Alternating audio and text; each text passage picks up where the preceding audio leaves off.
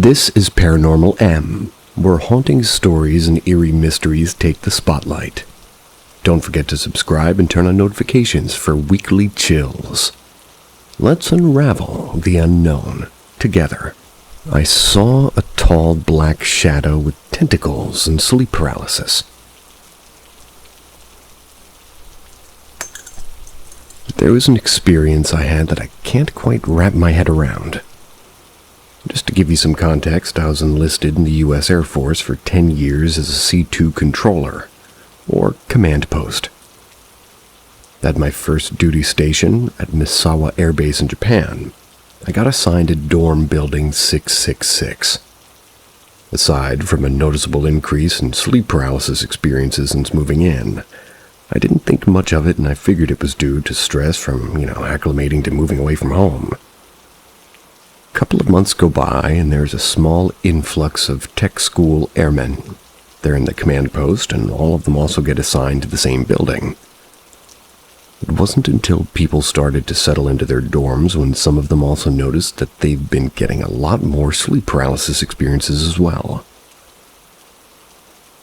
We would share these stories passingly during shift changeovers and such. One coworker in particular lived on the same floor as I did. And one day, they just knocked on my door in the middle of the day and asked if I could just do whatever I was doing in my room and bring it to his living room, so that way he can feel safe sleeping for his coming night shift. Someone would later commit suicide in the building, and the base chaplain pushed for building number change to 660 the following week. With the long-winded context out of the way, one night I had a dream where I was in a luxurious mansion with women all around me. In the dream, I was laughing, having a good time, when amongst all the noise and commotion I hear a voice say, "You can have all of this, if 666. The moment I heard the words and realized what was said, I abruptly woke up, but with my eyes closed. My whole body felt like I was convulsing, but I still couldn't move. So I kept my eyes closed, suspecting it to be sleep paralysis, and I didn't want to see what I would see. Despite this, I saw this vision. It was of a tall black shadow with convulsing tentacles on each side, slowly moving closer to my bedside. It went from the end of my bed, and I hear it say something along the lines of, "I'll get you next time." And then I woke up. I'm not saying what I experienced was 100% paranormal, and I'm sure that experience alone can be rationally explained away through stress. But before then, I very rarely experienced sleep paralysis, and since leaving there, I haven't had a sleep paralysis episode since. To this day, I'd love to hear what this community thinks, especially if there are any supernatural beings anybody's aware that has the characteristics as I described them.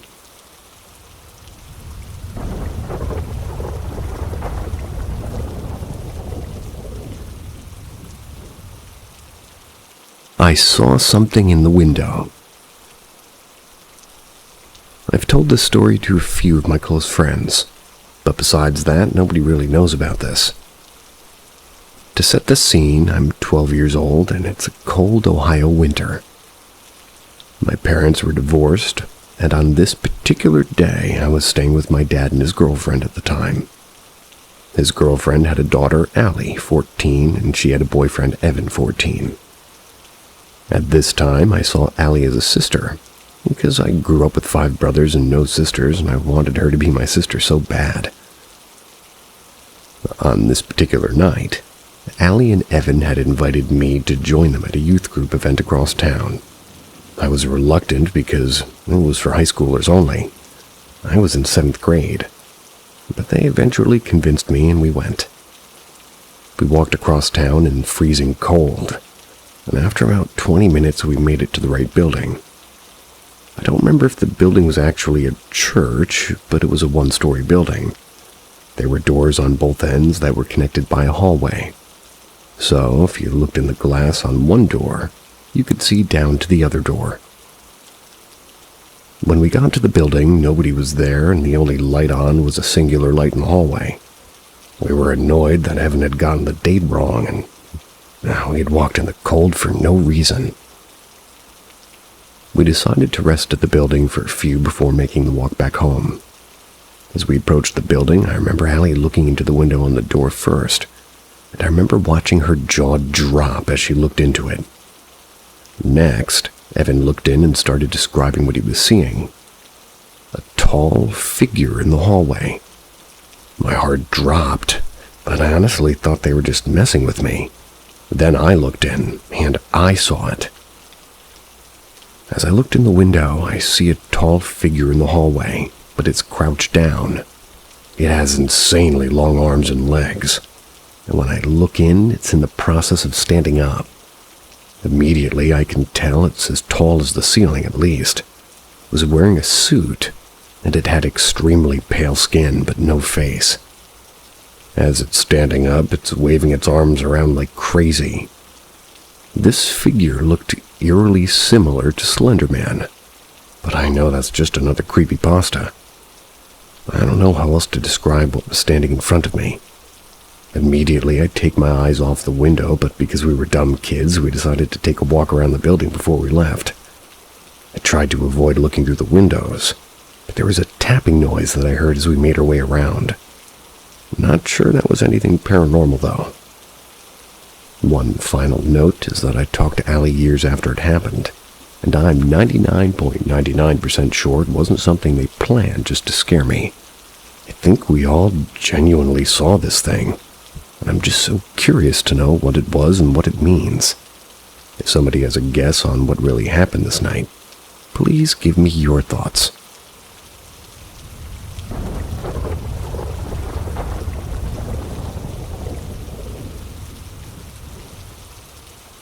Is it a mimic or something else? To start it off, my mom will swear that she hears me sobbing upstairs, and I'm very much not. She'll call me to ask only for me to be outside or in part of the house that she shouldn't be able to hear me from, or just straight up not crying, which leaves us both confused, and then having the mutual agreement of, we didn't hear a thing. Next, I'll hear scratching on my door at night in a cadence that would be very unusual for my cats, or even on part of the door my cats can't reach. But weird noises aside, last night was the kicker. Both my mom and I saw our cat Kyle go upstairs with my stepdad for bed. But when I came downstairs at 0100 to make something to eat, Kyle was sleeping on my mom's lap. I didn't think anything of it at the time, just assumed my stepdad kicked him out of the room for being an annoying orange cat. Apparently, my stepdad didn't kick Kyle out of the room last night. He doesn't believe that Kyle could have possibly been downstairs. My girlfriend also has an account of seeing Kyle with my mom, and as I turned the camera around to face him when we were on Facetime, mostly putting the mimic buzzword in the title to get people outraged for thinking it could be that, I honestly don't know what it could possibly be. We've dubbed the entity pretending to be our cat Anti-Kyle.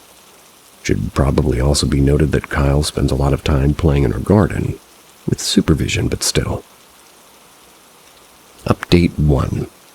No more dubious cat activity inside. We Palo Santo'd the house and specifically focused on Kyle. However, around our house has been kind of weird. There's this orange cat that's been periodically visiting outside. It looks exactly like Kyle, except its face is too tall to be Kyle. It'll come up to the back door, meow to be let in, which is a huge red flag because Kyle can't meow. Poor Kyle. And then, when we say, oh, that's not Kyle, it'll start slowly backing away while facing the door and then bolt away. After it's vanished around the corner, a few seconds later we'll see a different cat walk away. It's usually this one stray that we feed named Karen. We've stopped letting Kyle go into the garden altogether. We're all actually kind of freaked out. Whatever this thing is, it's not happy that we kicked it out of the house, getting ready to put iron stakes around our property, which I'm hoping will help. Maybe if you point him up.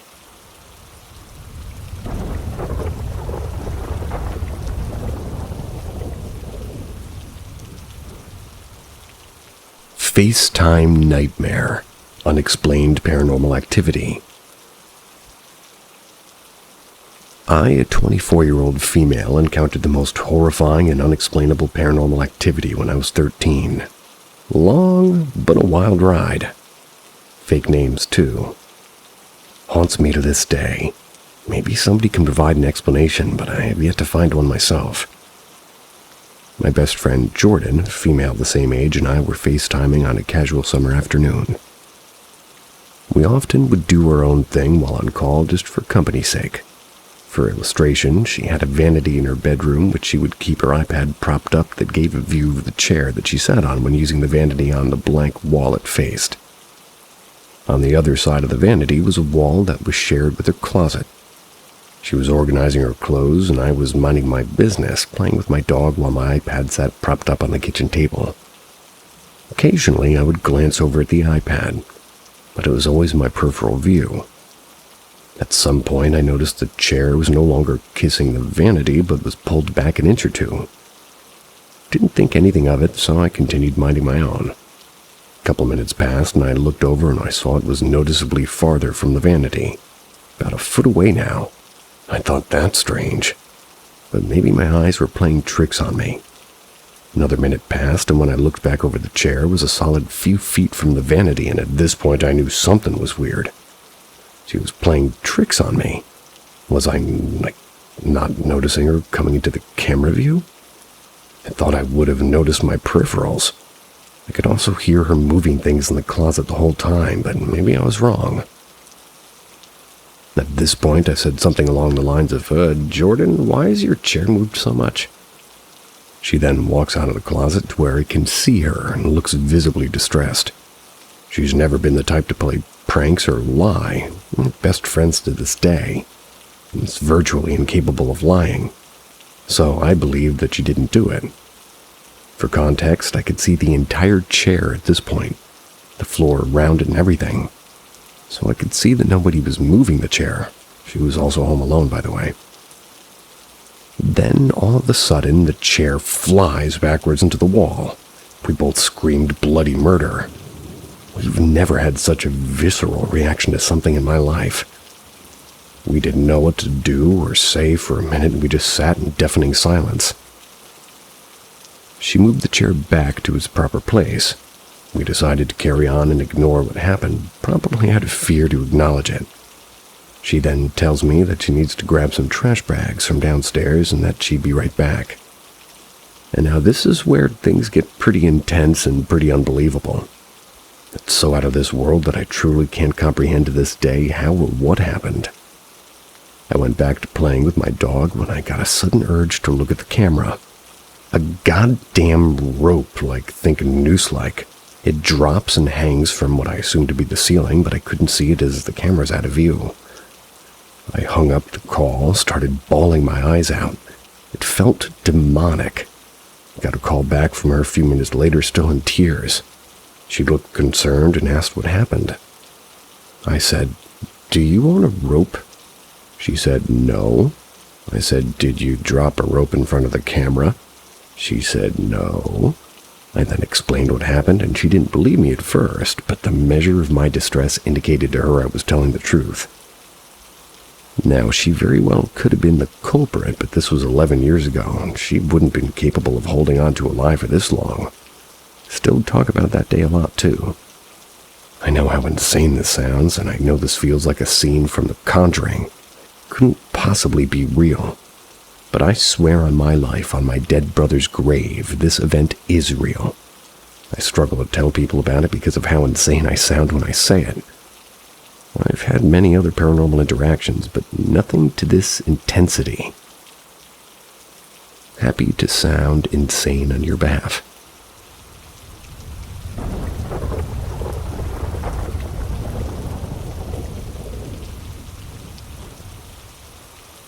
Daughter met a younger version of her grandmother. Or perhaps great-grandmother.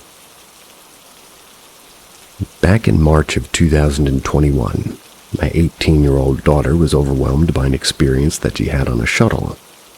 She'd fallen asleep during her 4-hour journey, and when she awoke, 2 other passengers had gotten on. One of them, a man, sat in front of her, and the other, a young, beautiful woman with braided hair, sat beside her smiling. The woman spoke to her, asking, "Young lady, do you know who I am?" My daughter looked at her closely and said, "No." The woman smiled and said, "I'm your Nana that raised you when you were little." My daughter looked more closely at her and realized it was a very young version of her great-grandmother. She had seen photos of her when she was younger, but the woman looked even younger than the photographs, and she had a glow to her. She started to cry, and the woman said, "Be strong, wear a smile, and carry on." The shuttle stopped minutes later. The man seated in front got off and walked in one direction, and the young woman got up to leave as well. She told my daughter, "I have to go now. Take care of yourself." She got off the shuttle and disappeared. The words "wear a smile and carry on" are from my grandmother's favorite song, "Till the Lights of London Shine Again."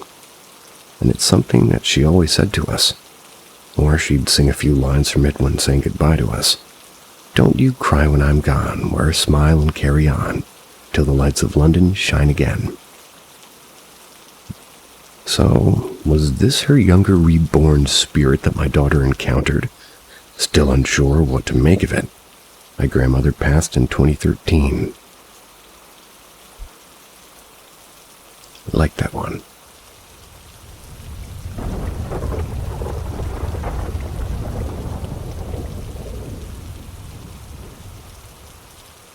Childhood house haunted by skull. So I just wanted to share the story of my childhood home in upstate New York. I thought you guys might like it. I personally don't know if I believe in the paranormal because other than this house, I haven't experienced anything paranormal per se. When my dad and mom first bought this house, my dad was working at a nearby music store, I think. While working, he said that a very suspicious old man would come in often wearing bones on his necklace. My dad, being punk and 20-something, thought his necklace was awesome, asked the old man about it.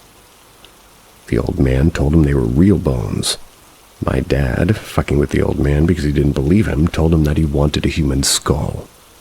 The man said he could get him one. My dad thought this was hilarious, and after a couple of weeks went by, he started to forget about it. One day the man came in and actually gave my dad a skull. My dad was very surprised, but assumed it wasn't real and took it home. Bold move. My mom, who is very superstitious, was very mad at my dad and told him to get rid of the skull. My dad decided to put it in the basement and forget about it. After this, the house was never the same. My aunt told me that she saw my brother, who was probably a toddler around this time, being held by a little girl out of the corner of her eye. My mom also claims to have seen this little girl hanging around me in my brother's room when we were toddlers. My mom soon began to have horrific dreams, would see people standing by her bed. She woke up on multiple occasions screaming bloody murder, and claiming that there were men in her closet. Sometimes she wouldn't even remember these fits. When I was around 5, I started to have extreme night terrors as well. I would also sleepwalk. So one night my mom woke up in another scared frenzy. She quickly went to my room to see I wasn't there. She went downstairs to see me sitting crisscross applesauce in front of the TV that wasn't on. When she asked what I was doing, I told her I was watching my show and that I wanted to hang out with my friends outside. I did not remember this, by the way. My mom carried me upstairs and put me to bed. My brother played with the Ouija board, claimed to see my mom standing straight up in bed with her eyes staring forward. When he tried to talk to her, she simply got back in bed and went to sleep. Another thing that would happen is you could hear people walking up and down the stairs, even when home alone. There was often knocking on my walls as well. After my parents got divorced, my mom decided to move out of this house. The basement was very big and cluttered, so we called someone with a big garbage truck to help us empty it out. When my dad moved out, he didn't go looking for the skull because he had forgotten where he put it down there. After cleaning out the whole basement, going through everything, we never found that skull. There was no creepy history in the house, at least I think, and we actually knew the woman whose father built the house in the 80s. Other than this woman's family, we were the only other people who lived there at the time. And the last time I was in the house before leaving, I felt terrified, like something or someone was telling me to leave. I ran out of that house. Now my mom and I sleep just fine, and I have not experienced anything else paranormal.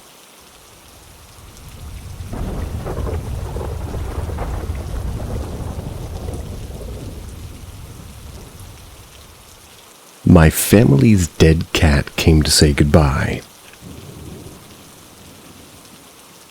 This is a pretty sad story, so strap in.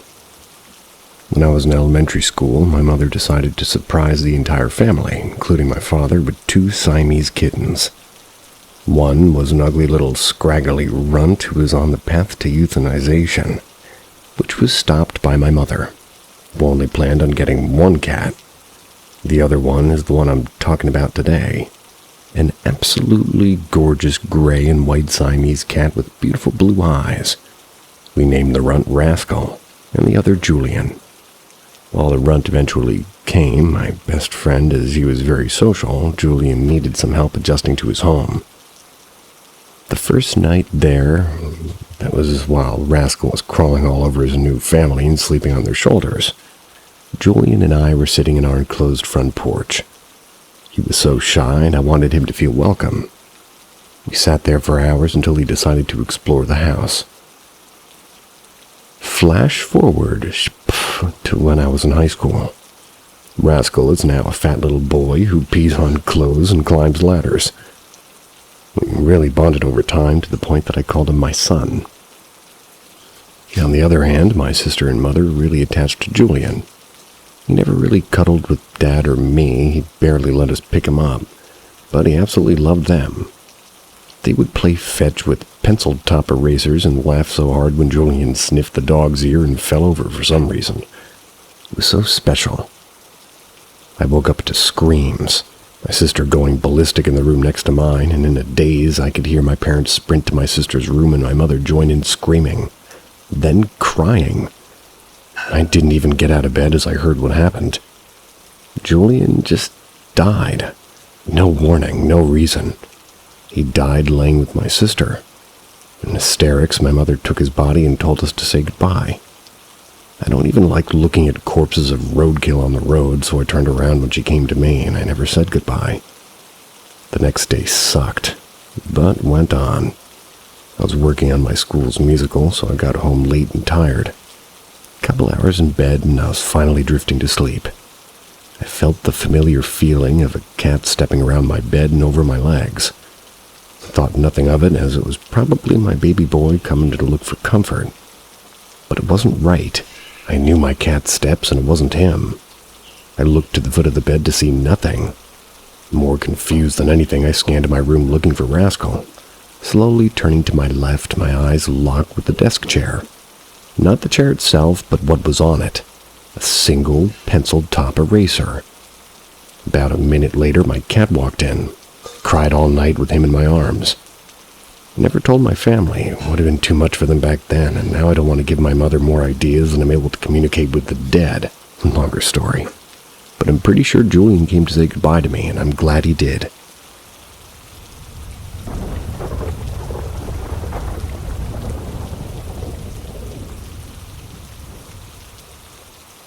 My experiences of possibly being haunted. Kinda just never took it too seriously before. Felt most people don't believe me. But I think I've been haunted or cursed for a few years now, ever since the pandemic. I had had a feeling of something or somebody watching me. It started with insomnia and sleep paralysis. The first time I ever experienced anything, I was sleeping. Then I felt something, like hold my arm behind my back, and I could hear somebody screaming in my ear. Lots of things have happened over the years, but it was always the same. I'd try to sleep paralysis kicks in, and then I would feel helpless. It's like somebody was pinning me down. Sometimes I'd make out somebody's voice. Hard to hear or understand them, but it was always terrifying. I'd shoot up immediately awake because I'd be scared. Later down the line, I moved out of my house. And for the time, things settled down. But some nights at my new spot, I would see things creeping around my bed. I would even feel things moving on top of me. Then one day, very violently, I felt something grab at my neck. I could distinctly feel what felt like something kissing me. And then these actions became a regular occurrence. I remember opening my eyes in the middle of the night, seeing shadowy wisps floating in the air.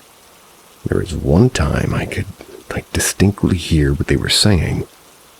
They mimicked my little sister's voice, and they stopped or rather they yelled stop 3 times. And each time she yelled, it grew louder, more worrisome, and then completely distorted. I had documented all these encounters in a journal for myself almost immediately afterwards. I've had roommates say that they felt some strange things in the night, as well as after staying with me for an extended period of time, and lately it's been getting stronger. At work one day, unexplainably, I've had things tip over without any reason. I've had others witness it as well. I had seen some figure creeping at the foot of my bed, and then immediately after, another voice laughing in my ear. Probably the worst encounter today alone.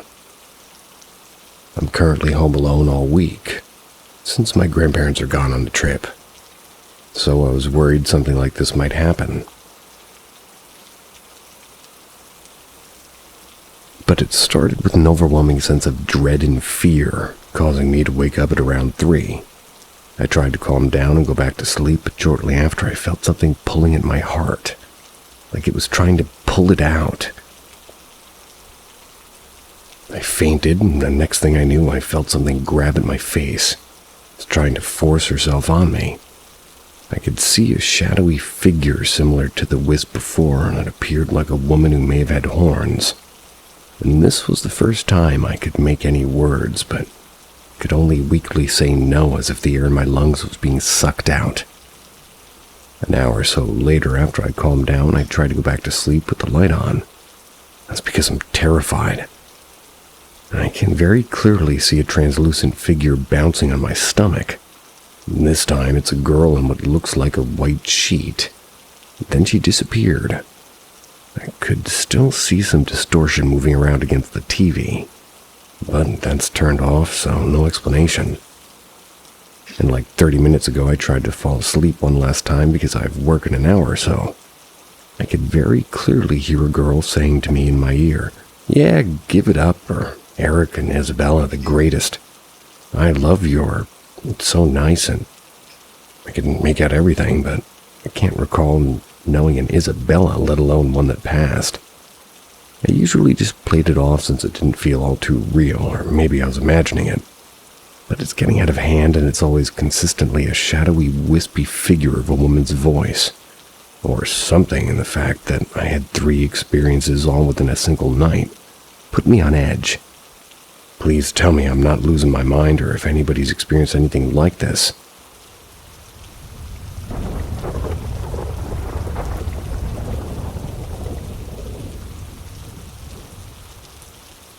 My aunt's funny/creepy paranormal encounter. Floating panties. My aunt told me this about 2 months ago. I had to share it with you all since it's funny yet creepy. For a quick backstory, my aunt lives with my grandmother in Fresno, California. The house they live in has been known for paranormal activity, but it doesn't happen too often. Most of the time, they don't see or hear anything, but every once in a blue moon they will. You could say it's a very quiet, laid-back ghost, until this incident. So she begins to tell me how she had to come back from buying groceries one afternoon. Just a regular, simple day. After putting the groceries away, she'd hop into the shower. After getting out, she then proceeds to walk back into her bedroom, opens her closet door, and no joke, she literally sees her thong underwear floating in midair inside of the closet. Like, literally floating. as if someone was holding them with one finger and let them droop down. I couldn't help but to laugh at this when she told me. It was as if the spirit knew that's what she needed to put on next after getting out of the shower.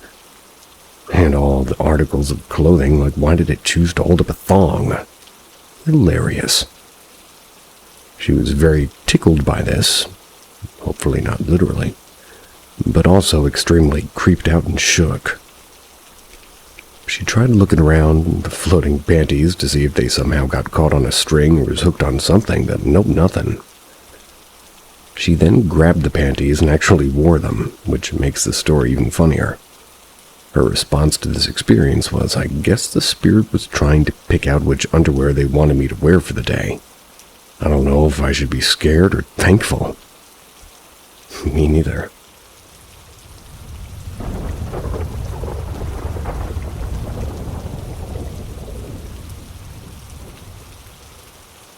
Ghost in my house keeps following me around.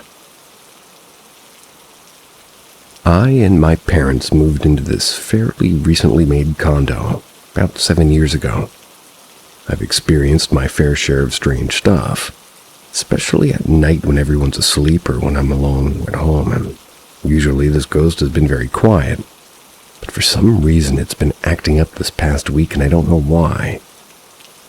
For example, this week I've seen forks and spoons move by themselves. I've seen my clothes move a bit, and I've even seen the same black figure in the corner of my eye. Just the other night, I'm staying up late and I thought I saw a man dressed in black standing right at the foot of my bed. Once I looked at it, it was gone. But get this, my cat, who was sitting next to me at the time, was staring in the direction of where I saw it for a good while. Gave me the creeps. Just this afternoon, I was doing homework in my bedroom by myself.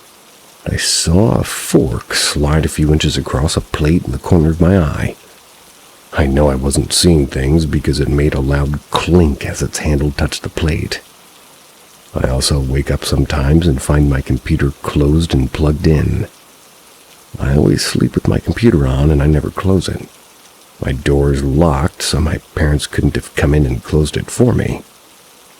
Just last week I woke up in the middle of the night and found myself facing away from my computer and it was closed. My door was locked. Really can't see how a computer can just close like that when I'm sleeping.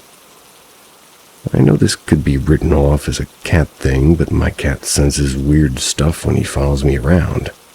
He always looks at something behind or right next to me. Freaks me out. Another thing in this is, shadow person I keep seeing always looks the same. Tall and featureless. Never gotten a good look at him, though, as I can only see him in the corner of my eye. All of these things could just be me imagining shit, but I don't know. I feel like there's a presence in my home.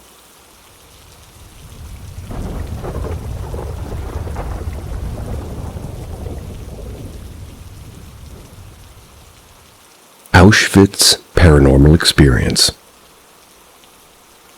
First of all, as soon as I stepped through the gates, I felt an immediate heaviness on my shoulders. My ears began to ring, silencing out pretty much everything else. It was the type of ring you get when when your flight lands. Except this lasted the whole time. The air was so still, it was so silent and extremely eerie. During our tour, I believe there was an issue with the transmitter as it was quite muffled to begin with. I thought the sound of crying and muffles were because of the poor quality headphones. However, after taking my headphones off, I can 100% be sure that I was hearing cries of children and women. The cries were very quiet, but I could hear them. They continued throughout the whole tour as, sorry, the German word surprises me each time. Throughout the whole tour at Ashvitz, until the final stop, the gas chambers and the crematorium. Since those points, I no longer heard any cries, but the heaviness and stillness was still there. Following the tour, as soon as I left Ashvitz, I had a severe throbbing headache, like a full ring of tension around my head. I never usually get headaches until dealing with a lot of emotional distress, and even then they never get as bad as this. A psychic back in October told me that I was extremely sensitive to spirit, and that I have supernatural abilities. Has anybody had a similar experience?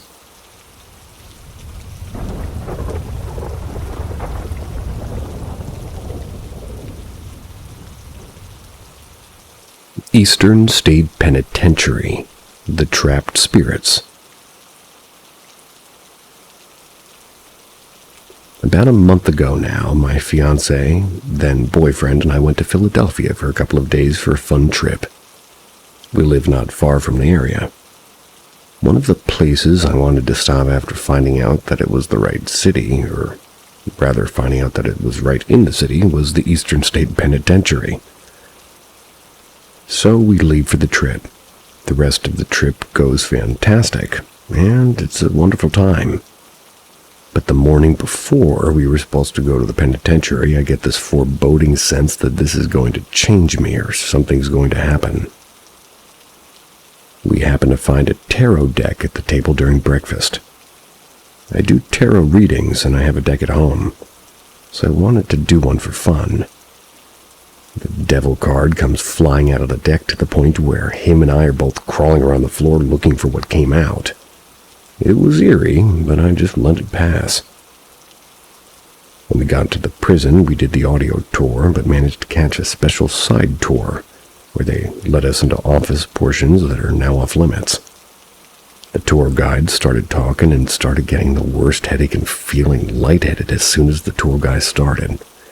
Or at least once he started talking about this man who was an artist. Went away as soon as we left the area as the tour ended. In the operating room, I had my back to a wall and felt like someone pushed me, to the point where I stepped forward thinking somebody was trying to pass behind me. Or it was my fiancé behind me touching me.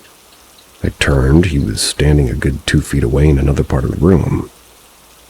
Midway through our audio tour, we were in the speaker's room. That's with a bunch of different voices of the prisoners. I have long curly hair, and I felt somebody touch my back and pull on my hair, which was up in a ponytail. I turned back to my fiancé, who was standing behind me, asking if he felt that. He said he just... Settle down, sir. He said he just got chills like a burst of cold air in front of him. I'm definitely convinced someone or something stepped in between us to pull on my hair. Maybe a curious prisoner. It's been months now since our visit, and he's not a huge believer in the paranormal or supernatural. But even he says this experience with the trip was strange and unexplainable.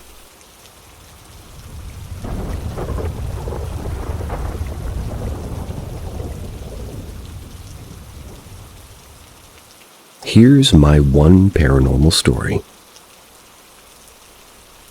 So back in 2017, my wife, which was my girlfriend at the time, and I were living in this house. We were young adults, 19-ish years old. I was smoking weed, not even good weed to be honest, just some mid, and we're watching something on TV. My wife wasn't smoking. The TV is hanging on the wall. To the left of the TV is the hallway. The left side of the hallway is the bathroom. The right side is the spare bedroom, and straight back was our bedroom. While watching TV, I noticed a black shadowy figure glide through the bathroom door. Glides across the hall, goes into the spare bedroom. Obviously, it didn't open any door, just went through them. The figure was roughly 5 foot tall and broad-shouldered. So I see the figure appear and disappear. I instantly thought my weed was laced or something. Started looking at my blunt, even though I felt fine. I didn't say anything about it, I just thought it was me tripping and seeing things, so I started laughing. While this happens, our dogs were laying at my feet until the figure appeared. They were terrified and got on the couch. My wife asks, "Why are you laughing?" I replied with, "I thought I saw something." She immediately replied with, "Did it come out of the bathroom?" That's when we talk about what we had seen. We both were seeing the same thing, same description of it and everything. After it disappears, I got up to go check the spare bedroom and whatnot. Make sure the doors are all locked. No windows open. I checked the ceiling fan because it was on, just to see if the shadow of the fan blades could have possibly been whatever we saw. No way possible it could have been the fan. With the dogs getting scared and just being able to sense a great presence of energy that night, I fully believe it was the ghost, spirit, or demon or something similar. 7.5 years later, I've never experienced anything remotely close to this again. Backstory on the house. It was my wife's aunt's house. She let us take over her rent while she moved out with her boyfriend. I don't know much about the house otherwise. The aunt never experienced anything like this and thinks that we were just tweaking out on weed.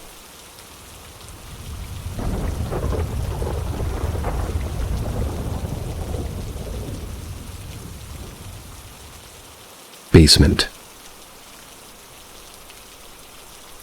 So I grew up in Poland right after communism fell. So we used to have many bloki, or communal buildings. I guess comparable to the co-op city buildings in the Bronx, just a bit smaller. As kids, we used to play hide-and-seek outside, until one of the older kids recommended we play hide-and-seek in the basement of those communal buildings. Basically, those basements were these large hallways with multiple individual basements.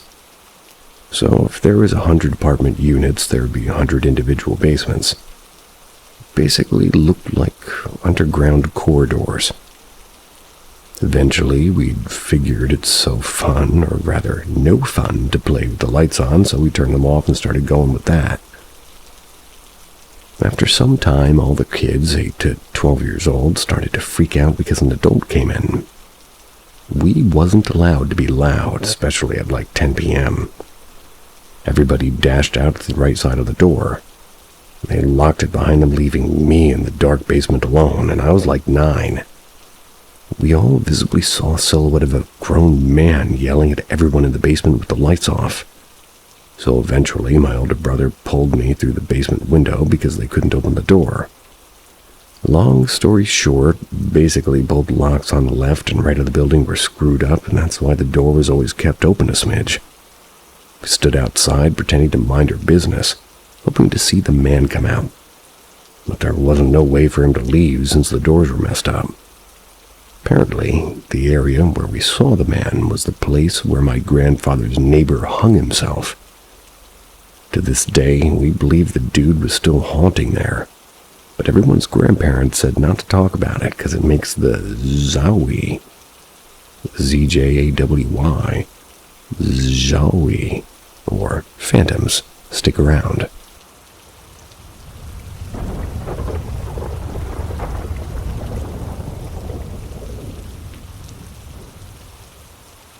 My friend claims she can see ghosts. Never believed her until now. She's my longest and oldest friend since 5th grade. Has always claimed to be a psychic medium who can see and talk to ghosts. Everywhere she went, she said she could see them. Sometimes they're just shadows. Sometimes just a presence. Sometimes a full-blown apparition. The one I remember most was a ghost named Jim or something. He was an old man who she would see in her closet. Not malevolent or anything. To me, that was creepy as hell. But she always seemed unfazed. As a kid, I believed it, but then grew out of it and assumed she did too. I moved states and didn't see each other for a couple of years, till I went to visit for the summer and we reunited. We were sitting in the living room watching TV and catching up, when I popped the question jokingly, "Any ghosts around?" She said there were a couple, but the one that caught her attention most was an old lady outside my mom's bedroom. Yeah, right. I'm going in my head that I'm a firm believer in science and psychology and logic. I also believe that the human brain is powerful and loves to play tricks on us, often projecting our own fears. I've always taken people's experiences with a respectful nod and a grain of salt. I humor her and I ask her details. She says she's some older woman from Texas. She might be related to my mom and I, and she's Native American. I realized that this brief description fit my dead Nana. But that's probably a coincidence because we're in Texas and everybody has a dead grandma, and she knows my mom is part native. I ask her specific questions. She gets them all correct. The name of her husband, how long I knew her before she died, the gift she gave me as a baby, which of all of her children are dead or alive, and my final straw was when I pointed to a portrait on the wall with her kids, and I asked her, which one of those girls was a party-goer who always got in trouble? She got it right. At this point, I'm properly spooked, but I'm still in denial. I've known her for a while. Is there no chance she stumbled across an old picture album? Overheard a conversation with my mom and I about her? Hell, what if I told her myself and just forgot? We've known each other for 8 years. There's no chance I've forgotten some conversations from then. She tells me there's another ghost who is a man who wants to communicate. I ask him a variety of questions, pushing aside my slight unease as I'm thoroughly entertained by this whole ordeal. Either she's lying and really committed and I want to see how far I can push her, or she's telling the truth and we're actually talking to a ghost. I'm asking questions like how old was he when he died, and what did he die of, and what did he do when he was alive. I even jokingly asked what his type was and if he was single. We stopped talking for a bit and were messing around on our phones in silence, looking down and not in each other's peripheral vision. I suddenly get this inexplicable chill on the right side of my neck, which I try to ignore, chalking it up to some kind of breeze or mental thing.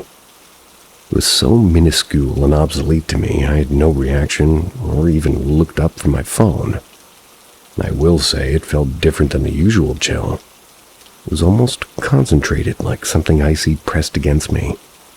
Then she looks up at me and verbatim says, "I just got an image in my mind of him touching your neck." She mimics the motion. It's in the same side and the spot right beneath my jaw, and my heart sank to my asshole. The sheer coincidence of the placement, the action, the previous shit before this. I genuinely was so freaked out. And while it's not as major or scary as other people's stories, it's enough for me to question my beliefs. I am kind of a skeptic. I chalk most things up to just figments of our imagination, but I take people's stories more seriously now. A lot of people who fake being mediums and psychics usually do it for attention or money. My friend gets nothing from it. In fact, she is very much kind of just ignore it sort of an attitude. This is what makes me think that she might not be lying. She doesn't want anything from it and actually doesn't talk about it a whole lot. She's not trying to creep anyone out at all at the campfire, and she's not trying to get internet fame or scam some people into buying a palm reading at a little table. It's just something she lives with, and goddamn, what a shitty thing to live with if she actually does.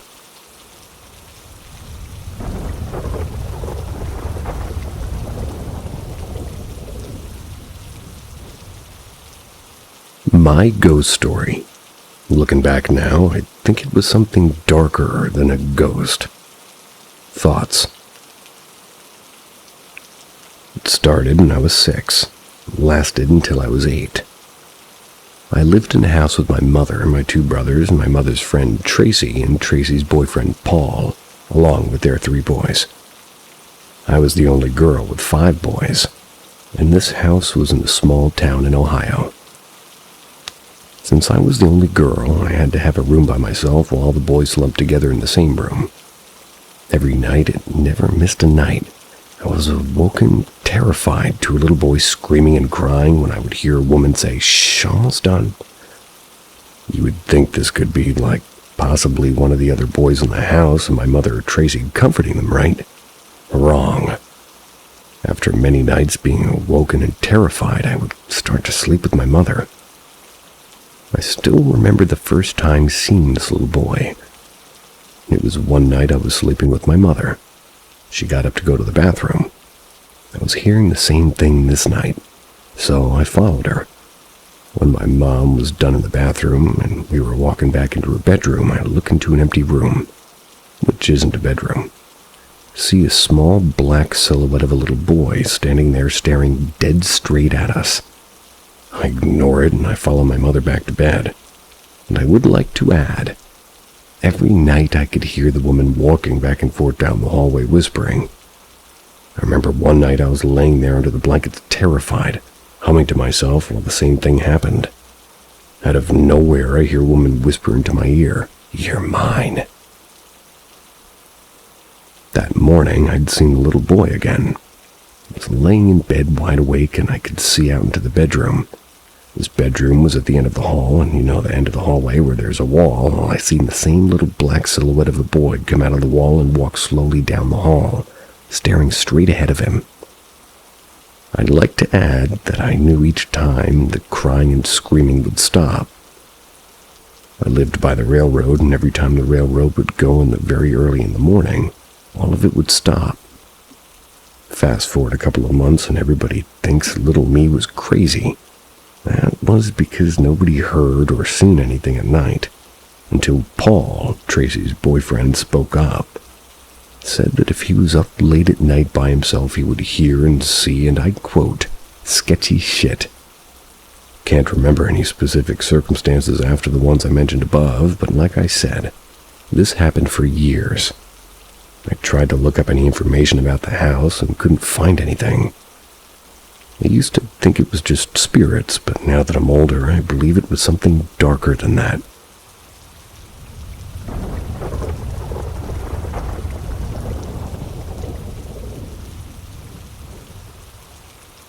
More mini ghost stories. This is an experience where I lived in Indiana with my ex. We was driving at night, and we was arguing in the car on the back road, and my ex pulled over randomly on this back road to talk. While we was talking, we heard something randomly hit the car. Then a couple of minutes later, after being silent to see if we heard anything else, we heard a slightly loud scream, and then something or someone sobbing. There was nobody around, and we got the hell out of there. Another experience would be when my son was born, and I still lived in Indiana. I was home alone with my son, who was a newborn. We both had COVID. His dad left to get medicine. While home alone, my son was sleeping, and I was awake scrolling on my phone. This house had a basement, and all of a sudden it sounded like somebody was running up and down the steps of the basement constantly. The second my ex came back and walked through the front door, it stopped. A third story would be at my now boyfriend's house. It was our 1-year anniversary, and I wanted to surprise him by showing up. He lives 2 hours away, and I didn't think I'd be able to make it that day. He was working, and the plan was to show up before he got off work, which I did. I want to mention that he's told me he believed this house is haunted by a man that he calls Toby. He's had his own experiences with Toby, and anyways, I was there by myself waiting for him to get off of work. I was cleaning around his house, keeping myself busy, and I suddenly kept getting this overwhelming feeling of something else was there. Random noises started happening. I swore I kept seeing things from the corner of my eye. When I would look fully at it, it would vanish. The one that really got me was when I was walking out of his front door to go to the car for something. As soon as I went to reach the front door handle, the door blew open in front of me. His neighbors have to think I'm nuts because I kept running out of the house multiple times, being scared, then going back in. When my boyfriend got home, I told him what happened, and he laughed and said it was probably Toby messing with you.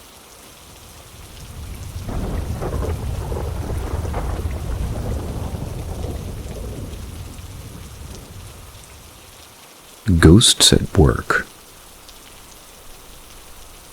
So I'm pretty sure I have a few ghosts, or echoes. I don't know the difference. At my current job, I've been in my job for almost 2 years now, and I've been seeing quite a few things pretty constantly. It first started with a singular ghost who would just stand reasonably close to me watching me work, but would always be in a place no person could physically be. He looked like an older man, probably in his 60s, dressed in trousers, button-up, average build and height, shirt and a sweater vest. But his face seemed blurred every time I tried to look at him. would often vanish as I looked directly at him. I could watch him if I used my peripherals, but other than watching. The second ghost is quite similar to the first in how he acts, just standing and watching, but likes to do it behind curtains and windows. He's a shorter, rounder man. He's dressed in work clothes, always standing with his hands behind his back. Neither of these two bother me as they just watch me work, like it's sort of startling, but because I'm not expecting it, but I have no bad vibes from them. The third ghost is much more active and interactive. The first time I encountered him, he was full tilt sprinting at me from my right as I was sitting working at my bench.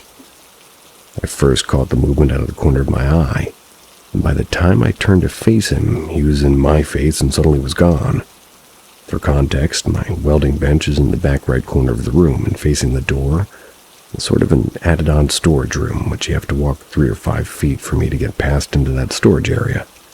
So I'd know if someone was there. Very often, when I see this, I get bad vibes. He turns off my equipment while I'm using it, knocks stuff off my table that's behind me, and makes low grumbling noises which are right in my ear that are loud enough to hear all over the machines. Often when this ghost is about, I can see little shadow-like creatures skittering about on the floors and walls. These little things don't seem to actively really do anything, but always appear with more active ghosts. There may be more at my work, but it's always easy to tell. Well, not always easy to tell. I know there are certain areas of work that give me major heebie-jeebies, which I pay attention to as I've had several past experiences, which kind of make me think that those ones were malicious.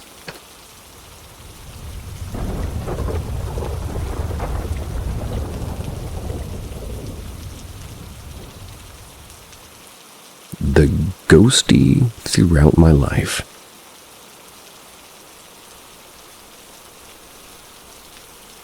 Throughout my life, I've had some weird experiences. Seems this is the place to write about them. I've given them names which might sound silly, but at the time I was scared shitless, and this is probably a coping mechanism. One, when I was still living at home and was around 16, the first ghost appeared. Me and my sister have dubbed them Sweetie Feet, or Sweaty Feet. At night, when all the lights were out, sometimes we could hear something walking in our rooms. They were named Sweaty Feet because it sounded like a person with wet, sweaty feet walking.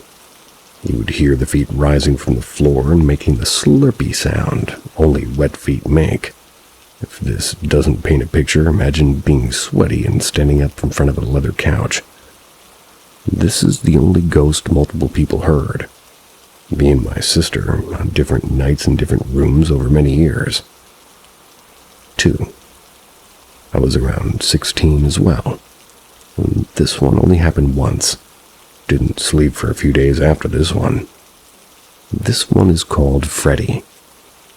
When trying to go to sleep, I hear scratching on the connecting wall between my bedroom and my second sister's bedroom. I sounded like something with Freddy Krueger knife hands sliding his knives slowly over the wall. I knew my sister wasn't at home that night, so the room should be empty. I was too scared to move, so I called my mom and my sister, who didn't pick up because, well, 3 a.m. is not a good time to call people. They asked me about it the next morning. I told the story. Never one heard anything, but we went to go take a look at my sister, 2, in the room where I heard the sound. There was nothing visible on the walls, but there was a water trail leading from the middle of her room and stopping at my room. This water trail passed a door and defied gravity to reach my door. Because we were first thinking it might be a leak. A leak wouldn't explain the impossible route the trail took. 3. I was 20 around this one, and I named this one Talker or Toker. This translates to something like tapper from tapping on something. I was staying up way late playing computer games on the family PC downstairs. At a certain point, I heard something tapping on the window. About 1 tap every 5 seconds very consistently. First thought was the wind. But after a few minutes and the consistency of the tapping once every fucking 5 seconds, I got scared and just ran upstairs to my bedroom. I think this is the only night in my life I did not brush my teeth because moving to the bathroom would move me closer to the window. All was well when I was in my bed on the 3rd floor, until it started again. One tap every 5 seconds on the bedroom window, a place that should be unreachable. 4th and the last one, and the first one since moving out of my mother's house, Mr. Echo. I was 22 at this time, just standing in my apartment, just smoking out a window, and all of a sudden I hear something. It sounded like whispering, and a volume of someone talking, so pretty loud whispering. This is harder to explain. English is not my first language. I couldn't see anything, but the origin of the sound was clear. I heard the whisper, and I could follow my eyes where it was originating from and where it was going. It moved through my living room in a straight line. When it passed my dresser, a picture frame fell over and broke. When it reached the windows, it took a turn to the left and then stopped when reaching an open window. Your English is better than others.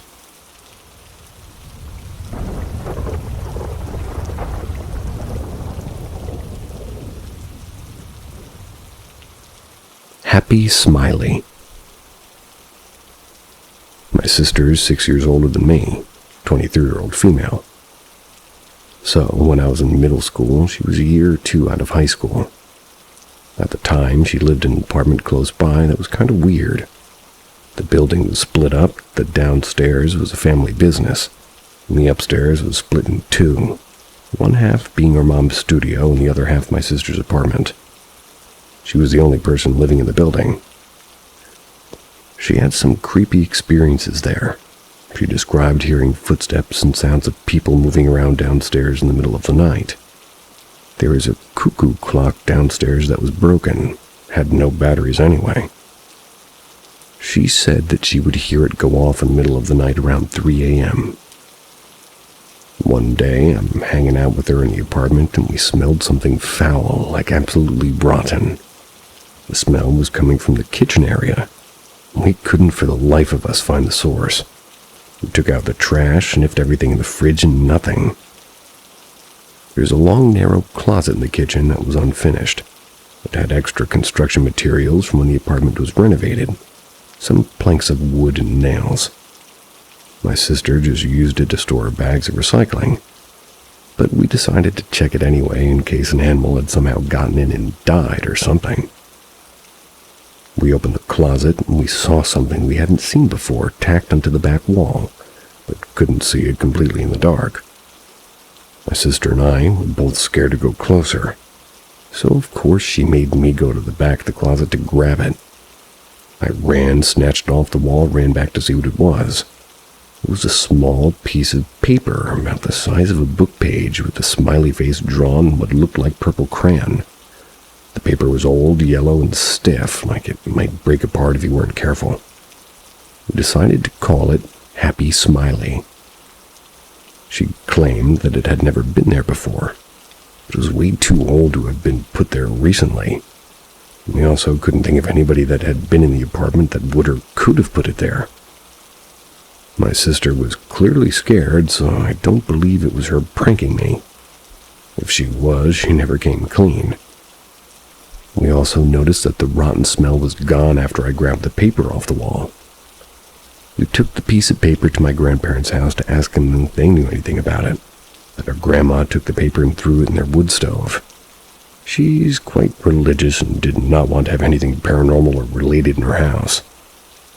We worried that this would be anger, or rather wood anger, whatever was in the apartment, and luckily it never escalated. But my sister and I continued to have weird experiences in the building. I worked at the business on the bottom floor. Constantly felt like I was being watched when I was the only one in the building. I also heard weird noises from the studio above me in the back room. One time I heard the sound of something like glass shattering. Thought it was the huge mirror that we had at the time, but when I checked the whole downstairs, there was absolutely nothing out of place or broken. It was an old building, so I'm sure some of these experiences can be explained away, but We still have no clue where Happy Smiley came from.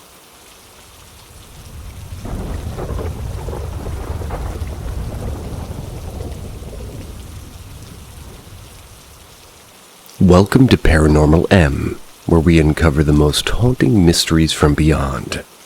Subscribe now and tap the bell to ensure you never miss an episode. Prepare for chills that'll leave you breathless. I have a reoccurring dream of an old lady in an abandoned house. Since I was young, less than 5, I've had reoccurring dreams about an old lady in an abandoned house. Sometimes they're nightmares. Sometimes they're just lightly distressing dreams. The house visually doesn't always look the same on the exterior. Sometimes in my dream, I know what house I'm quote-unquote in. Childhood friend's house, a condo we used to vacation at, or a fishing cabin. But the layout of the interior is always the same, to the point where I could draw a floor plan, especially of the basement. I've never actually seen the old lady to my recollection. It's like a presence kind of thing. I can feel her there, and I know it's her. When I was little, the main theme was hide and seek, but there was a notion that she would hurt me if she found me. In the dream, I would hide in the closet and she would already be in there. In high school, these dreams presented as sleep paralysis. I would have bouts of it when I would cycle through the sleep paralysis, try to wake up, and every time I thought I woke up, I would hear her gravelly voice whisper to me that I was still asleep. Since adulthood, I'm 25 and female by the way, I mainly have these dreams where I'm in this house and I'm being stalked and chased by her presence. Sometimes there's other grotesque imagery, but I don't think I've ever actually seen the lady. Sometimes there's maggots. Sometimes bad things happen to whoever accompanied me to the house in the dream. I don't remember the dream immediately upon waking up, but it comes back to me throughout the day. I'm not sure if this could be considered paranormal or if I just have an overactive imagination, but I truly believe that something is attached to me. When I was a baby, my mother claims that she would occasionally see an apparition of an elderly lady standing over my crib, but she always assumed it was my great-grandmother. The house that I grew up in had odd goings-on that all of us experienced, but never together. I would hear whispering outside my bedroom in the night. There was a man who I would see in the bathroom out of the corner of my eye. That's whenever I would walk past. And several times my dad witnessed indents leaving his chair when he walked into the living room, as if somebody was giving up their spot for him. Once when I was 9, I was home alone and my dog freaked out, took off upstairs, and when I looked over to the area that spooked him, there was a dark figure crouching behind her kitchen island. I ran outside and locked myself in my dad's car, watched the shadow pace back and forth in my dining room in front of the curtained window. Not sure if any of that would actually be connected to what I still experience. Simply just examples of the very active house that I grew up in. Maybe it was something attached to the house.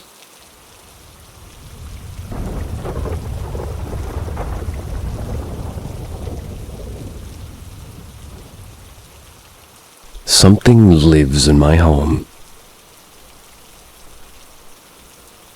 Growing up from ages 5 to 7, I had lived a completely normal life.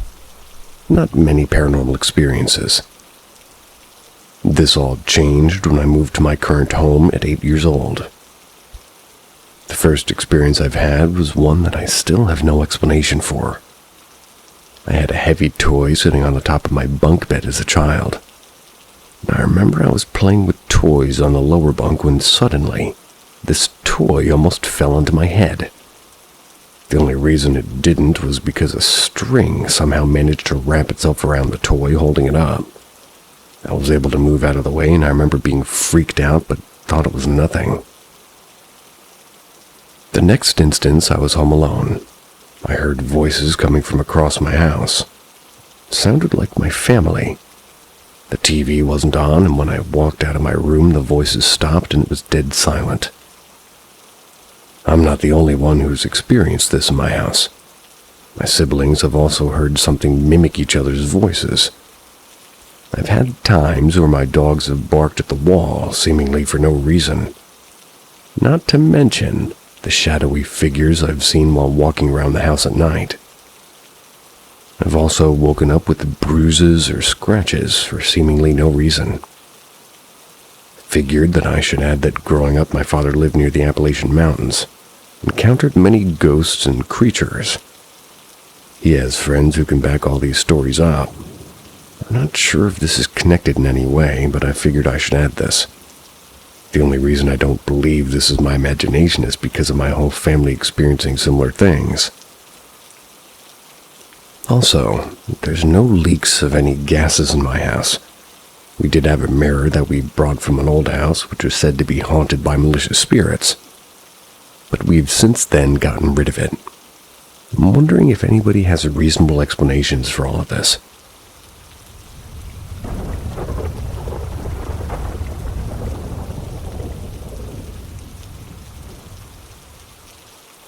I dream about my wife's dead best friend every night, and it's ruining my marriage. I, a 27-year-old male, and my wife, a 28-year-old female, we've been happily married for 3 years.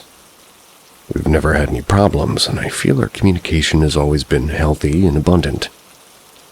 About 2 months ago, my wife's best friend, who I'll be referring to as Sarah, had a sudden, unexpected seizure at work, and unfortunately passed away in the hospital that night. She had no history of seizures or other medical complications, so this came as a serious shock. Sarah and my wife had been best friends since middle school. They would see each other nearly every day, and they would tell each other everything. I was relatively close to her as well. 3 of us had gone on plenty of vacations or trips together. She was there for me almost as much as my wife was when my father passed 2 years ago. Roughly a week after she passed, or a few days after her funeral, I saw her in a wildly vivid dream. She was sitting at the table in my kitchen, and as soon as she saw me, she got up and hurried over. I just stared at her a bit, and she looked like she wanted me to speak first, but I didn't really know what to say. I'm not sure if I remembered at this point that she had passed away, and eventually she asked, "You all right?" I think I just nodded, and she said, "Good, I hope everyone's doing okay." It was silent again for a bit, and then I asked, "What are you doing here?" She replied, "I just needed someone to talk." I didn't have anyone to talk to, and I just needed to. At this point, the dream faded into unintelligible colors and sounds, and I woke up a little bit later. I didn't tell my wife anything that day, and at that point it just felt like another random dream. So to tell her anything just felt a little cruel. However, nearly every night for the next week or so, I continued to dream of Sarah.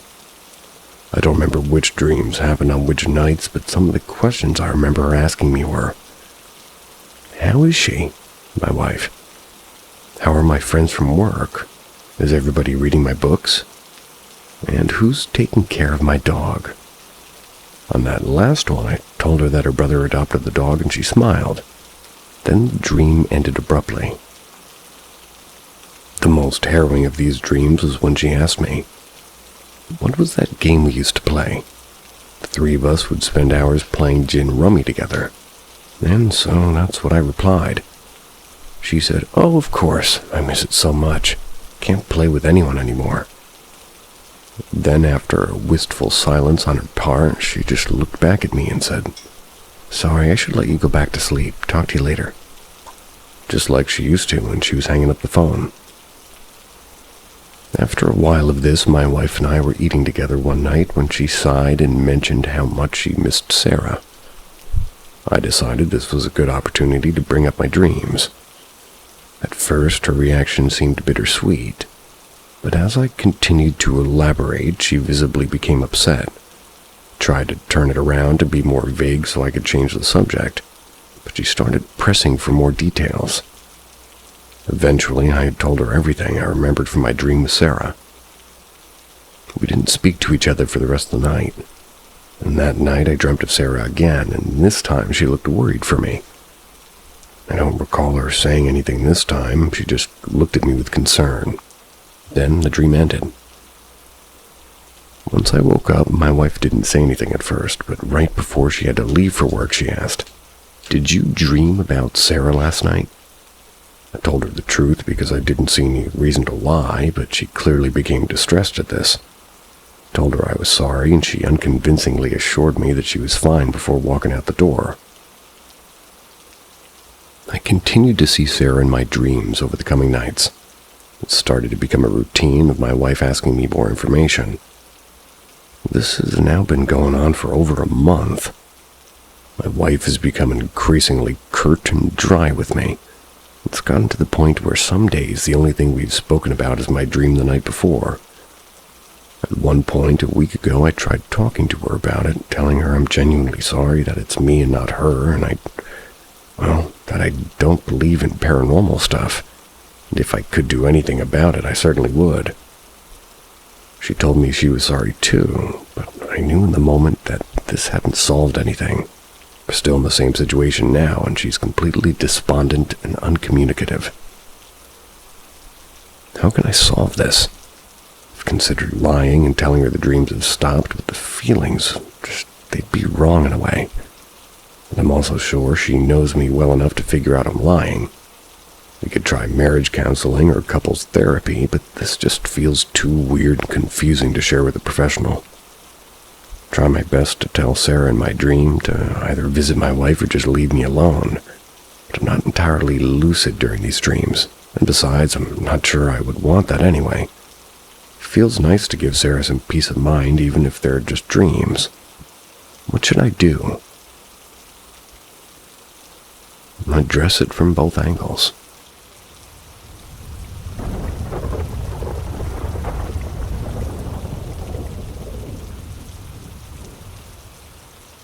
Strange occurrences in my childhood home. Growing up, we lived in a really strange house. It was an older house, probably built in the 1800s, and had rooms added to it.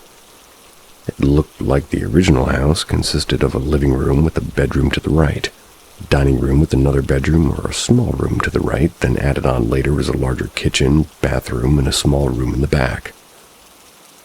There were also 2 newer rectangular side rooms that ran to the side of the house. We knew these were added because the outside windows were more modern, and whoever added them never removed the original windows from the wall of the dining room and the living room. During our time there, we had some really strange experiences. My sister and I would get scratches up and down our arms and torso underneath our clothing. At first, we thought it might be the cat, even though they weren't like cat scratches at all, but then it happened when she was out hunting all night. We would also see shadows of what looked like people on the walls. We figured these might be cars driving by. Then one time, my sister's friend was over and we were playing cards at the dining room table, and she was facing the room that was added on to the house, and suddenly, her face goes totally white. She gets up, grabs a knife from the kitchen, and sits back down. We asked her what was going on, and she said that she saw a face in the window. At first, my sister and I thought it might be someone on the outside of the house, but her friend said it was on the inside room looking into the main part of the house itself. Other weird things would happen, all explainable by potentially other things. My cat, who was very protective, would walk around the room at night and growl. We figured it was because of animals outside, even though we didn't see any. But then, my brother's friend saw the strangest thing. He was sitting in the living room facing the bathroom from across the house, and we would hear him jump up and say something like, "Oh, hell no," and run outside. He said he watched a tall cat creature on 2 legs walk from the bathroom and into the back bedroom. We moved shortly after that.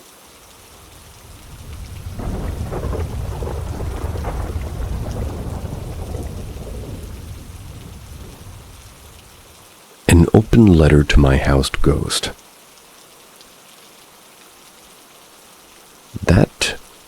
you for making your presence known to us. We welcome you into our family, not like a pet, but like a funkle. Seeing how you're cognizant of yourself and us, I think. Here is the rundown of this family. Alex, the dad, works outside of home. Sleeps in weird patterns, mostly not sleeping at night, but will nap so quickly. No dad lie of I wasn't sleeping, I was resting my eyes, either. Likes to use pie dish as a plate. I know I don't get it, but it works. Jen, the mother, stay-at-home mom with ADHD. So if you move my stuff, I will not notice, but I suggest you don't at first, just to see me struggle with my own brain. Will pebble anyone. This made me think of you, hands over item. Let me know what you'd like if you can. Forgets to eat or just over-drinks coffee. Stan, the baby just turned 1, will not sleep or poop on any form of schedule. We're working on this. Likes mom, but is her bully. More to fallow. Zeus, biggest of the 2 dogs, lazy bold terrier, eats everything, and Hades, smaller of the 2 dogs, hyper beagle, eats everything.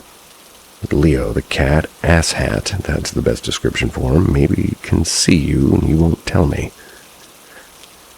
Now, on to the difficult part. Some requests for you. Could you please tone it down at night, not to be rude, but we have a baby that we're working on a sleep schedule. Just until he's sleeping through the night, and then we can work up to a level that you can still do your ghost work. Or is it work or hobby? Genuinely curious. And the baby can sleep. And not that this is in any way a requirement, but could you help with like the utilities or something? I mean, if your help is turning off lights my ADHD self left on, that would be appreciated. In return, I could do something for you. I read you all like when people say your name. I'll do more research on that part. We can talk about food offerings if you're interested in that. I cook well, but nothing fancy. Or maybe some form of an altar to give you your own personal space, seeing how we take all the bedrooms and communal spaces. Let me know how you feel about this, and know that I'm absolutely happy to have you with us. And for yes, move chairs into from dining table. For no, move chairs away. For negotiations with us, do 2 and 2. I'm not a ghost myself, but I will say that wasn't the clearest of messages to send, but it was interesting.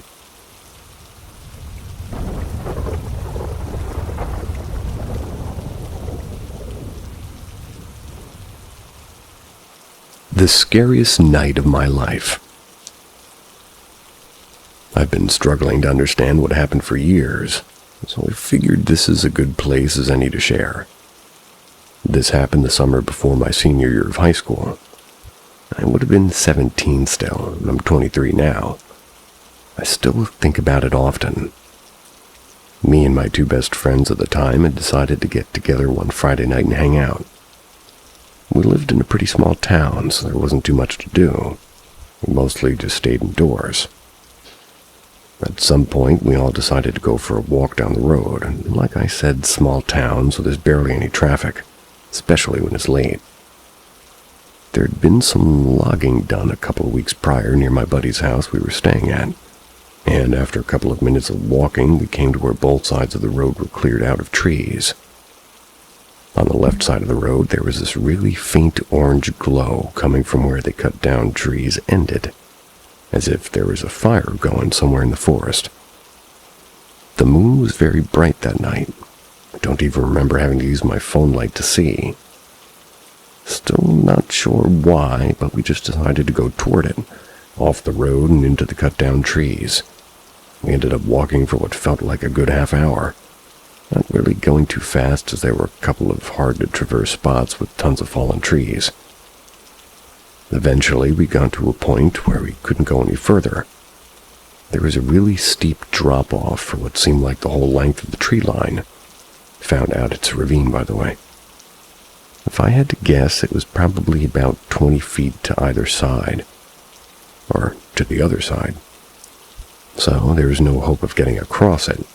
On our side of the ravine was nothing but cleared trees, but on the other side of the trees started just a few inches after the ravine and were very dense. I remember feeling really disappointed at seeing the ravine and the forest on the other side just out of reach. I stopped right at the edge and bent down to catch my breath, and one of my friends laid down looking at the stars.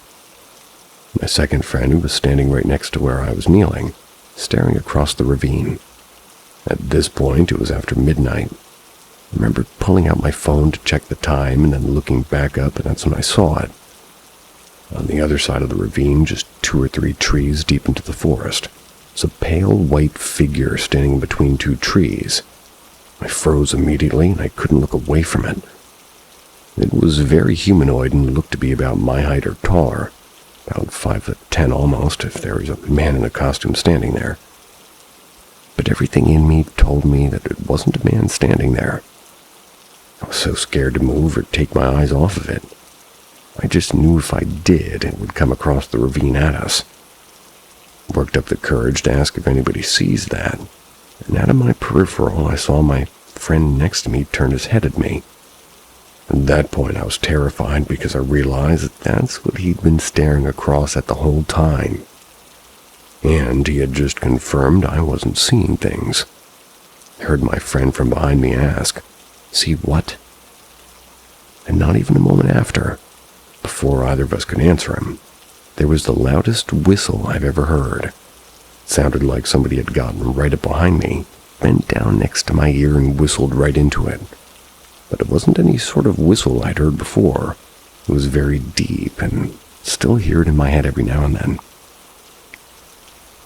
I guess this is what we needed to snap back to reality, though, because as soon as I heard the noise, I turned around as fast as I could and started running. I saw both my friends have the same exact idea. There was not a word said the whole time. We were all 3 running very frantically, just back through all the cut-down trees. I remember being so terrified that if I slowed down for a second, it would be on me. I remembered making it back to the road first and stopping to wait for my friends. But not even seconds later, they both came crashing out together and we just kept booking it to my buddy's house. It was a 30-minute walk, but we made it back in 5 easily. Got to my buddy's driveway and all collapsed. I remember thinking I might have a heart attack because my heart was beating so fast.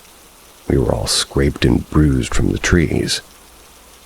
After we all got calmed down and cleaned up, I remember staying up for a good couple more hours just huddled around inside doing research and talking about what happened. Me and my friend that was next to me both agreed we definitely saw some pale white figure, and all 3 of us heard the whistle. But my other friend, to this day, still says he never saw anything, only heard that whistle. My friend next to me says he remembers feeling the exact same fear that I felt when I described seeing him out of my peripheral, confirming what I saw seeing.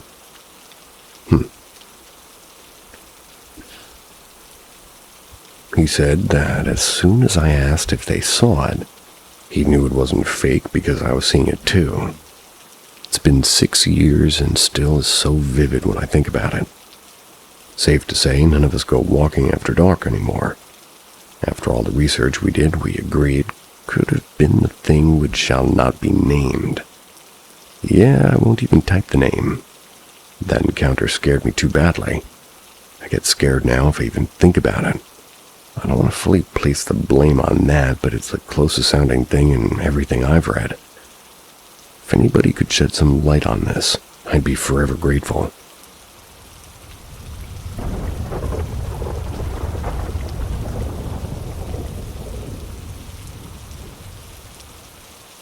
My family line has been cursed. Hi, I'm a 15-year-old girl who's struggling with a curse that's been going down for generations in my family line. My mother was born and raised in Africa, specifically Ethiopia. She claimed that she'd been seeing things as a child, and to this day, as in demons or ghosts and mostly sleep paralysis. We always have the worst headaches at least 5 times a week. But I too have been seeing stuff like that. But I've seen something worse than that. Sometimes, when I'm in a depressive state, I get this dream every single time, where something is whispering in my ear, telling me to let it in. But I always wake up with fear. My clothes are usually soaked in sweat as my whole body's hurting. Tried to reach out to different kind of people, and my mom's friend decided to go on a trip to Sudan and ask some people who knew about that kind of stuff. They found out that my mom has a cursed family line, but also has been cursed by 4 other people for no reason at all. The people who found this out started panicking and gave her friend stuff that she could use to try and help her. Never worked. She also told me that her first night after having me, she fell asleep. She had a dream where this demon kind of figure crawled over her and went to me and started touching me, taunting me in and around. This time, when I was a child, I remember that there was one time I was asleep on the bed my mom was sleeping on at that time, and I remember seeing something in her closet staring at me. I was scared out of my mind. I was screaming and yelling, trying to run, but I couldn't. I remember that when my mom tried to calm me down by going to the bathroom, I remember seeing this unhumanly tall, skinny guy, completely black with big red eyes, was reaching out for me, but that's the only thing I remember. I'll go in further detail if there's somebody who knows what we can do. Please, I'm desperate to get some help.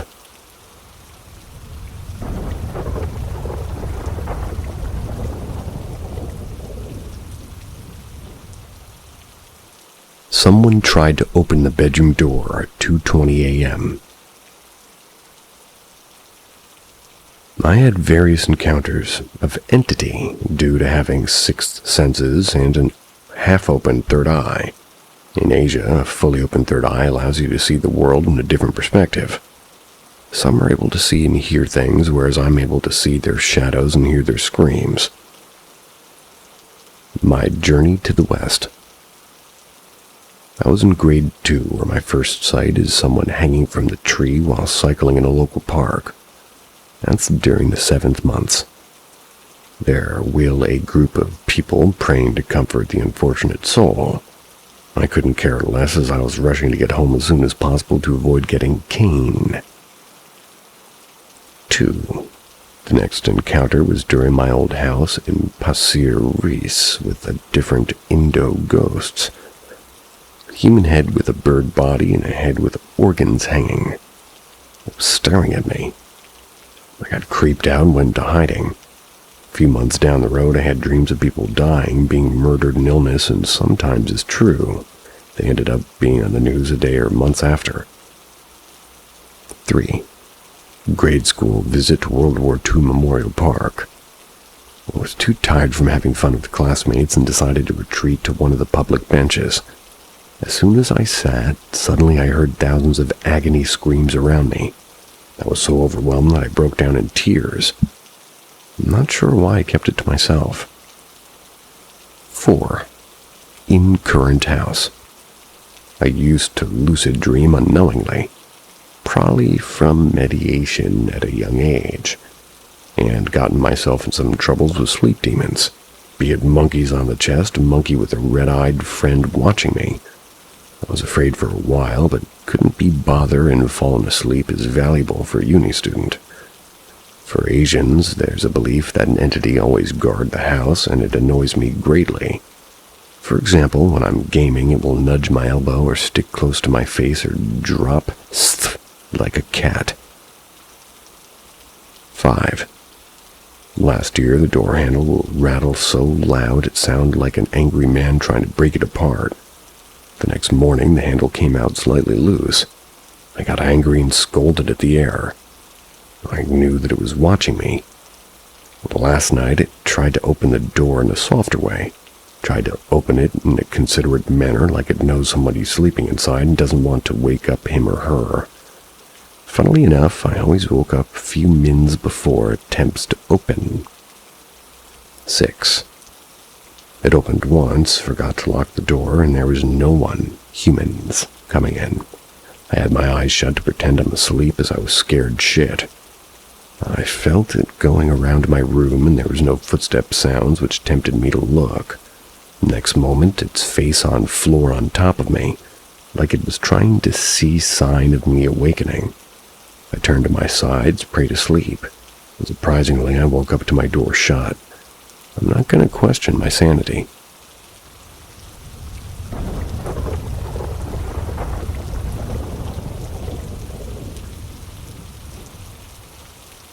Ghost encounter. Somebody please explain this to me. Okay, so here's what happened to me. Around 11:40 p.m., I'm driving myself to work. I always take the same freeway there. I always listen to the radio. I have it on 98.7 FM. Suddenly, on the exit before my usual exit from the freeway, the radio station switched not once but twice, and it wound up landing on 96.3 FM. I also have a rosary that's hanging in my rearview mirror. I'm on the freeway, so my rosary always swings backwards or forwards or side to side. However, when the radio station switched, my rosary was still. I remember staring at it, and my intuition told me not to touch it. Mind you, I'm going 65 or 70 miles an hour on the freeway. This experience lasted perhaps less than a minute. Creepy, right? What's creepier is before I got up to leave to work, I was taking a nap. I had a dream where Jewish people were in line to what appeared to be a food truck. I was in the front of the line, and the person at the counter was a priest. In front of me, he placed 2 bowls of holy water. He spoke a language to me I did not understand, and then dipped his fingers in the holy water and drew a cross symbol on my forehead. Then I dipped my finger and thumb in the holy water and made the cross symbol on myself. I was getting yelled at by everybody because they asked me to do it twice, and I woke up shortly after. I don't know if there's any significance there, but it was weird. Then the whole experience driving to work happened.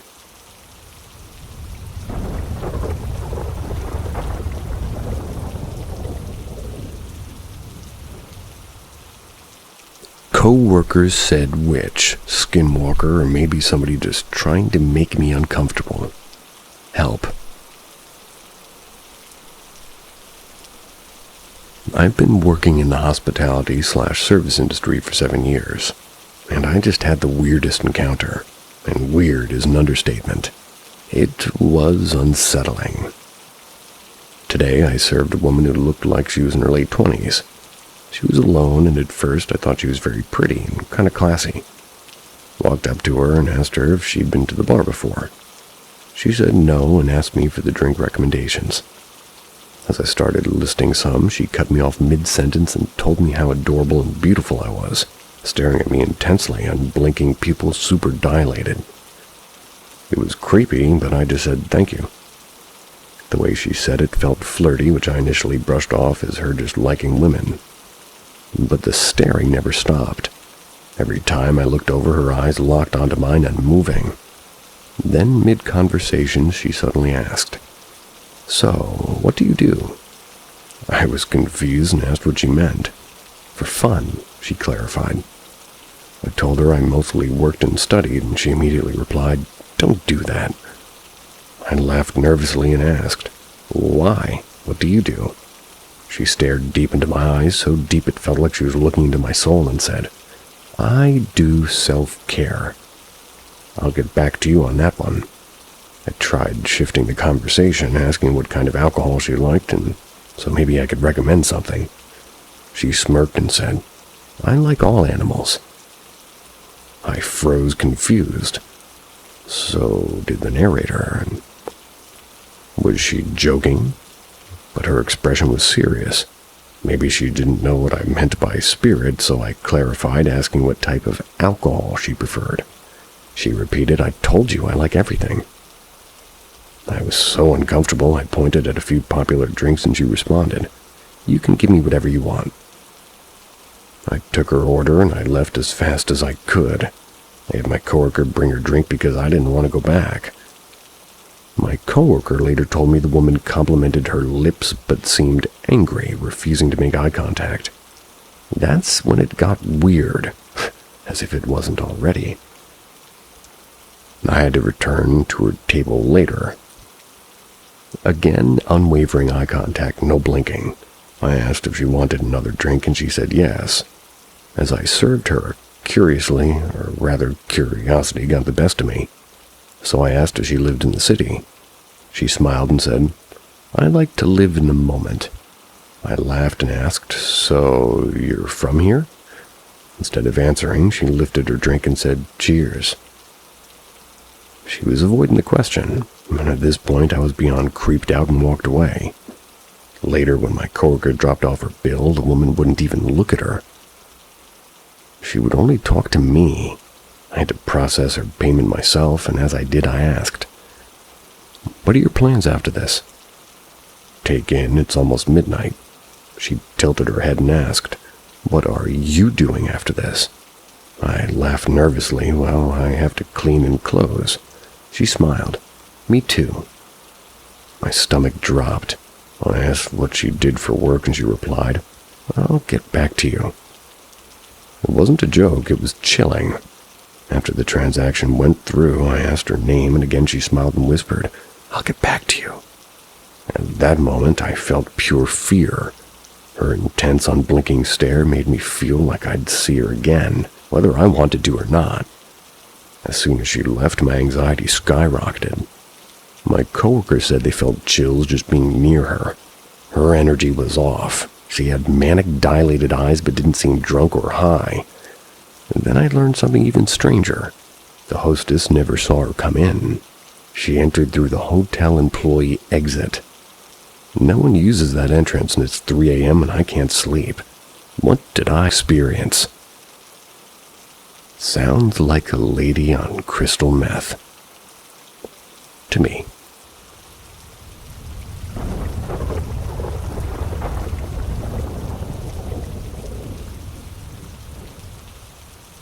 Was I possessed? Over Valentine's Day weekend, my new wife, a 28-year-old female, and I, a 41-year-old female, spent our honeymoon in New Orleans. We stayed at the St. Charles Hilton near the French Quarter. Happens to be an old Masonic lodge from the early 1900s. The building is beautiful and had been rebuilt and added onto over about 100 years. It's an 18-story hotel with ballrooms, a Masonic chapel, and a secret theater. The first night there, we had bad dreams. I don't have bad dreams. I tend to have more lucid dreams. So it felt strange. But things got stranger. On Thursday, February 13th, my wife and I woke up early. I took the streetcar to the Garden District and wandered through the streets. We visited the old Lafayette No. 1 cemetery, checked out the architecture and some shops on Magazine Street. We had such a great time walking the streets, we wandered back to the French Quarter on foot. We kept exploring the town and had food and drinks. We got a bit pissy with each other at the end of the night and returned to the hotel around 1 a.m. tipsy, but not out of line for us. We promptly went to bed. Around 3 a.m., I found myself in a dream on the 3rd floor of the hotel. Our room's on the 5th. I just came off the elevator and peeked around the corner to a seating area outside the ballroom. There was a woman dressed in black lace high-collared dress sitting on the couch. It looked as if she were cradling something. Her dress was old and she was dim in color, and her dark hair was up in a coiffed bun. I stared at her for a bit, pulling back and then peeking again. Next thing I knew, I was on the elevator again and the doors opened to the 1st floor where there were 3 big lights glowing purple, green, and yellow. The Mardi Gras colors. At this point, my dream seems to change, and I realize I'm not wearing any clothes except my big pink granny panties, like the dreams most folks have in high school or college. I started to panic, but it's not a full understanding of the space. The only thing I can think is there's bathrooms on the 2nd floor. The dream fades again. I'm trying to open the bathroom doors on the 2nd floor, but they're also locked. At this point, I remember we have a room on the 5th floor. hurried to the elevator, cupping my boobs. The first time I got to say that sentence. I get to the room, pounding on the door, calling my wife's name. After a minute, she lets me in, and we both freak out as I tell my story. It was 4 a.m. at this point. And yes, I'm wandering the hotel in the middle of the night naked for God knows how long. She didn't hear me leave, and the door was heavy enough I had to work to open it. After a good panic attack, I called the front desks. The gal didn't want to talk about it, but assured me nobody could get the videotapes without a subpoena. We both took time to calm down, and I got back to sleep at around 6 a.m. I haven't sleptwalked since I broke my arm and collarbone when I was 4. I tried talking about the incident with the night security gal on Friday, but she just said she doesn't mess with that stuff. On Sunday, I asked the evening front desk gal about ghosts in the building. She told me of a man on the 5th floor, a woman in black on the 3rd, and a woman in white that was anywhere between the 2nd and 14th, technically 13th due to skipping it. She told me about the building's history and the Masonic Lodge and gave me a cool printout of the history of the building. I told her my story and she was creeped out but wanted more details about the woman in black because she wasn't seen much. She believed me and it felt great. Over the rest of our stay, we still had rough dreams and sleep only came to us at 4 a.m. The TV also turned on by itself multiple times.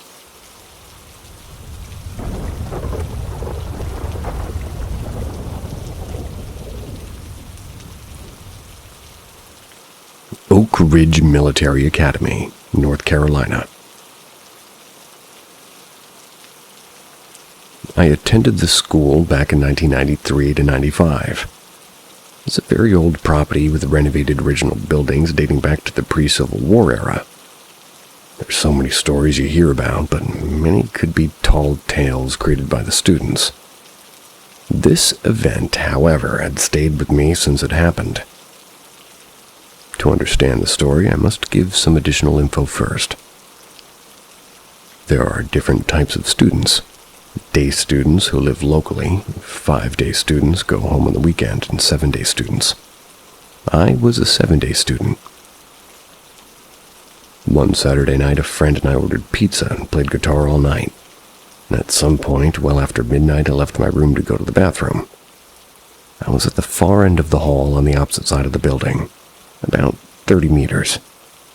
But a figure caught my eye at the closest end about 40 feet from my room door. I looked and saw a man in BDU pants, a brown shirt, and a drill sergeant hat. His eyes were either shaded or dark. As instructed for this scenario, I requested him to ID himself, but he just stood there, motionless. I requested again, and still no sign of movement, just staring. Freaked me out, so I went back into my room and told my friend what had happened. We grabbed our baseball bats and went searching.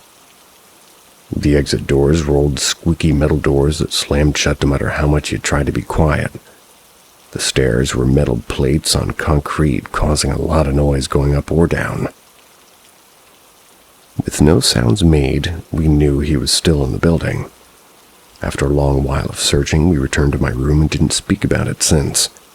And again, this is a very old building. Every step upstairs and downstairs would creak loudly. It is not improbable, but impossible to move about in that building without being heard. But there was no sound other than my friend and I. On Monday, I walked up to our staff officer, Sergeant Bureau, and asked if there was a new night officer matching the description that I saw. He said there were no new staff members at all. And to this day, 30 years later, I can still vividly recall everything that night. Some months went by and I heard a story about Master Sergeant Phillips experienced a similar encounter with an apparition of a soldier in the same building. Again, they were many made-up ones, so I went to the source. I asked him myself, and he replies, "I don't understand what I saw, but he was in uniform, rolled under the bed. I turned on the light and he was gone." This guy was career with the Tower of Power, Special Forces, Ranger, and Airborne tabs in his uniform. He was a man you know that you had some, or rather had seen some shit in war or some operation abroad. Anything this guy said was truth, even if it wasn't easy to hear. Not much shook this guy, but his events seemed to shake him to his core.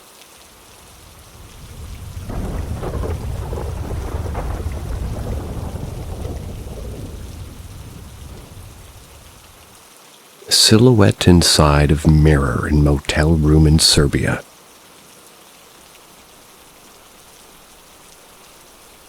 I've kept this story mostly to myself because I'm not much of a believer, and still to this day I don't know if I believe what I saw, but maybe somebody's had a similar experience, so please tell me if you have. I was born and raised in Denmark, but I originate from Macedonia. My whole childhood, we mostly visited Macedonia by car, rarely by plane, which is a 2-day trip. We always either ended up sleeping in Hungary or Serbia. My parents always preferred to spend the night in Subotica, Serbia, the first city after the Hungarian-Serbian border, because many travelers had had bad experiences, including my grandparents, with a robbery in the region of Hungary. I was about 8 or 9 when this happened. We got to a motel in Subotica. Don't know which one, though. We got 2 rooms. My brother shared the room with my father, and I shared it with my mother. The motel room was pretty standard. Right to the entrance was the bathroom, and the entire wall on the left of the entrance had wardrobes, drawers, and between those there was a table with a mirror above it. There was 2 twin beds, which I didn't like because when I was a kid I couldn't sleep without feeling like there was a person behind my back as I sleep on the side, and used to sleep in my brother's room even though I had my own room. My mom slept on the bed closest to the entrance. I slept closest to the windows, and as I said, I couldn't fall asleep because I was scared to turn back, or rather my back, to the open. So I'm just laying there on my back listening to my mom snoring.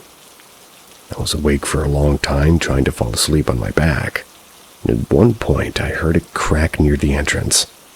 But I calmed myself down because it's old furniture and it does crack. Plus, that often happens at home too. But then the drawer closer to the beds on the left of the mirror cracked even louder than the one at the entrance. And at this point I was really scared. I probably stopped breathing to hear if anything else would happen. I always hold my breath when I'm scared and focus at the same time. But it was quiet.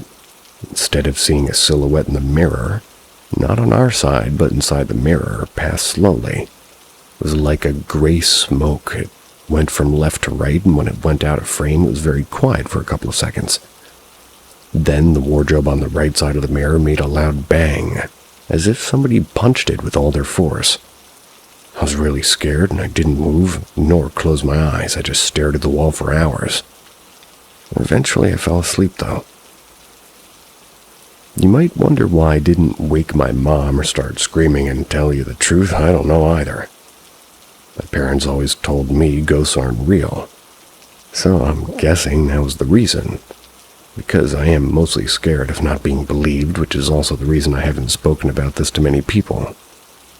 Other reason was also that I'm a boy, and when I was little I had been told to man up a lot.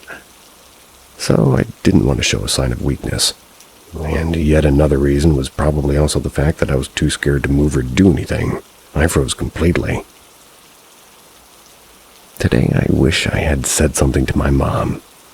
As a kid, I thought that both my parents didn't believe in the paranormal. But now I know that my mom does. My dad doesn't. So, in recent years, I told her, and she said that I should have woken her up. But she also said that I was a kid, implying I don't remember the situation that well. I've also told my brother about this, and he believes what I saw. But he thinks that it was my mind playing tricks because I was scared, which is a possibility. Another possibility I thought of was that I had sleep paralysis. But that was an ongoing theory of mine up until the point I actually experienced sleep paralysis. It wasn't the same as the time in Serbia. In Serbia, I was wide awake the entire time. Never fell asleep prior to the event with the silhouette. I have had other creepy encounters, but for all of them, I always thought of a rational explanation. This one just bugs me. It's because I don't know what to make of it. After my experience with sleep paralysis, I've started to believe a bit more in this stuff. Not because of the sleep paralysis itself, but because I know that the encounter in Serbia was not sleep paralysis.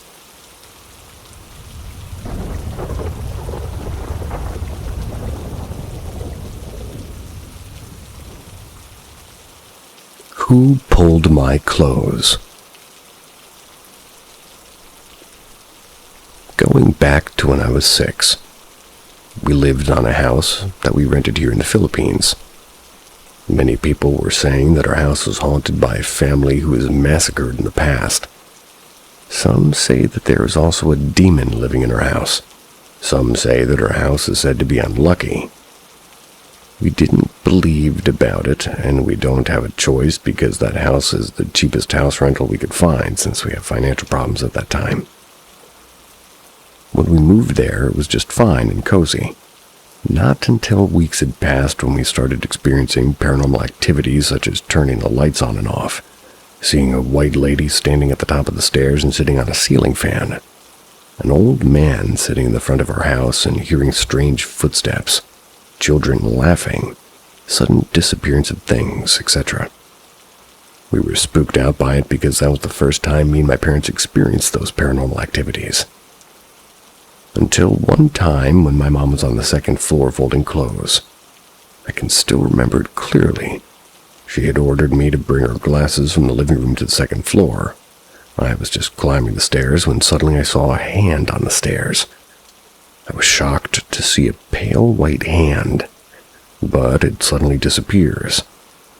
When I was about to continue to climb upstairs, someone pulled my clothes that results in me to fall down the stairs that results in me to have stitches on my head. I was in a coma for a whole week. My last memory before I lost consciousness is that my mom was rushing down the stairs to get me and I saw someone behind her back.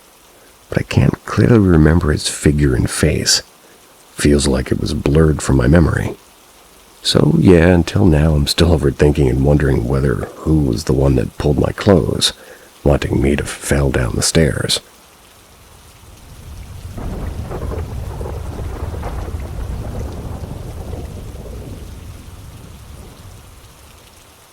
A tall shadow figure. Back in 2020, I was 13 at that time. I was on vacation. I was staying at my cousin's house, and their backyard is full of mango trees. Not so far from the mango trees, there's a private property. More like a grass field, but has a lot of tall bushes and a lake. We were playing that time with my cousin, and we rode bicycles until we reached the private property. We basically trespassed in it because there were no fences or gates, and that place was a perfect place to play. When we got there, I suddenly felt uneasy, but just brushed it off and continued to play until I saw a tall black shadow figure standing from afar under the mango tree. My cousin also saw one not far from the one I saw. We weren't scared that time because we wanted them to play with us. When I was young, my parents always says that I have an imaginary friend and can talk to some spirits and see one. When we got home, we noticed that it followed us. We didn't think much about it that much since we thought that they were our friends. Days passed and we still played with them. We even talked to them, and sometimes they often stand beside our bed watching us sleep. It was just fine, but one night when I was throwing the trash outside, I saw another figure, and it scared me because it was so creepy and so much more taller than the previous one we've seen. So I hurriedly go back inside and tell my cousin about it. Little did I know that that was the night that would start to turn my world upside down. I noticed that my cousin was acting different and starts persuading me to come with her and attempt to kill ourselves. And yes, we did attempt to kill ourselves on that night. We sneak outside and start tying a rope on a mango tree to hang ourselves, but we didn't succeed because the dog almost bit us. The dog was also acting strange. We decided to go to the highway and just let a truck hit us. But I hesitated because I was scared, because from the other side of the road I seen the creepy tall figure that scared me. But before I can say a word to my cousin, she already pulled me that results in us crashing with the truck. Before losing consciousness, I see the tall figure that we considered as friends standing from afar, looking at me. When I regained consciousness, I was already at the hospital and waiting for a surgery to be taken. I was expecting that the tall shadow figure will show up when I woke up, but strangely, it didn't appear until now that I'm almost 17. Until today, I was wondering, why did we do that? And what was its connection with the tall shadow figure I've seen?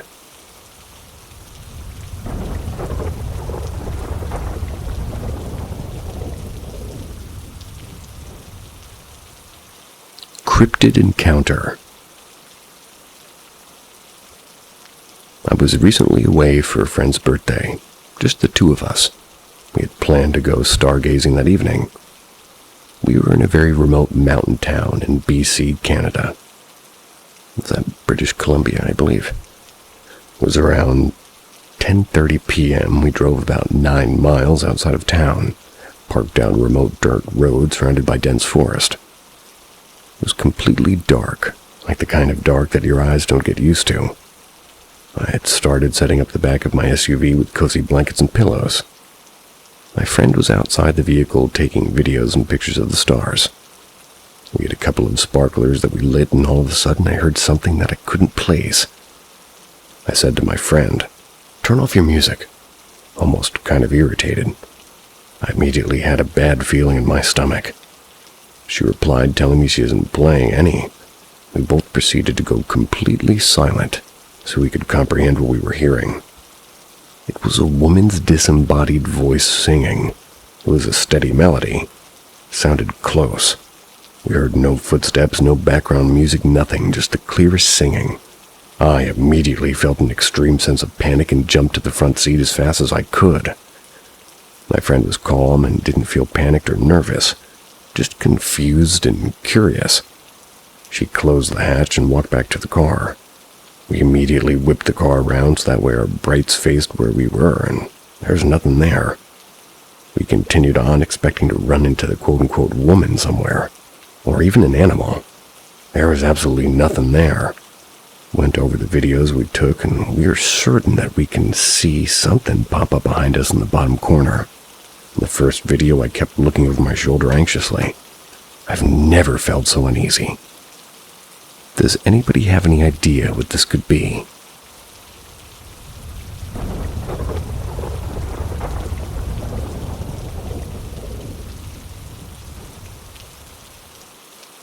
I grew up in Cairns, and there's a house nobody talks about. I finally understand why.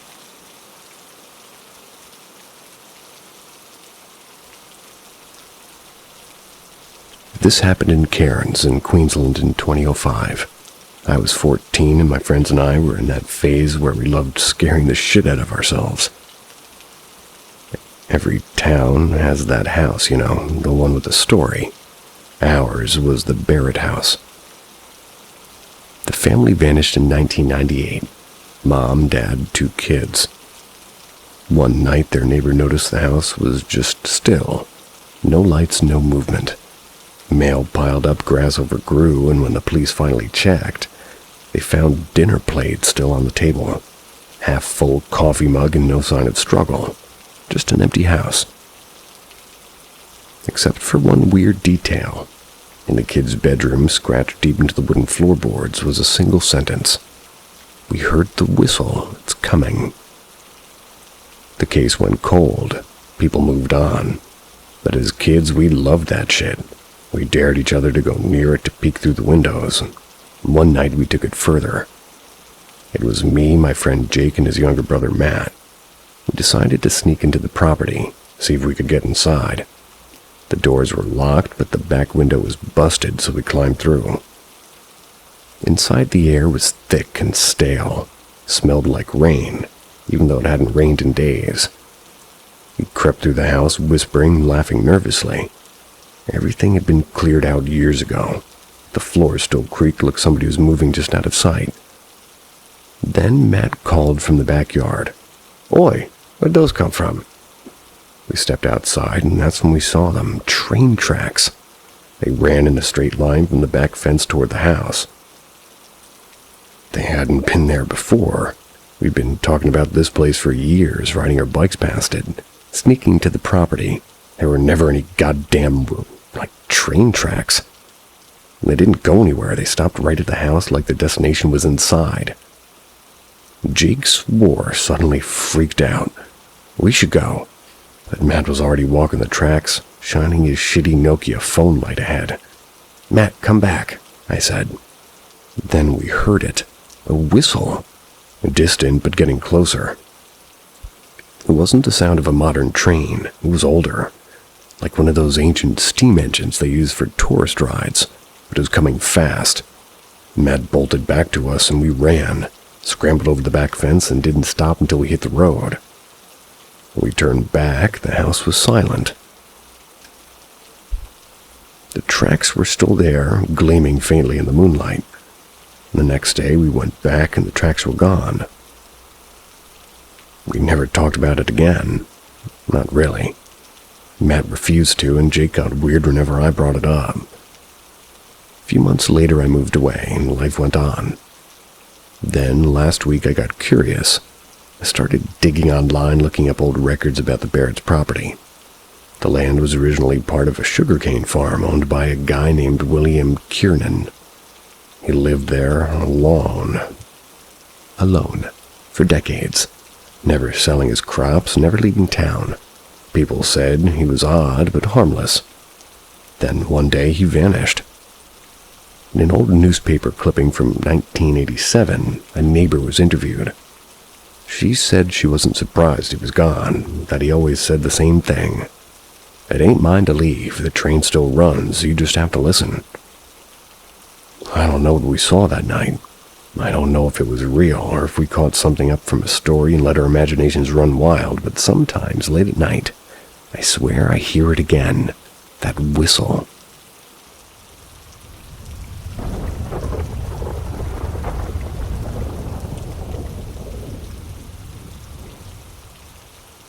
Have you guys ever had a dream that came true? Hello guys, I'm a male living in Belgium. I'm 16 and from the small age of 10, I vividly remember having dreams that come true. Some were weird and some were normal, happening in real life. Like when I was 12, I just got to start high school here in my country and it was summer vacation. And I woke up and remembered a dream about sitting in a classroom with other people. A teacher, all people I've seen before, and I vividly remembered this was sitting in the same classroom, same people, same words like in this dream. Drop the and I actually notices more things where I had this feeling I had been in this moment before, like I'm reliving it in a state of deja vu, you know? Weird thing is, I've been having that kind of dream over the years, and I may say they only happen like every couple of months or something. I have two after each other, and it's weird, but a couple of days ago I had a dream, and now I think it's a very vivid and weird self-explanatory, you know. Saw this bag with like a key ring with little boxing gloves on the thing, and the bag was open with bloodied clothes next to it and blood on my hands. Wanted to look around, but I woke up and it's very weird. Because I only know one person I've seen with that bag and those clothes with that little key ring, and they're not dead. Not do I even know them well. I've seen them like twice a year ago. I know this is pretty amazing, I just ignore it. Please help. I'm confused and worried because I have weird thoughts, like I'm mentally ill with depression, anxiety, and like a psychosis once like a year ago. And this just worries me. What if I'm killed, or what if I killed somebody, you know? Probably didn't, but do these dreams always come true? Some haven't, but they're always kind of the same, like I've dreamed them. That was like reading pole vaulting, because what you guys don't know is most of that was not in English. I sort of made it seem like it, though.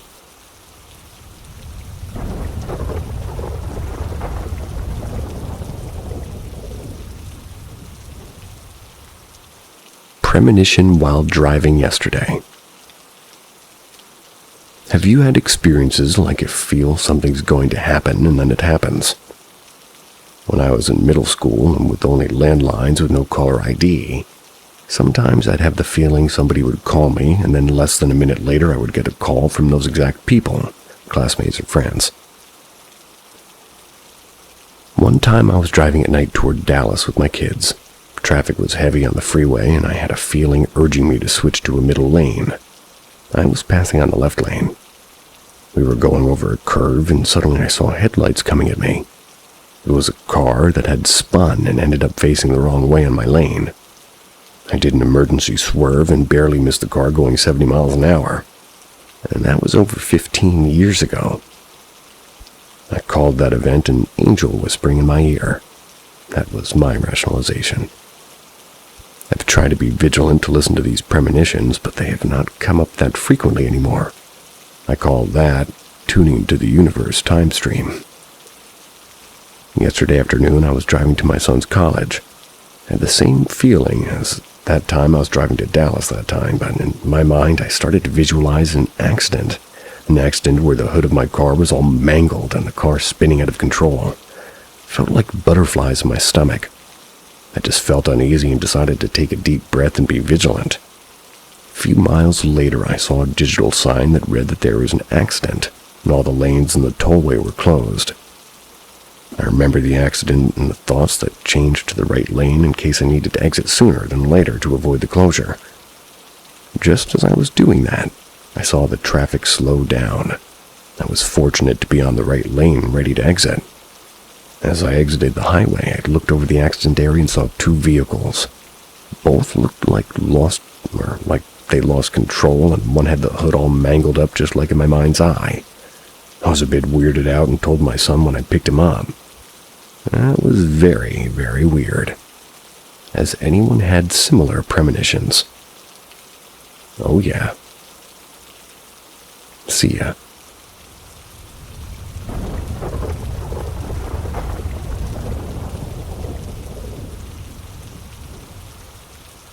Paranormal M is your gateway to the unknown, where every story takes you closer to the unexplained.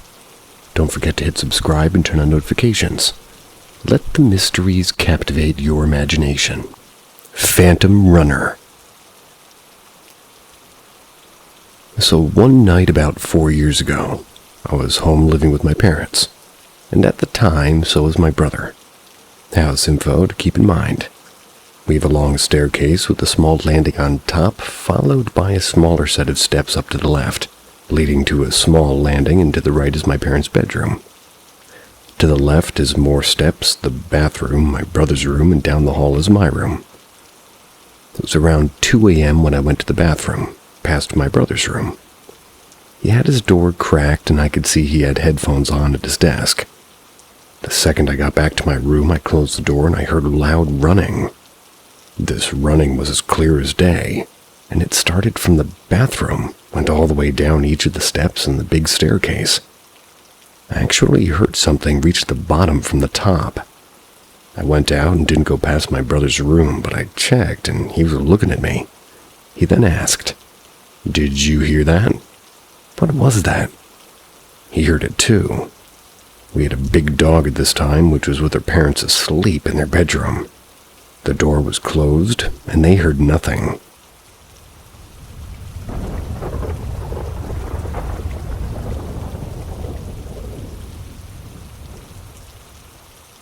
Did my lucid dream help my mother's ghost to move on?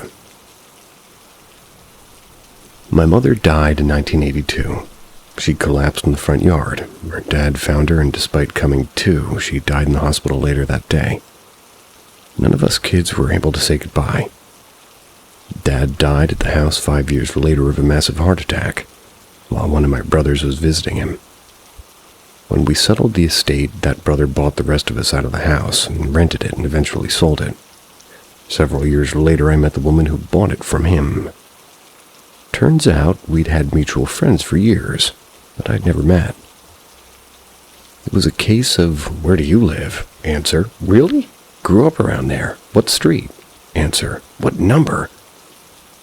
Then she said, "Was it haunted when you lived there?" Which really shook me, because it wasn't.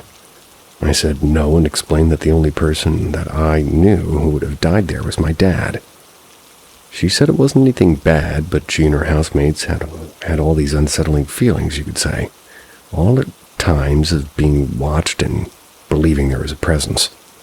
I was obviously a little freaked and said my dad was a good guy, and if it was him, he wouldn't mean any harm. But I didn't really believe it, or certainly didn't want to believe it. Didn't reconnect with her after that. A few months later, I had a lucid dream. I was in the old house, but it was not decorated the same. My brother and sister were there, along with my 2 nieces, who had been born after Mom died. And Mom was there. We all said our goodbyes, and she was so happy to meet the granddaughters that she had always longed for. Then Mom and I were sitting in the bed. It was in her old bedroom. It was also updated. I took her hand and said it was time for her to go. We loved her, and she had met the girls, but it wasn't her home anymore. She needed to move on. I woke up convinced it was real. It wouldn't have surprised me if Dad had sensed her there after she died, but not said anything to us kids. Because he really wouldn't want to upset us. I think he would have been comforted with her around. Anyway, a couple of months later, I bumped into the homeowner again, and she apologized. It was because she was worried she'd upset me with the ghost thing. I told her she had freaked me out a bit, but I was interested to know if the, watching presence was still there. She said they hadn't felt it for a while now. So, do you think I really got my mom to move on? I'd like to think so. I'd like to agree.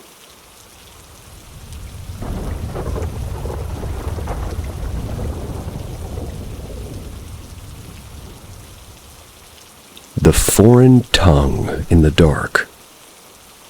Ugh. Back in my teenage years, I was sent to the Philippines for school, and to reconnect with my culture. My mother arranged for me to stay with my aunts for a while. For context, my family is deeply religious, the kind that holds Bible studies and attends Sunday school and never misses church. One of my aunts was a pastor who worked with the missionaries from all over the world. We lived in an American missionary campus, filled with century-old buildings, offices, churches, and guest homes. Our house had once been an office before being converted into an apartment. The rooms were side by side, with walls that weren't exactly soundproof. My aunt was strict and forbade me from dating. Any romantic relationship was frowned upon until you were quote-unquote of age. But, of course, I was secretly seeing a boy whose family lived on the floor above us. He was a pastor's kid, and we were both a little bit rebellious. At night, when everyone was asleep, we would sneak downstairs. We'd talk for hours through my window, whispering and flirting. One particular night, I wanted to make sure my aunt was asleep before the usual secret rendezvous. I grabbed a glass and pressed it against the wall, listening for any signs of movement. Instead of silence, I heard murmurs. 2 distinct female voices engaged in conversation. Curious, I ditched the glass and pressed my ear directly against the wall. This time, the voices were clearer, definitely 2 women talking. But something was off. I couldn't understand a single word. I speak Tagalog fluently, and in our household we spoke either Tagalog or English. But this was neither. The language was foreign, something I'd never heard before. The sound of it sent a shiver through me. Even now I can almost remember the way the vibrations felt through the wall. It reminded me of Latin, like low, rhythmic, and eerie. I kept listening, trying to make sense of it. But after a few minutes, I just gave up. Feeling uneasy, I texted my boyfriend and told him to skip coming down that night. It just didn't feel right. And one more thing. This happened at around 1 or 2 a.m. Next morning, I went about my routine, had breakfast, and waited for my aunt to come for her usual coffee. But she never did. Confused, I asked her, only to be told that she had left for a conference the morning before. She hadn't been home the previous night, and I froze. No one had been in that room. Goosebumps prickled my skin as I replayed the voices in my head. Who or what had I eavesdropped on?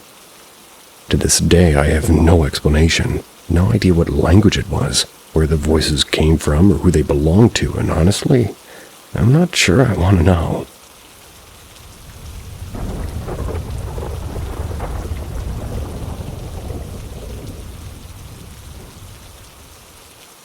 The Unfinished Serenade.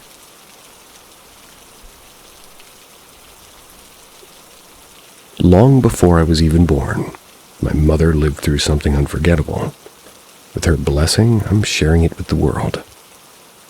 It was a bright summer day, the kind that lingers in memory like a dream.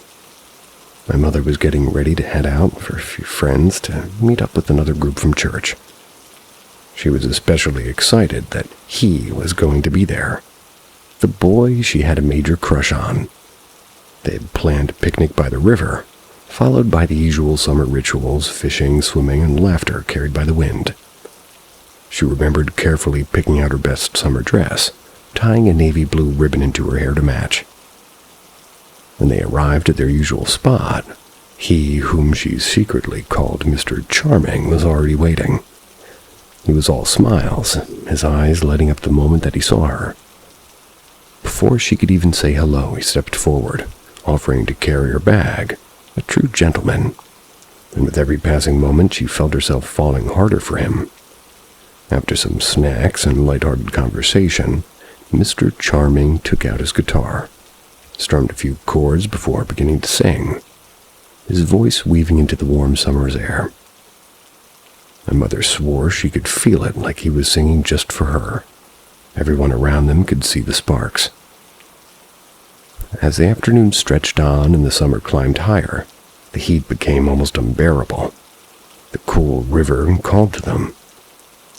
Just before my mother could join the others in the water, Mr. Charming gently pulled her aside. "Can I come by your house later?" he asked, almost nervously. "I'd like to speak with your father." She hesitated for only a second before realizing what he meant. He wanted to formally ask my grandfather for permission to court her. Her heart nearly leapt from her chest. Overcome with excitement, she untied the navy blue ribbon from her hair and wrapped it around his wrist, securing it with a bow. "Take this," she said. "Give it back to me later, so I know you won't change your mind." He chuckled, shaking his head. "I promise, I'll be there." The river was filled with laughter as people jumped into the refreshing water. The boys, including Mr. Charming, wandered further downstream where the current was stronger, the rocks higher, perfect for daring jumps. The girls stayed in the calmer section, chatting and splashing each other. Everything was perfect, until the screams started. Panic spread like wildfire. Someone was yelling for help. My mother ran toward the commotion, her heart pounding. Mr. Charming had jumped in, but he never came back up. Seconds stretched into minutes. Minutes turned into agonizing hours. He was gone. The river had swallowed him whole. A week later, they found his body downstream. The navy blue ribbon was still tied around his wrist. The haunting. Grief settled into my mother's bones. She was shattered. To feel close to him, she decided to learn guitar, the same instrument that had once carried his voice through the summer's air. The first time it happened, she thought she was dreaming. A faint strum of guitar strings pulled her from sleep, lingering just long enough to make her question if she really heard it. The second time, it was unmistakable. A few clear notes rang out in the stillness of the night's air, and a few chords of the song she knew all too well. It was his song, the one he had played for her the day he drowned. Goosebumps prickled her skin. She bolted upright in bed, eyes locked on the guitar hanging on the wall beside her. Nights passed. Nothing happened.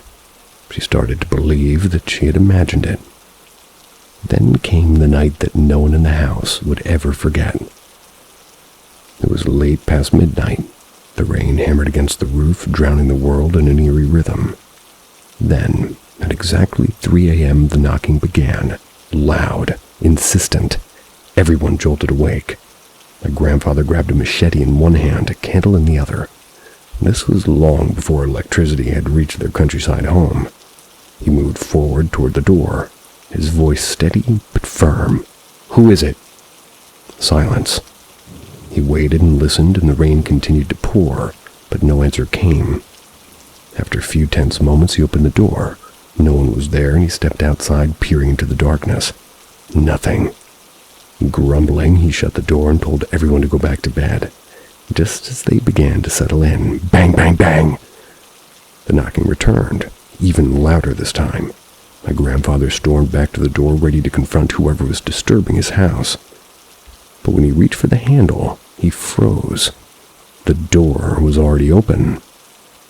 And there, leading from the porch into the house, were wet footprints.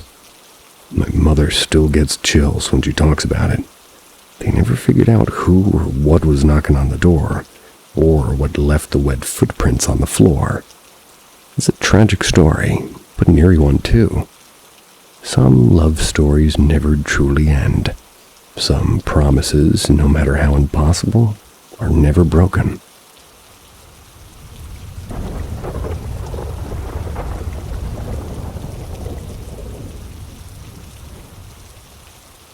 I need someone's advice, please. This all started back in 2017, when I moved into my first bachelor apartment. One day I ended up getting inappropriately touched by my next-door neighbor. Called the cops, and then a really handsome cop came and arrested the guy. Wow, was he ever so handsome. Then I got into some illegal activity. I won't say what, but I ended up getting a text message from a number on my phone that found out what I was doing. I asked who it was, and they wouldn't tell me. But they said I met him not too long ago, and thought he was really sexy. So I figured it was the cop. I asked some questions only he would know, and he answered. Long story short, he was acting weird that night, saying some disturbing things like he was going to destroy everything I ever owned, said some horrible things to me and some disgusting things he's into. Yuck. I tried helping him. Alrighty then. The next day, he messaged me saying sorry, and he was all drunk last night, so I left it alone. I also told him who I was in love with, which was a social worker. I knew he said he knew him, which I highly doubted. A few months roll around, and I'm planning on leaving my bachelor apartment for a bigger one-bedroom condo. My landlord and I are arguing, so I called the police station, and the cop that I met picked up the phone. Suddenly, he was arguing with me, brought up the illegal activity I was doing, then manages to bring the social worker on a three-way call telling him what I was doing. None of it made sense. Then I moved into my new apartment. He ended up coming into my apartment when I was home one day, looking through all my stuff. My new landlord tells me he's on my couch crying over me, saying he's worried about me and that he said that I should date him. Man, this story is crazy. I was very confused. Later that year, I ended up running away from my apartment. I go into the homeless shelter, and I saw a guy with black eyes and hearing demonic voices. One demonic voice took a form, and a voice of my sister's crying and yelling at me, and I'm not on good terms with that sister. She's done a lot to me. I also saw the cop who I met in his car, giving me an evil smirk, and it didn't look human. I also saw someone's eyes roll at the back of their head. I saw a lot of things. Then I move in with my dad. 2 years roll by, and one of my friends passed away and drowned in the tub. I was really upset. That's when it all started again. When it was Christmas time, I asked God to show me if he's real, and the church bells rang at 12 at midnight, and it never does that. Then my body later on felt very weak. I had to call the hospital and get admitted in. I saw demonic eyes on people again. Not everyone, just certain people. Then I would hear demonic voices again. It was a very weird experience. But when I was at the hospital, that time the doctor told him, and, he said that I were very good business partners at one point. I never met him in my life, and I didn't know what he meant, but I felt like I was talking to the supernatural. So I move out of my dad's house and find another place. One night I was outside and I was yelling at God and karma in my head. I was outside very late at night and a hotel was facing me. No one was there. I saw 3 black shadows of men at the window waving at me with no faces. It was very creepy, and for a good 5 minutes, they had just disappeared. Then I saw a black-shadowed dog outside during the day staring at me with white glowing eyes and didn't look real and then disappeared. Also, when I was at the hospital last time, I saw that cop and it looked like him, but in a different form, staring at me with big, black, dark brown eyes. I know Gecko. Staring at me for a while and didn't say anything. Lately, I've been feeling depressed and sad and started drinking a lot almost every day. I'm just wondering what's going on. Hope this doesn't happen again. But does it sound like something out there is trying to ruin my life? Every time this happens, I lose something. Or I'm ready to leave my place and it just happens. There's something out there wishing bad upon me. It doesn't seem like there's a lot wishing you good. I'll say that. That was a roller coaster.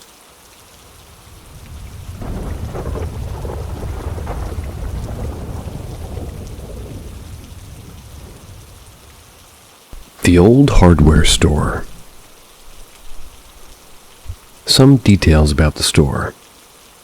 Back when I lived in Los Angeles, I worked at a small mom-and-pop hardware store. It had a big open floor plan and 2 back rooms, one to the north and one to the east. On the main floor, there was a loft, and underneath the loft was a workshop and a key department. It's been family-owned since 1927. I worked there for 10 years. I experienced minimal things like voices and footsteps, especially around closing. The owner used to claim that he would hear somebody running across the roof in the middle of the night when he would work late. I can concur with this because I heard it myself closing a few times. There's no access to the roof, not even for animals. But maybe the occasional bird, but they wouldn't be making footsteps. One day when I'm opening, I got there at 6 a.m. The store was dark and it was a rainy day, so it was even darker. I heard movement underneath the loft. Thought nothing of it being an old building making noise. Then I started to hear somebody having a conversation. Just one voice, a man's voice. Went to go turn off the alarms. Turn on the room for the lights in the back rooms, or I'm just coming into the main floor, and I just happened to look over at the loft area. There stood a man, about 5'10", full beard, maybe in his 50s. It's dark, so I can only see minimal details, but we weren't even open yet and the alarms were set overnight. So nobody can really be there before me. He stared at me for a good 15 minutes, then walked out of the loft area just to disappear. That was probably the first and last apparition I saw at this place, but I continued to hear voices and the sounds. It was always a peaceful place to work. Pretty cool working in a historic building in a city full of history, though.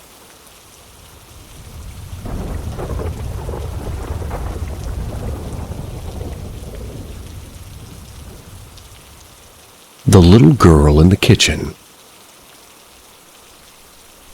To give some context, my apartment in Los Angeles was haunted. I believe that it may have been a portal. I could get more into that in a later discussion. Some details. The apartment was a 2-bedroom, 1 bath with long hallways. The kitchen kind of resembled a hallway of sorts. Both walls were covered in cabinets and appliances to the left and right, which connected to another hallway. That's where the bedrooms, living room, and bathroom were, connected in this hallway. Now for a little ghost story. This would happen often throughout the years that I lived there. At night, when returning home from work, all the cabinets had been closed. The house was quiet. I would go to the living room or my bedroom and hang out for a bit. When I would come out to get something from the kitchen or go to the restroom, all the cabinet doors would be open at the same angle. Not one was closed. You had cabinets down below and high up. All of them would be open. One time, coming home from work, I went in through the entry. I noticed all the cabinets opened again. This time, though, I saw a little girl in a dress. She was standing in the hallway and walked off into the living room direction. She had pigtails and an older-style cream-colored dress, maybe in the early 1900s. She would often make herself known by talking, giggling, moving things. It was repetitive. She was just a child and seemed to enjoy herself and have fun like a child. She didn't seem malicious at all.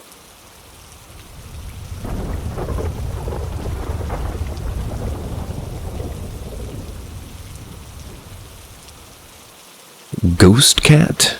Or what are we dealing with here? We purchased a home this last fall from 1910.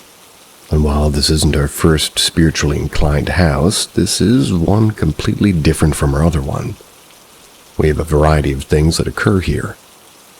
First off, I found the closet doors in the master bedroom to be very creepy. So we removed them, put up curtains to match the vintage style of the house, but before the curtains were put up, we would find our clothes strewn about the room, which has stopped since the curtains went up. The door from the kitchen to the laundry room opens at will, and it's happened when others hear. One woman commented, "Do you have a cat?" Now I've tried to monitor weather patterns, time of day, and what we're doing, and there seems to be no system here. It just happens. You can close it tightly and bam, walk away and it opens. Sometimes once and sometimes multiple times. Now, here's the biggest thing we often hear, what we think is something like an animal walking or perhaps a small child. Friend did ask me who the little boy was in our yard one day, and we have no children in our area. Sometimes the walking is so loud, and so we ordered a snake camera and have investigated the floors, walls, ceilings, and we find nothing but feathers, fur, and insect corpses. Maybe some animal duty or whatever, but nor is there evidence of secret walls or people living in them. We've pushed and pulled on everything. Now this morning, sitting in the living room, the lid of a canter I used to fill the coffee machine suddenly popped off and landed in the middle of the kitchen floor.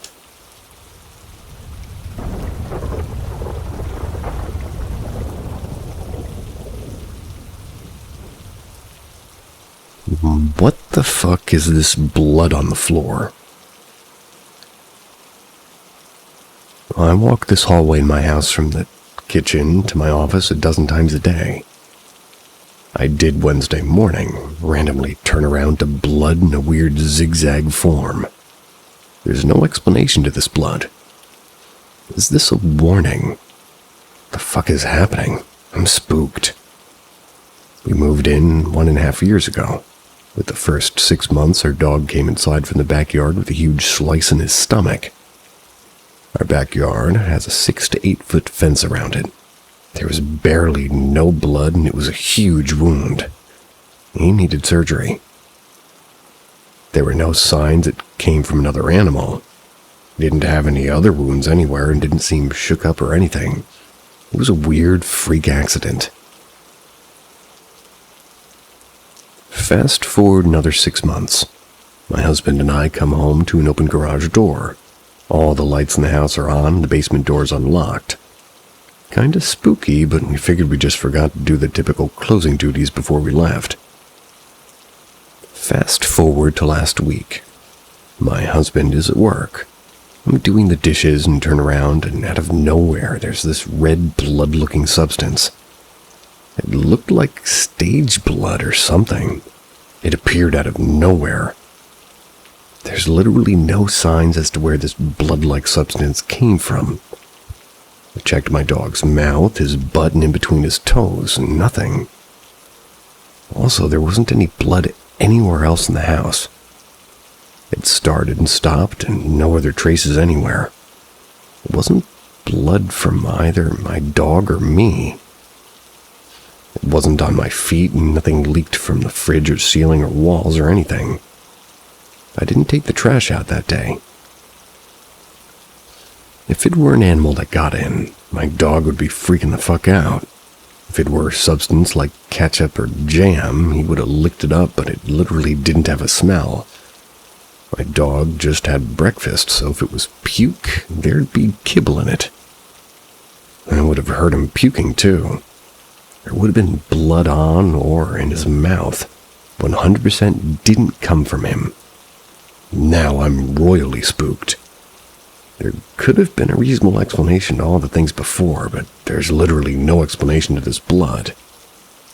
Also, later that day I came home to an empty house. My husband was out and the lights were on. Fireplace was on and the TV was on and the oven was on. The sellers of our house only lived here 3 years and the people before only a year. Didn't think that was strange till now. Was it an electric oven or a gas oven? If it's a gas oven, yikes.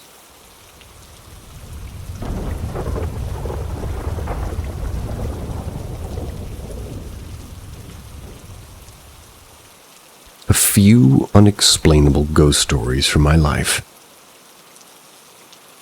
Story number 1. Car accident. My parents got divorced when I was 7, so much of my childhood was visiting my dad a few times a year, several states over for holidays and part of the summer. He was driving me home, and on a long, flat strip of highway it was raining very hard.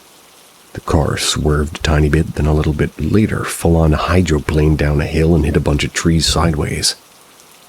My dad had an F-150, and the front section, where we both were, was fine, but the back was mangled. We were both conscious and unharmed. I looked to my right, and there was a guy just standing there at my window. I rolled down the window and just asked if, we were okay. I said yes, and looked at my dad, who was calling 911. Then when I looked back, there was no one at the window.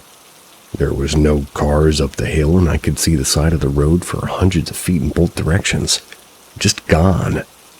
There's no way somebody parked and ran down the hill this fast.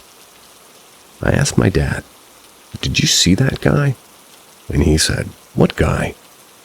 When paramedics arrived, they said they always get crashes when it rains hard in the strip, so I'm guessing it was somebody who never made it out checking on us. Story 2. Ouija boards are bullshit. I worked overnight at a drug rehab, and the start of every shift was to go to each of the men's dorms and turn the lobby TVs off and tell them to go to bed. Come into one of the dorms, and a few guys had made a makeshift Ouija board and a planchette. I made fun of them and said, "Oh, that shit's not real, you guys. Just move it on your own subconsciously then." They swore, "No, it is. Ask it something we wouldn't know." So I said, "Okay, what's my middle name?" They then spelled out my middle name correctly, which is Allen, instead of Allen with 2 L's. I was a little bit shook, but I wasn't convinced. I asked, "Okay, what street did I grow up on?" They then spelled my childhood street correctly, which is also a very uncommon name. About 4 letters into the street name being right, I was convinced that shit is real. And the final story, the roommate. I've had this friend for almost 10 years now. I needed a new roommate, so I moved him in, and very minor poltergeist activity almost immediately starts. Things moved, lights on and off by themselves. And one time, when I was half awake, I heard and can feel someone watching me from my cracked bedroom door. I wasn't looking at it.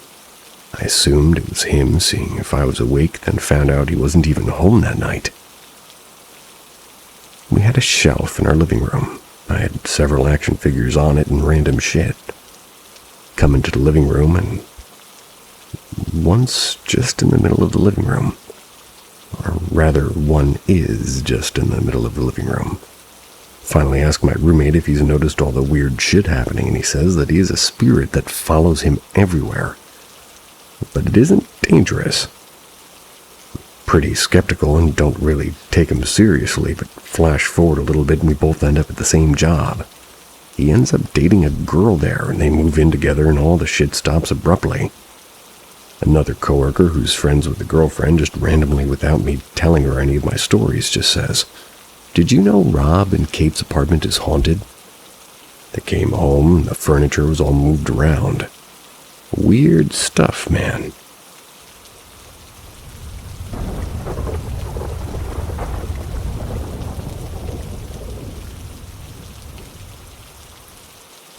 Met someone in my dream, or astral realm, or something. Need help figuring it out. I've always had very vivid dreams, and I immediately write them down when I wake up.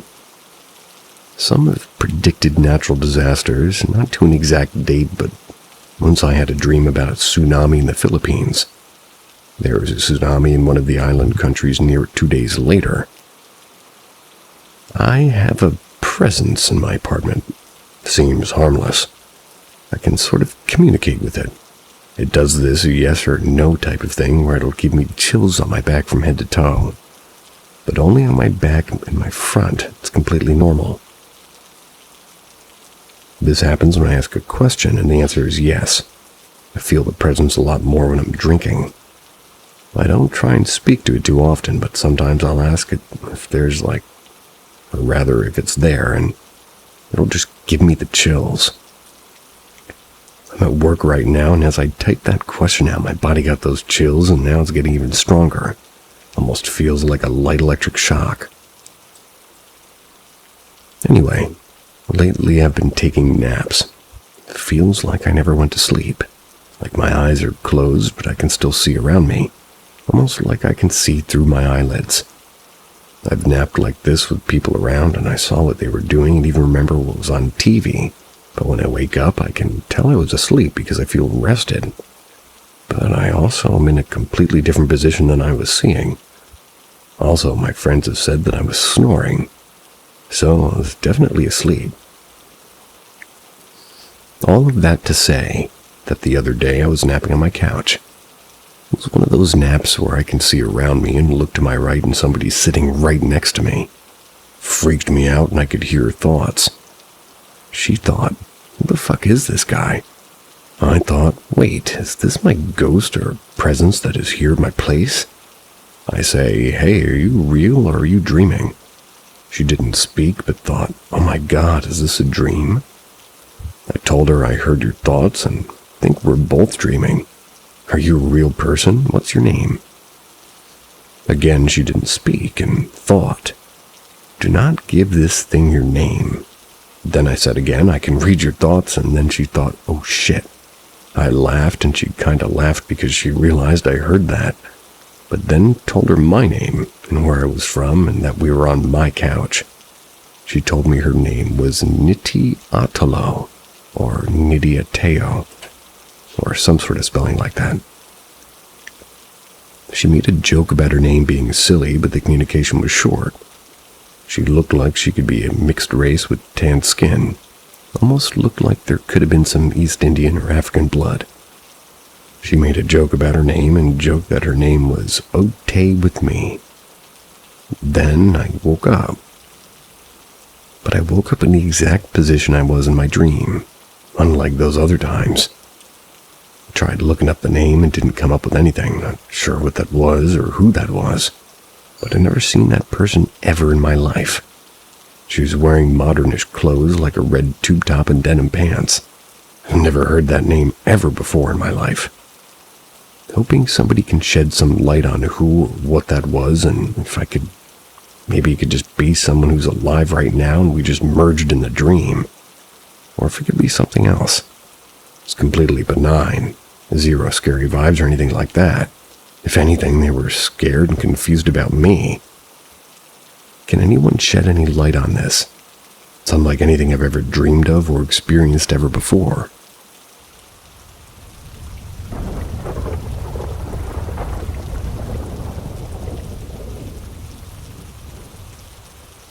Why am I the only one who has yet to experience anything in our haunted house? For context, I live with family. This house has been somewhat of a lifeline for people over the years. Seems everybody's stayed here at some point. It's my grandparents' house who still currently live here. My auntie and father grew up here. My cousins have all lived here at various points. Foreign exchange students used to stay here, and even an ex-girlfriend stayed with me here for a while. Almost all of these people, including just regular visitors, have experienced some form of unexplained phenomenon. Yet, I never have. Weird. To paint a picture, this is just a regular post-war English house and doesn't look creepy or anything, and yet has gained a bit of a reputation for being haunted among my family and friends. The main things people experience are feelings of being watched, dark shadows moving just out of sight, and even objects disappearing. The most disturbing accounts are of a small, shadowy boy apparently walks across the top of our stairs and into the room I stay in. This boy has also been seen sitting on the end of their bed by several people. Especially other children claim to have seen this. The reason this is particularly weird is my grandmother did lose a baby many years ago. Would have been my uncle. So their theory is that this could be who it is. Nobody has any photographic evidence, so to speak, and unfortunately otherwise... excuse me. And unfortunately otherwise I'd gladly show it here. But I suppose the reason for this post is to ask why I've yet to experience any of this. What could be the reason? I don't want to discredit their claims or come across as dismissive and arrogant, but just somewhat disappointed to be left out is all. I've lived here permanently for around 6 years now. I've yet to experience a single thing, at least a single thing I can't explain. Isn't that weird?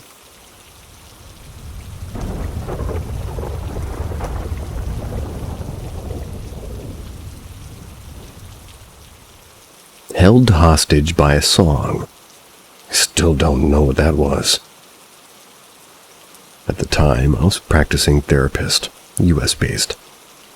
Feels important to mention I don't use drugs and was not on medication. Most of the work I did involved all sorts of meditation, or meditation rather, and breath connection. On top of basic cognitive behavioral therapy. My clients were ages 12 to 18, so it was very basic 101 type work, helping kids get tools for grounding and building coping skills all day long. I was 2 years in. My prior experience was institutionalized adult work, like prison and psychiatric hospitals, so this felt like a breeze. I used Spotify for guided meditation, and both music with clients and for my own breaks and self-sessions, so all frickin' day. I had a headband that covered my eyes with sewn-in earbuds I loved. It was April 2020. The world was in flames and work was getting extra heavy. I was getting ready to make dinner for the family and decided a 10-minute meditation reset would help get into a good space. Popped on the headband, turned on Spotify, and hit the first meditation song I saw. Slipped it over my eyes and laid on the couch. The music started as a single frequency that grew louder. Chimes started, and that's when I started to feel warm all over. It felt like laying in sunlight on a summer day. As soon as that thought crossed my mind, I started to see a bunch of fractured light shapes. It was like being inside a kaleidoscope. Rainbow lights danced all around, and the thought, "This is what seeing sound feels like," crossed my mind. The base of my spine started to tingle, and the sensation grew until I reached my forehead. Suddenly, the middle of my forehead was hot and tingling, starting to do it again as I think about it. It felt like the top quarter of my head opened up and a rush of hot crawled down me. It was like a snake was crawling from my tailbone around my spine and out of my head and back down. I was paralyzed, but not scared. It was incredible, but I also had no control over my physical body at that point. This went on for about 10 minutes. But time felt warped and longer. The sound never changed from the single frequency and chiming bells. The bell rang loudly and everything stopped. My awareness zapped back to laying on the couch, and I could hear the kids running around their rooms playing. As awesome as the experience was, it freaked me out just as bad. Ripped the headband off, and it sat on my nightstand since. I made dinner as the family needed it. Went back to Spotify after to find the song on my recently played list. Nothing was on my recently played list. It was like I had just opened the account. I slowly stopped using that app. Life has changed drastically in the last 5 years. I quit the 18-year mental health career I thought I loved and spent a ton on a degree for it. Anytime I get asked about returning to practice, it feels like my body physically repels the thoughts of it. It's beyond burnout, or something I now call passion paralyzation. I know I had passion once, but I'm paralyzed at the thought of it now. I can pinpoint the start of it into that evening. I battled an endocrine issue where my thyroid tried frying itself to death. Currently in remission. I have zero interest in work, as it, sort of defined it before. Work was an addiction I'd battled with. Now it's just something I do to pay for food and shelter. I work small construction jobs now. Total turnaround and nothing I ever thought I would do, especially at my age. But I'm actually happy with it. Just get a job done, get paid. Go home and be with the family, which is what feels most important. It's never happened again, but I do feel the forehead tingle from time to time. The closest information I could find was about Kundalini energy. But I still don't know if that's even right. Could a song through an app force Kundalini? I've also wondered if I was abducted and had no idea. That doesn't seem right. I'm not mad or sad about it. I actually feel pretty neutral about it. Just curious. I will say I know 2 double masters therapists, and they both have thyroid issues as well. Kind of weird.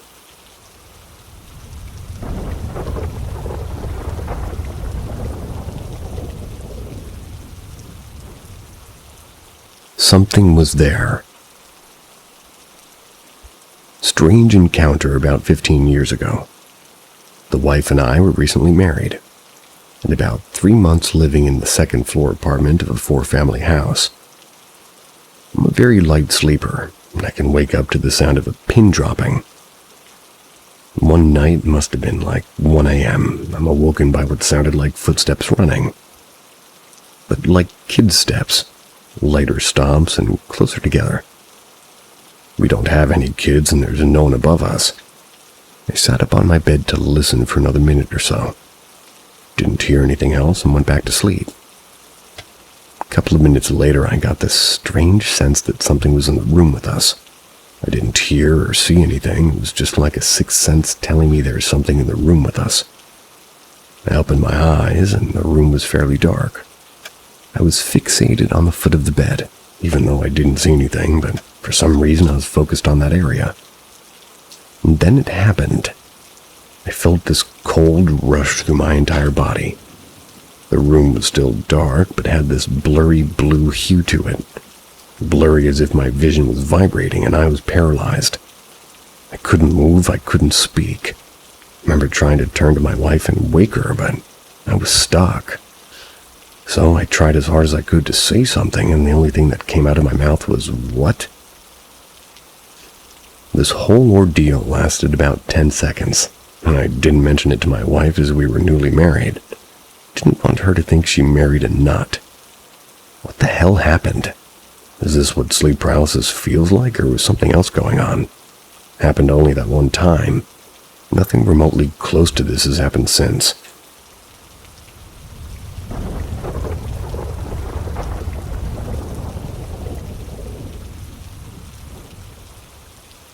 Help deciphering these encounters. I've had many paranormal experiences, but these 4 are the most prominent for me. I still have no explanation for what I experienced. Things started getting weird after my parents passed. I will preface this by saying I've had sleep paralysis since I was about 7. I'm in my mid-30s now. Don't drink or do drugs. Cheers. First weird experience was in 2018. I woke up to my dog barking on my bed. I shushed him and went back to sleep. 30 minutes later, which is around 4:03 a.m., I woke up to him standing over me growling at the bathroom door, which I was facing. This time I sat up to see what he was growling at, because he's a very quiet sleeper usually. What I saw was a very small, maybe 4'9" outline of a translucent figure. The air within the outline was rippling. It was wavy, like what you'd see in movies about a hot pavement on a summer's day. Sat up staring at this clear being for maybe 2 minutes before it dissipated. I kept saying to myself in my head, "Go away, go away, go away." I was absolutely terrified. After that, I've seen the same thing a few times, usually as I'm going to bed or waking up, always standing in the direction in which I'm facing in bed. No idea what the fuck that was. I spoke to an intuitive about it, and they said the entity will not let me reveal itself to you. It said it will be back and that you were not ready yet. Don't know what the fuck that means. 2. Another evening, I woke up out of my body from a point of view from above my head. Everything was almost a little bit fish-eyed. Saw myself laying in bed, and next to me was a black mantis-type being looking at me very closely, like examining me. I came back into my body when I felt it grab my leg. I've woken up several times to glowing green hieroglyphics spread across my wall, top to bottom, with an Ankh in the middle. I've Googled to see if anybody else had a similar experience, and I've only found one other person talk about this, surprisingly on Quora. 4. Isn't really paranormal. I was in Santa Barbara with a friend for the day, and I started feeling really sick. Almost like my body was shutting down and something was really wrong. I was hoping maybe I just ate something bad at lunch and some fresh air on the beach would help. I laid down with my friend and stared up at the beautiful blue sky. Started to see a white grid across the entire sky. I don't know why these things happen to me or if anybody else has experienced anything similar, but I'd love to discuss and get some sort of closure. Additionally, if you have some insight as to what any of these experiences could mean, I'm all ears.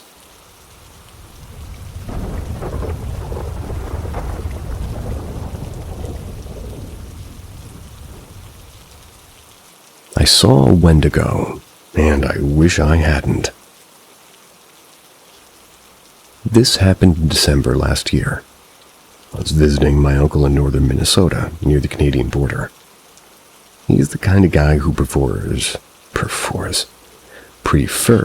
solitude, lives in a cabin deep in the woods and no close neighbors. Just the trees and whatever lives in them. I never minded visiting, I like the quiet. But after that night, I don't think I'll ever go back. It was the coldest night of the year, at least negative 30 degrees Fahrenheit. My uncle had gone into town for supplies, so I was alone. The cabin was warm, the fire crackling, and I was scrolling on my phone when I heard it. Something moving outside. Not footsteps, more like a dragging sound, slow and deliberate. At first, I thought it was the wind. But then came the knock, not at the door, at the window. 3 slow, deliberate taps. I froze. My uncle's nearest neighbor was miles away, and no sane person would come out in that cold. The knocking came again. I reached for my flashlight and shined it through the window. Wish I hadn't. There was something standing just beyond the tree line. It was tall, at least 7 or 8 feet, but emaciated with long, bony limbs.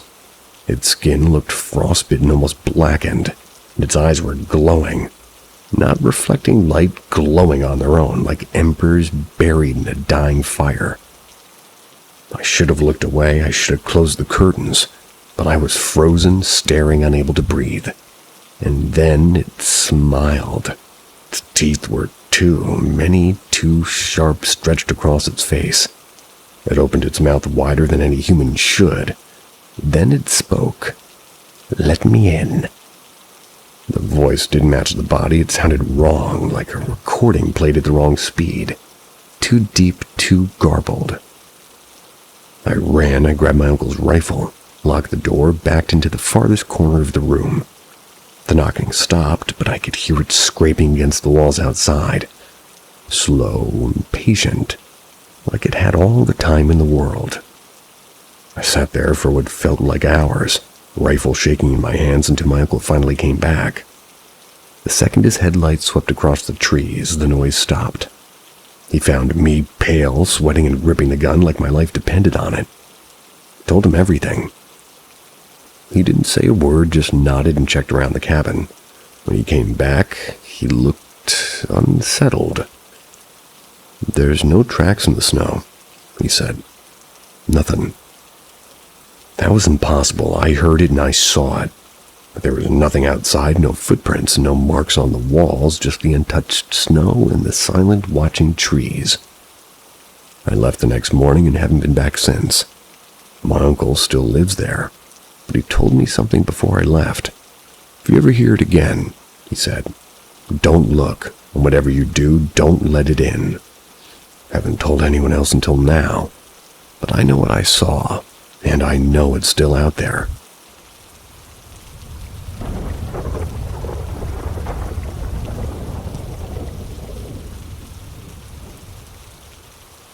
The night the Elmira moved on its own. I was around 6 or 7 when it happened. It's been over a decade. The memory of that night is still burned into my mind as if it happened yesterday. No exaggeration, this was real. I know what I saw, and to this day I have no explanation for it. It all started with a horror movie. I don't remember the title, but there was a particular scene that unsettled me. I had watched it in the morning, but later that evening, while flipping through channels, I stumbled upon the same scene again. I wasn't scared yet, but a strange uneasiness lingered. That night I went to bed as usual. My mom and I shared a bed back then, and right behind my head stood an Elmira. In front of the bed was a mirror, perfectly positioned to reflect the Elmira if you happened to look at it. The room was dimly lit, just enough to make out shapes in the darkness. I don't know what time it was when I woke up, but it must have been around 2 a.m. That eerie silence filled the air, the kind where everything feels off. I lay there, staring at the ceiling. An inexplicable unease settled over me. Then I heard it, a creaking sound. At first, I brushed it off as wooden furniture settling. But then, in the mirror's reflection, I saw it. The Elmira's handle was moving, slowly and deliberately. My entire body froze, and I was wide awake, and I knew what I was seeing, and that it was real. I wasn't dreaming. The handle twisted all the way. The door creaked open just enough for a sliver of darkness to spill out. And then nothing. The door stayed open, but something had changed. The air felt heavier, like the very atmosphere in the room had shifted. I was too scared to move, too scared to even breathe too loudly. Wanted to wake my mom, but I couldn't. Felt like if I moved, whatever was there would notice me. Minutes passed. 5, maybe more. Felt like forever. Then just as slowly as it had opened, the Elmira door began to close. Not with a slam, not with a rush of wind. Closed the same way it had opened. Controlled, deliberate, purposeful. I squeezed my eyes shut and started praying in my head. I even pinched myself, hoping I'd wake up if this was some kind of a nightmare, but it wasn't. When I finally drifted off, probably had a sheer exhaustion, I woke up to daylight. My first thought was the Elmira. I turned to look at it. It was shut just like normal. But I knew what had happened. I asked my mom if she had heard anything, and she brushed it off, saying I must have been dreaming. But I wasn't, and to this day I know what I saw. The way that handle moved, the way the door opened on its own, it wasn't normal. That night changed something in me. I don't scare easily anymore, but I will never forget the sheer terror of lying there, helpless as something unseen moved right in front of me. Whatever it was, I hope it never comes back.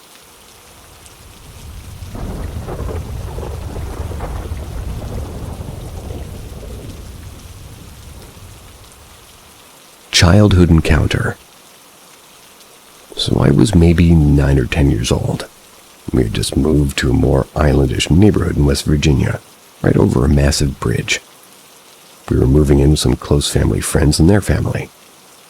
The house is relatively big with at least 4 bedrooms, including the office, basement, 2 bathrooms, and an attic and walk-in closet. In order to get to our room, you had to walk through the upstairs bathroom, then through the walk-in closet. On the other side of our room was another door that connected to another bedroom. When we first moved in, we were told the previous owners or tenants practiced voodoo, although I'm not sure exactly what it was. There was tons of dolls in the house, ranging from baby dolls to just the heads and hanging Barbies. Outside of the rooms me and my mother occupied were 4 pencils with yarn heads on them. They were tapped outside the door. Written on each pencil was a name. I don't remember the names, but we all advised our family friends not to remove them. Felt wrong to, I suppose. But he did anyways. Our bedroom door didn't stay shut for whatever reason, and at the time I was still super small. So I still sat in a full car seat. We used the car seat to keep the door cracked instead of wide open. One particular night, all the adults except for 2 and their 3 or 4-year-old child went out to the local bar. I stayed back with my iPad watching it in our room. I accidentally turned off my iPad at the time and didn't know the password to get back in. Tried to turn the TV on, but it didn't work. So I was left in silence and my toys. I remember feeling how quiet it was, like, it shouldn't be as quiet as it was. Maybe 10 minutes pass when, for no good reason I can think of, my door flies wide open, even with the car seat still in front of it. I remember breaking down in tears over it, and it still shakes me. I was told the toddler probably used that bathroom and pushed the door open, but with how fast it was, I would have seen him running. I have had other encounters in that house after that, ranging from my toys not being where I left them, not being able to shower with the frosted glass doors, as I could vividly see a figure outside of them. A figure that wasn't there. We moved shortly after, only a couple of months, as things between the family got abusive.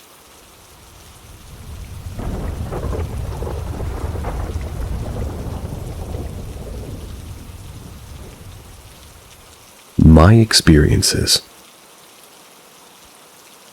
I've had a few experiences in my life, but I know so many deniers that I'm rarely believed. My husband believes me, though, especially because of what finally somebody witnessed. Good man. It started when I was young. I was extremely close with my grandfather. Came back to me in a dream after he died, all healthy again, saying, "I know you're worried, but I'm okay now." First time I told my husband when I met him, I sometimes feel ghosts, and we were at a restaurant. Right after I said it, the candle on the table blew out. No other table's candle did that. He was creeped. When my grandmother died, I kept smelling a sweet scent like roses, as if somebody was putting a perfume tester right underneath my nose. Then it would just disappear. Once my husband smelt it with me and we were just at home, I think she wanted to meet him. Another time I saw a car that was off all the windows and opened it once. That night I was trying to sleep. I felt my grandmother repeatedly being gently rubbing my arms like she used to do when she was alive. I volunteered in hospice. A woman died alone. She only had me. She had a tough life, and I kept being followed after she died for a while by a fly. Even in winter when flies aren't typically out. A neighbor committed suicide. One night my husband and I heard someone come home to say hello, very distinctly. Thought it was my brother, but no one was home. My other grandfather died a year ago. I was so badly looking for signs, but none. Seems like him, though, to be like, "Hey, move on, you have your life to live, don't worry about me." At least that's what I try to tell myself, because I'd love to get a visit from him.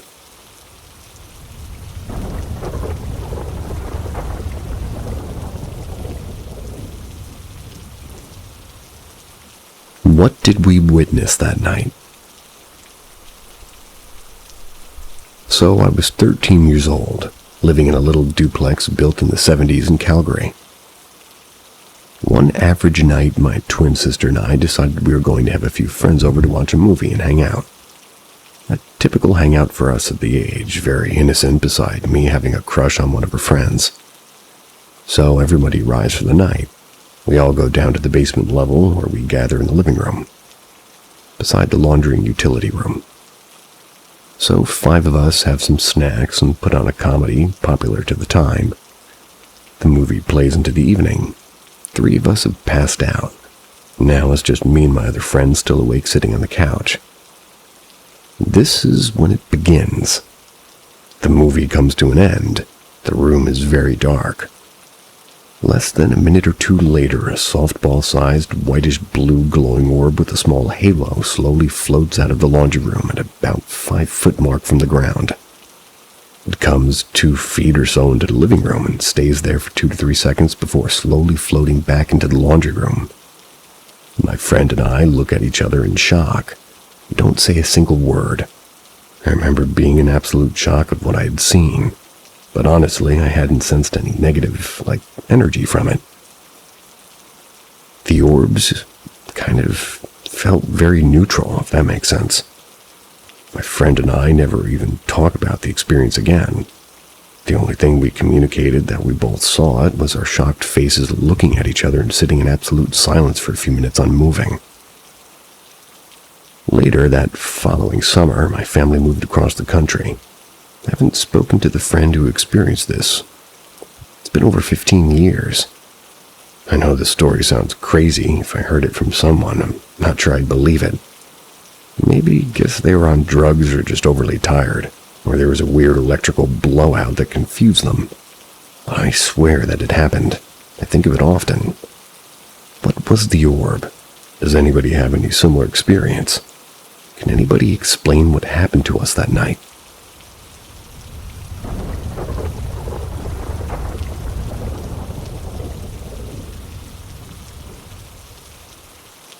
Walter the Ghost Barista. Hi. Thought you guys would be interested in Walter, the mostly friendly ghost.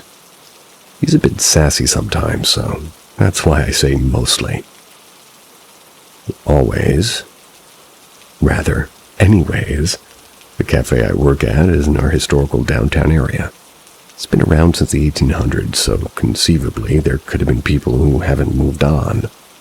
Some of Walter's favorite activities are imitating coworkers' voices and saying our names. Waiting at the counter to bother us and then sighs when we don't pay attention to him. Giving out heebie-jeebies or feelings of being watched and generally spooky vibes. In the basement to people he's currently annoyed with, usually the new people.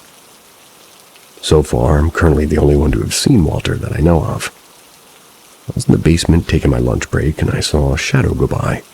Thought it was my coworker until I realized I never heard anyone come downstairs. I didn't hear anyone rustling around getting whatever they needed from the storage area. At the end of my break, 30 minutes, I realized that whoever had come down had never gone back upstairs. I went upstairs, asked my coworkers if any of them had gotten downstairs while I was on break, and they all said no. Another one of my coworkers had the lights turned off on her in the basement, too. Walter is 100% harmless. He's never done anything to hurt us or scare us badly. Most of us enjoy having him around, and we'll often tell him about the shitty customers when we go to the basement.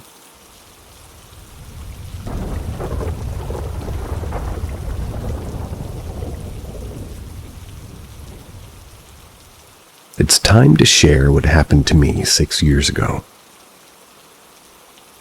So I just found the sub, and I thought I'd share 1 or 2 of my stories on here. So 6 years ago, I was homeless. It was just me and my cat in the woods. I used to live in this wooded area that over the years had a lot of suicides via jumping off the cliffs that led to the ocean, and a lot of OD or murders of homeless people in the past. Let me explain this area first. So it's all craggy cliffs with a thicket of trees and high bushes. A lot of people like to hike through it. Now, it sounds like a horror movie setup, and you're absolutely right. But I don't scare easy, and I wanted privacy for me and my cat. So one night I woke up at around 3 in the morning, and from what I would guess to be about 100 feet away, I heard this really beautiful singing. I woke up from it. It was very strange on how faint it was, but it woke me up instantly. Then out of nowhere, the singing stops. I'm in my tent with my knife drawn just to be sure, and it's 3 in the morning after all. Without hearing any footsteps, which would be impossible for my surroundings, I heard a damn woman's voice inches from my tent. "Is he awake?" I vocally said, "What the fuck?" Leapt out of my tent with a knife. Took me 5 seconds, I got out, no one was there. Not even a hint of anyone else. I had my light on, wide awake, nothing. After a cigarette and standing out there for a few minutes, I went back to bed. That was the only real spooky thing that's happened there. Some small things here and there, but never before sunset.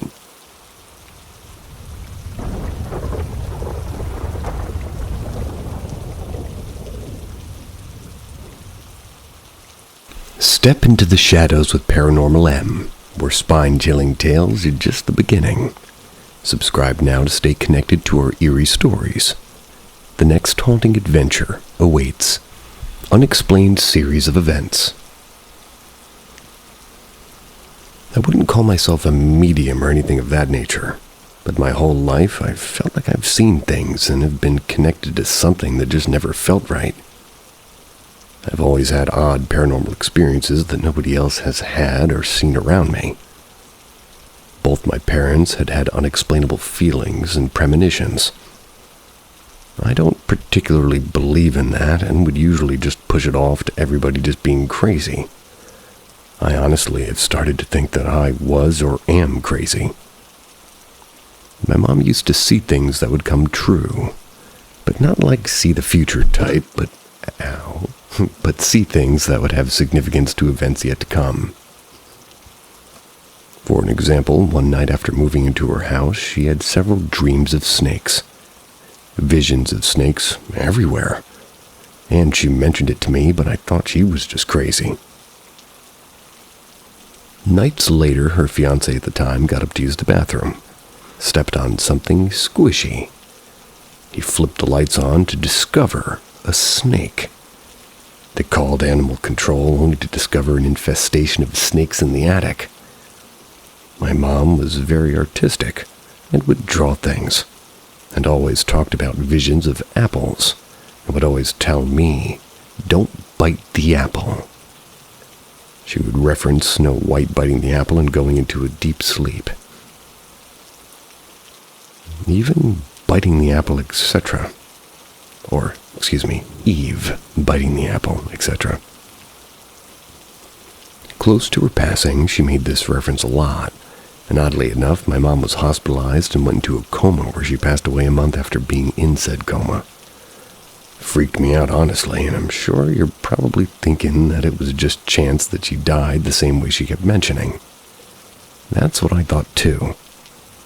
My great-grandmother was in the hospital close to her death. Said that my great-grandfather had been visiting her. He passed away years prior. She said that he was coming to get her. Days later, she passed.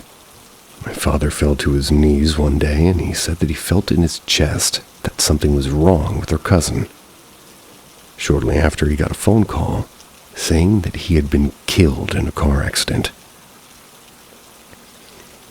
To give a few references of these unexplained events that have happened to me, I'm going to drop a few stories, and honestly would like to see what anyone thinks. Is it all in my head? Or could there be a slight chance that maybe I'm not crazy?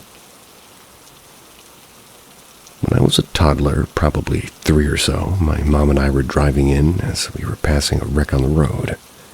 A semi had crushed a car, and the vehicle was destroyed as it was under the semi. The vehicle was so bad you couldn't tell the make or model barely. As we passed by, I started shouting at my mom that it was my aunt. My body knew, and I kept saying it over and over. My mom reassured me that it wasn't, as you couldn't see the person trapped under nor tell the make of the vehicle.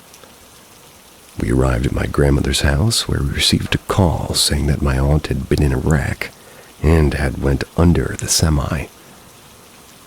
The woman trapped under was in fact her. When I was around 10 or 11, I went to visit a friend's family with them on a family trip to upstate New York. They lived down a back street, but all close by each other in what felt like a family compound. The first few days felt completely fine, but there was one night where we all gathered outside. I believe they were having a bonfire outside, and we all started telling ghost stories. I was 11 or so, and of course their goal was to try and scare me, which ultimately didn't work, and as the night progressed, I started hearing things in the surrounding woods, and then noticed a figure in the upstairs window looking down on everyone. I pointed it out, and when everybody came to look, as you would, nobody was there. Thought it may have been a cruel prank until I realized that every person was accounted for outside. For what felt like eternity, I kept thinking about that figure in the back of my head as my thoughts raced through it. I saw the figure once again, made a slight comment about it before my computer had a weird glitch, and at this point, the family seemed annoyed that I kept bringing up something that wasn't there. Later on in the night, my friend who I traveled with pulled me to the side and let me know that she did in fact see something as well, but was afraid nobody would believe her as they didn't believe me. We left the next day, but the eerie feeling remained. Now, I'm sure I know what you're thinking. Scary stories plus a child's active imagination equals seeing things that aren't real. However, just indulge me. Keep reading. On February 14th, 2014, I was in middle school. It was Valentine's Day, and it was Friday, right before the weekend. That morning, my teacher handed out a word scramble for fun, where you make as many words with the letters from the words you're given, like the game Anagrams. The words were Happy Valentine's Day.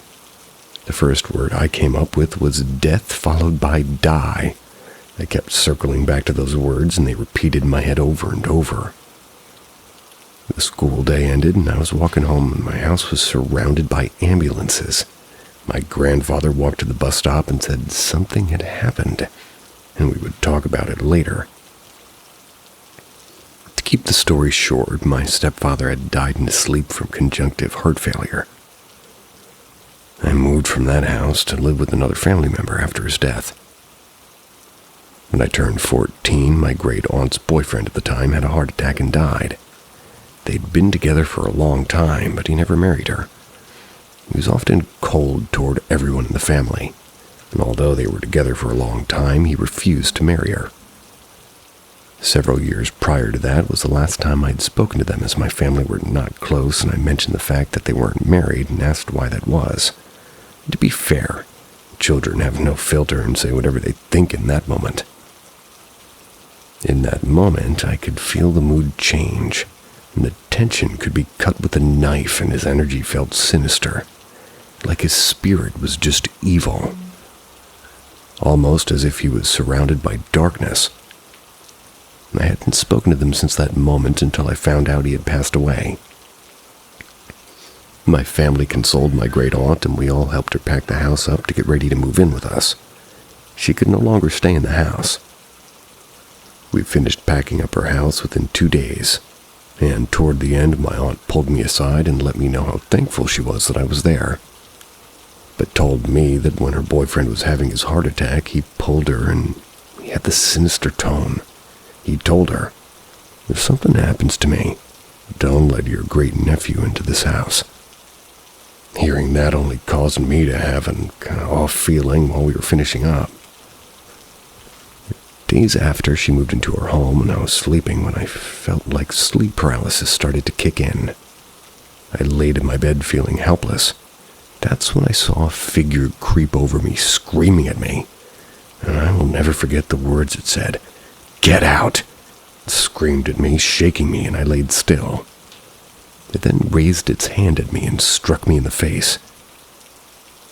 I sat up quickly out of my state of sleep and in shock and in fear. I was thinking I just had the worst nightmare. My face was burning from what I thought was just a dream, but when I touched it, I noticed it was wet. I rushed to the bathroom, noticing that there was now a gash on my face and blood was dripping down. I never said anything because at the time my other family member that I lived with was having schizophrenic hallucinations. And not only that, severe PTSD from being in the military. She had said that she would see shadow figures and always assumed she was just having another episode. I didn't want to trigger another episode, so I created a rational explanation and kept it to myself. Not long after that, I moved, and the house we moved into was nice. It was big enough for all of us and felt like a good fit.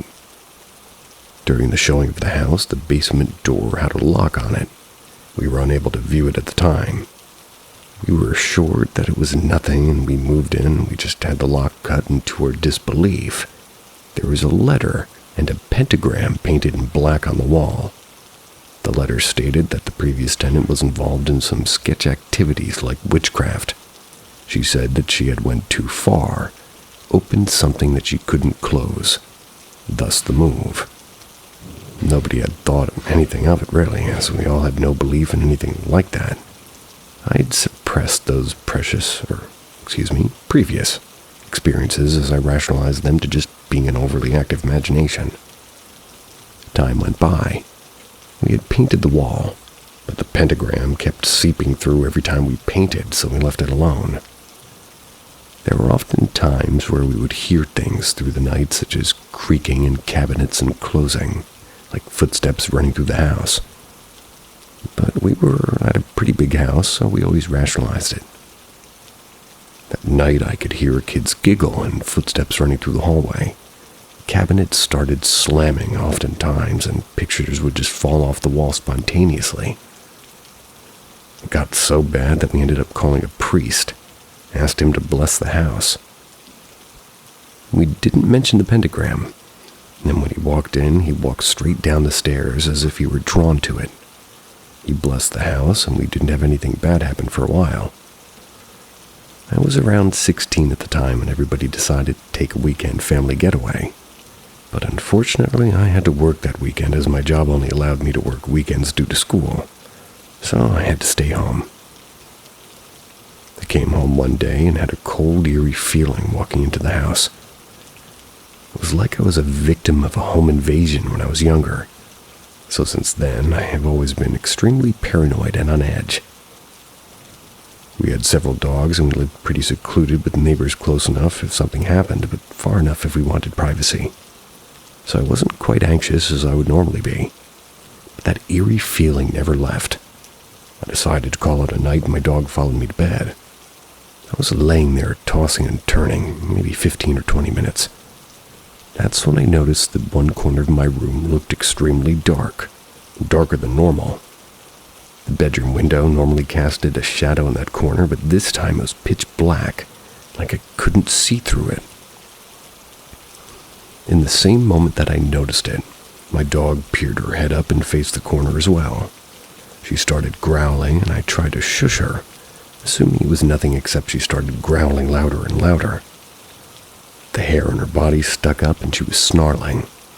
It looked like she had an extreme case of rabies.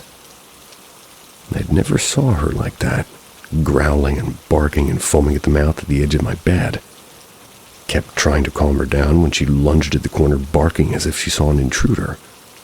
I quickly turned the lights on and the shadow in the room was just filled with light. She shortly calmed down. I convinced myself that it was nothing, tried to go back to sleep.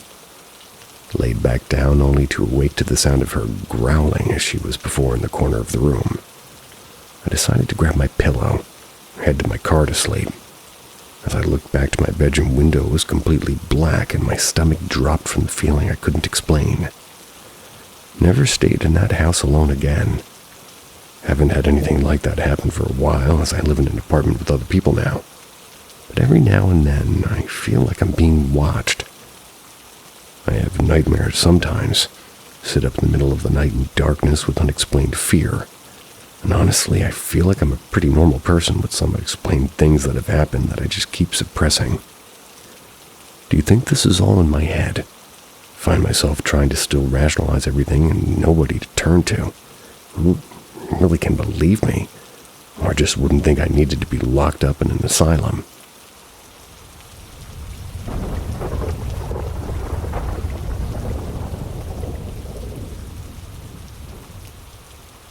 My husband and I both heard a scream in our house at 3 a.m.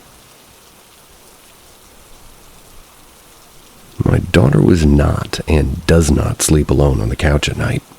She sleeps in her own bed, own room, comfortable and happy. While I appreciate the concern, my daughter's sleeping arrangements aren't the point of this post. She fell asleep on the couch with us while we were watching TV, so we let her sleep while we finished the show. I went upstairs to head to bed while my husband was downstairs, 2 rooms over in the kitchen, filling his water bottle, and was going to grab her to bring her upstairs to her room right after. Just as the title states, my husband and I stayed up pretty late the other night, just binging a show. We finally decided to head to bed. I went upstairs, closed the bedroom door, and turned the fan on, then laid my head down while he headed to the kitchen to fill up his water bottle. The second I laid down, I heard what I can only describe as a demonic something out of a horror movie scream. It's coming from downstairs. I was frozen in fear for a moment, then decided to text my husband and ask if he heard it too. He immediately texted me at the same time to confirm he had heard it, and as soon as he did, he bolted to the living room to check on our 2-year-old daughter as she was sleeping on the couch. He found her passed out, mouth open and snoring, so we know it couldn't have come from her. Now that, well, not that tripping all over myself here. Not that she could have made that kind of sound to begin with. We were just trying to make sense of it. But it did come from our living room. I feel actually insane explaining it because it felt like something that only happens in horror movies. I've never experienced this before. And we live in the city, and it was negative 35 degrees Celsius. So, we had all of our windows shut. Sound didn't come from outside. We ruled out any animal noises as we don't have a ton of foxes in the area, let alone in the city. Our home is 114 years old, and right across the back alley from a funeral home was a selling point for us. When we first moved in, our neighbors and a few others had stated the house was haunted. But in the past 2 years we've lived here, we've never experienced anything that terrifying. The odd shadow figure in our peripherals, sounds that could be chalked up to our cats. Sleep paralysis has frequented me more often. But as for paranormal activity, I wouldn't confirm our house is necessarily haunted. Hasn't happened since. We're both extremely confused and slightly terrified. I did smudge our home heavily the next morning. Windows open and let out the stagnant energy. Anybody have any ideas on what it possibly could have been? If not a terrifying paranormal event.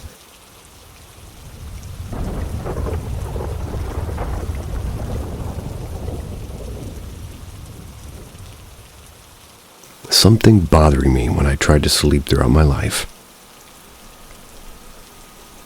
The first time I ever had a paranormal experience was back when I was incredibly young. My sister and I share a mom, and on this particular night, my sister went to her dad's house to spend the night. I asked my mom to set up this full adult-sized camouflage tent in the playroom. And it's because I wanted to play camping in it. I don't think it was an actual camping tent because the fabric was super lightweight and poor, but it was easy to set up and full-sized, so I liked to play in it often, especially when my sister was gone, and I had nobody to play with. I set up my sleeping bag in the tent and all my toys, like a plastic baby swing I had for my dolls, and a few other toys for my dolls like bottles. I set all my things along the walls of the tent. I don't exactly remember going to bed, but I do remember waking up to a very loud sound of someone brushing up against the tent while walking outside of it, like walking around in the playroom. I opened my eyes and I looked to the wall. I looked to the wall I was hearing it from, and no joke, The baby swing I had in there was swinging full force. I was so young that I had no idea what to make of it. I literally got up, looked around the tent, and saw no one, and then went to my mom's room and slept with her the rest of the night. I never mentioned it because I was so young I didn't understand it. I just brushed it off. When we moved into a new house, I was 4 or 5 years old. 5 was the first number marked on the wall for my height, so give or take around that age. My older sister was having a sleepover with 2 of her friends, and being the little sibling who's annoying, I begged to join, and eventually they gave in and let me. Nothing interesting happened until the morning. That's when I woke up on the couch, realized that everybody else was still asleep, and I knew they'd be mad if I turned on the TV or something and woke them up, so I decided to go back to bed. Maybe 30 seconds after I closed my eyes, the blanket that I was using was almost whipped off of me. I remember feeling the air of the blanket when it was coming down like you shake a blanket and it creates an airflow. It was the craziest experience ever, and I do remember being very scared and confused, but again, I was so young, didn't fully understand what was happening. Cut to today. I'm now almost 21. I still live in the same house the blanket incident occurred in. Since then, a few things have happened. A normal person would probably find them weird and kind of uncomfortable to live with, but I've learned that as long as I don't acknowledge it, at some point it goes away. About 2 weeks ago, maybe around 11 p.m. or 12 a.m., I was just about to fully fall asleep. That's when my mattress was partially yanked off of my bed frame. My bed is set up in the corner of my room, and I have a very small room, meaning I have to move my trash can. My lamp and my nightstand actually move my bed comfortably off the bed frame, to change the sheets and stuff. When I looked at my lamp, the nightstand, and trash can, everything was seriously crooked and smushed together like I had tried to, take the bed off the frame without moving them. My bed was at least a good 8 or 10 inches away from the wall. I think I was so scared that my body didn't let me process it. I was naked and half awake in my own bed home alone. I didn't know what to do besides fix everything and go back to bed until the next morning. I started to verbally demand it out of my house and off my property. Told it that it's not allowed here. I'm starting to think that something does seriously visit me on occasion, but it only happens when I'm resting or about to go to sleep. It doesn't happen very often, but it has happened enough to where I'm making this post to share my experience, and to see if anybody else has experienced something like this before. An entity or energy bothering you while you sleep. I just found this thread, and I'm curious to know if anybody else has dealt with this. And did it ever stop? And how did you make it stop? Yes, no, and it didn't.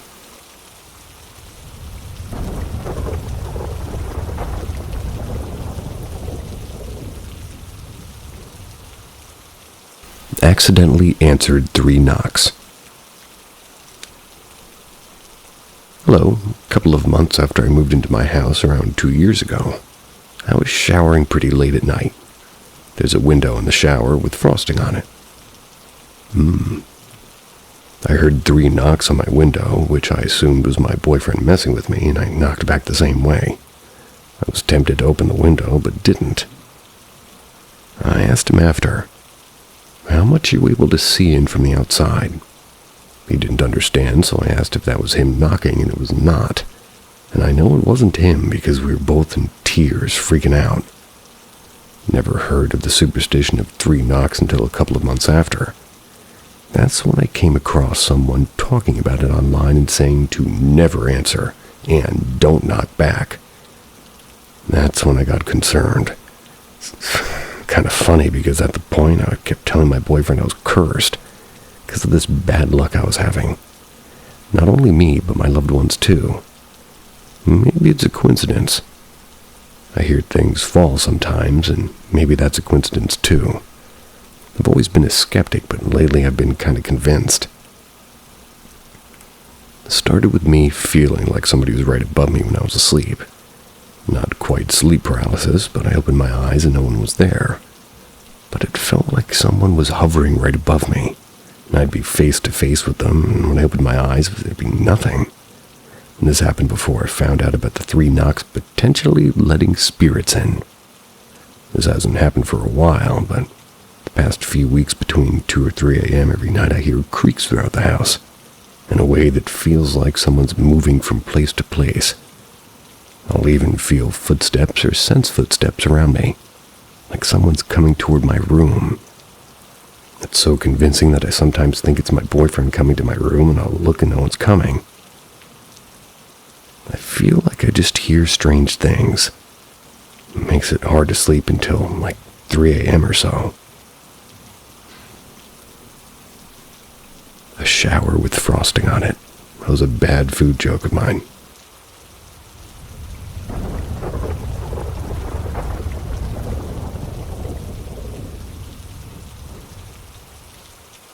Something has moved in. I'm residing in my childhood home after many, many years. The home is very cluttered and disorganized. When I was a kid, I would go outside and meet another girl who seemed to always hang around in my yard. We'd play games and talk and pick flowers and investigate down the ditch behind the house. I never found her odd, but her name was kind of odd. Jane. She always dressed the same, and I asked if she had other clothes. She would say yes, but they were all the same. People who saw us believed I had an imaginary friend. It's because I'd be talking to somebody, but there was no one actually there. I recently began hearing a whispering noise in some parts of the house. If I was away for a day, things would have been moved. My pillows would be in another room. The trash can's sideways and doors are shut and lights won't work, but eventually do work. Brushed it off as me having done it. 2 nights ago I was in bed, almost asleep, when I felt something get on the bed. I looked down and both cats were on the bed. The weight of being on the bed was noticeable because the covers were dented as if somebody sat on them. This morning, my boy cat randomly acted like a guardian. I laid back down from my nap and he got on the bed very close to me. As I was drifting off to sleep, I heard a clicking noise, then a whisper, "You don't remember me?" and immediately recognized Jane. But I hadn't thought of her in years. She told me she wishes that we could play together again. I was super freaked out and didn't know what to say. She repeated her statement, only louder. From the next bedroom, I heard this massive snoring sound and somebody rolling around in that bed. I very carefully get up and peered into that room, and it's clear somebody is in the bed. I try to ignore all of this, brushing it off as a dream. I went down to have breakfast and curl up on the sofa with a book. And something came down and sat on the other end of the couch, and again Jane was whispering. She said, "My family's here now to live with you." Something weird came down the stairs. It sat in the recliner. The leather squeaked. I was getting more and more freaked out. I started pinching myself to see if I was dreaming. I wasn't dreaming. Jane whispered that her brother will be home tonight. I spent the day occupying myself with tasks, trying not to think about what's happening to remain skeptical. About 6:30 p.m., there was a knock at the front door. I went to open it and Jane was right behind me, incredibly excited, saying, he's here. I heard what sounded like a wheelchair coming up the sidewalk. There was a weird shimmer in the air. Jane said that he had very sick, but he would be home with us now. None of them materialized. I just felt like I was trying to look at them and my eyes couldn't stay focused or sort of would slide away. I calmed myself down. I started asking questions. Who are you? Where are you from? What do you want? Those sorts of things. I didn't hear a reply, and at this point I'm absolutely shaking in fear. I hear a sound that reminded me of my mom's dead husband when he used a walker. I bolted upstairs, shut my door, lit candles, and tried to reason out what was going on. Was this a fever or something more worrisome? I slowly got more and more tired and went to sleep. When I woke up in the morning, the family was surrounding my bed, and Mom's husband was very tall, very close to me. I could them clearly, like normal people except the eyes. They were all white with no pupil. I grabbed my phone, called my friend who's into a lot of esoteric stuff. She came over for a sleepover after I explained everything. She was using sage and asking questions and trying to convince the spirits to leave. The glass of water on my nightstand shattered. No one was touching it. Books were swept off their shelves and flew around. Dishes in the sink started breaking. I decided to get the hell out of that house and bring my friend with me to a hotel for a couple of days. I go home, and it's silent. Just normal. Somebody had tidied the house.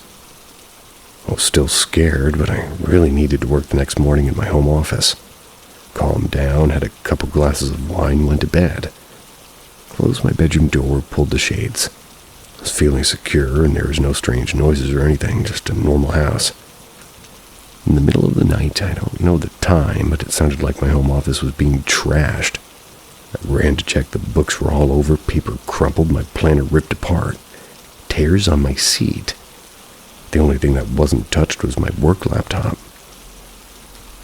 Nothing happened for a long time after that, and when it did occur, I heard Jane apologize. Said that she isn't really Jane, but her ghost, and the ghost family. I'm so exhausted. I just asked why they were here, and the voice of my mother's dead husband answered that they wanted to take care of the house and me, to help me remember my mom and siblings. That morning I sat up in bed and was nose to nose with a demonic face. It was red and smelled like smoke. It screamed at me. Called a friend and she brought a few of her witchy friends. Tried to clear the house but couldn't. Couldn't afford to move, so I had to stay. Went quiet for a year, and now the whispering has started, and I don't know what to do.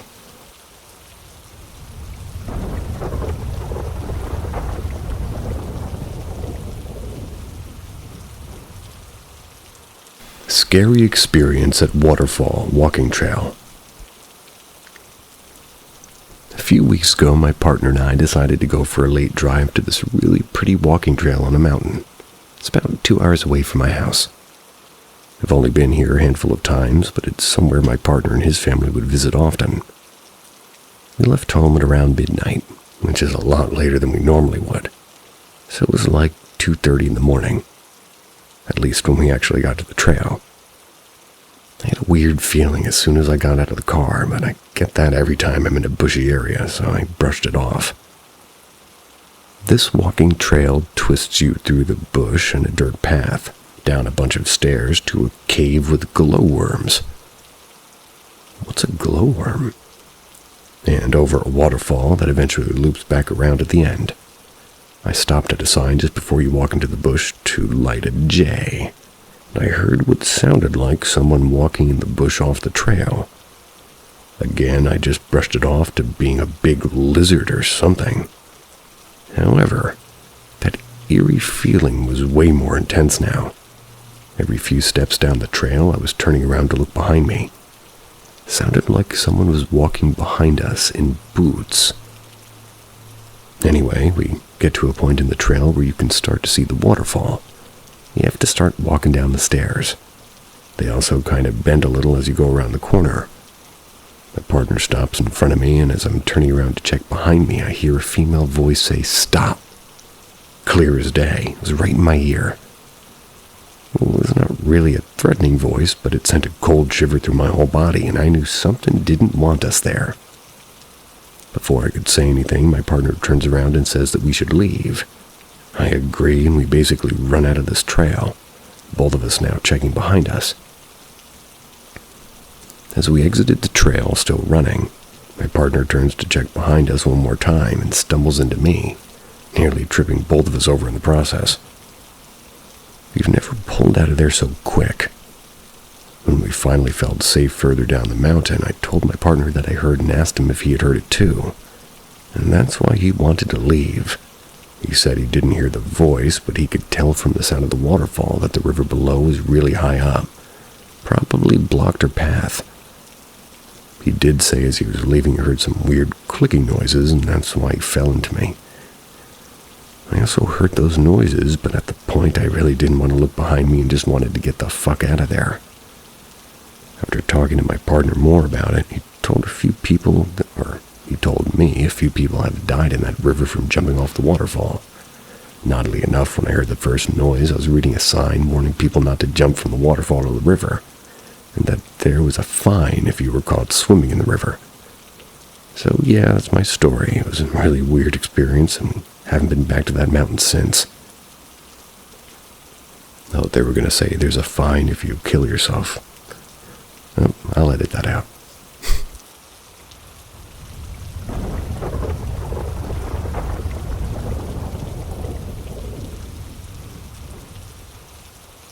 My Grand's house. I'll get the first incident out of the way. Probably happened first to my knowledge. My granddad died roughly 10 months before I was born. My cousin is the youngest in the family to have met him. She claims that when she was staying at my grand's house one night after he had died, she woke up and he was standing at the end of the bed watching her. I say, get it out of the way, because that's literally all I know, and frankly my cousin is a prick, and, well, she lies. So who knows? Anyway, moving on. The remaining events occurred in a different room to the one my cousin claims to have had an experience in. This room was the smallest bedroom, and I hated this room. For as long as I can recall, I hated how it made me feel, and I used to always say that it was haunted. Even before I had any experience. Couldn't quite explain it. One of the weird feelings came from behind the door where there was a narrow recess into the wall. It was maybe 15 inches across, and my gran used to store loose ends and knots and flip that around, like rolls of wrapping paper and such. But for some reason I always felt like something was watching me out of that little gap in the wall. One time, when I was probably 5 years old, I was staying the night at my gran's. I had to sleep in that room. Despite every effort to make the room friendly by putting up Barney wallpaper for the non-UK or perhaps younger UK readers, this wasn't Barney the dinosaur, but a cartoon from the late 80s and 90s about an old English sheepdog. I still hated the room. I got told it was time for bed, so I made my way up the stairs at the top. Turned to the right into a short landing. I had to come back on myself and get to the room at the end. But as I turned, I froze. On the white wooden door in front of me, I could see a face with the horns looking back at me. The only way I can describe it was that it was almost like seeing it in my mind's eye rather than a physical mark. But I would swear to you it was right in front of me, looking at me from the door. Now, it could well have been the product of a child's vivid imagination, but it sufficiently freaked me out enough to make me cry with fear and panic. Ran back downstairs to get an adult and said that there was a face on the door. When we was brought back upstairs, it was gone. The third incident happened when I was about 13.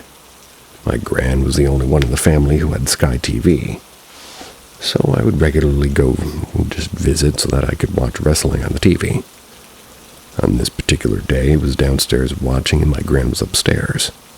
Usually she was sewing when she was upstairs, and she had one of those old Singer treadle sewing machines.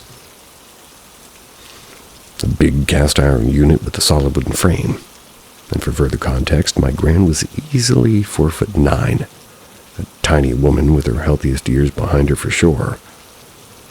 Anyway, I was downstairs watching The Rock do his thing. Heard a terrific bang from upstairs. Rushed upstairs to check my gran, but she was okay, and when I saw her come out of her bedroom, the sewing machine, which easily weighed upwards of 30 pounds, was on the floor, having tipped itself over. Lastly, some years later, I was speaking to my aunt.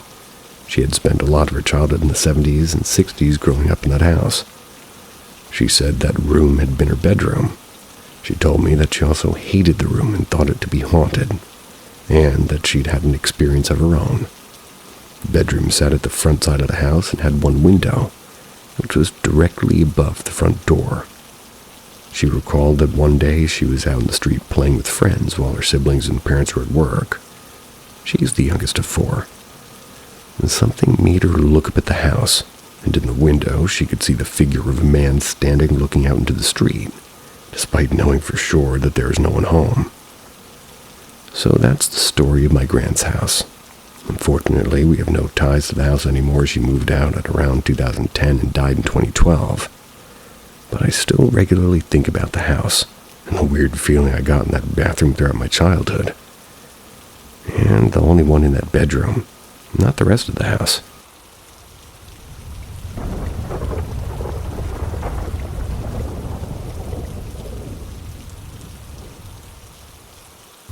What is what I'm experiencing called? I've always had a very detailed, realistic dream and night terror since childhood. Usually they're pretty random and cool after the fears wear off, and have inspired a lot of my art, honestly. Anyways, I'd had this dream when I was 18, about this guy in a void staring at me, and he had this quartz crystal necklace on. I remember that catching my eye first, and I asked him if I could have it. He gave it to me. It was so random I thought nothing of it.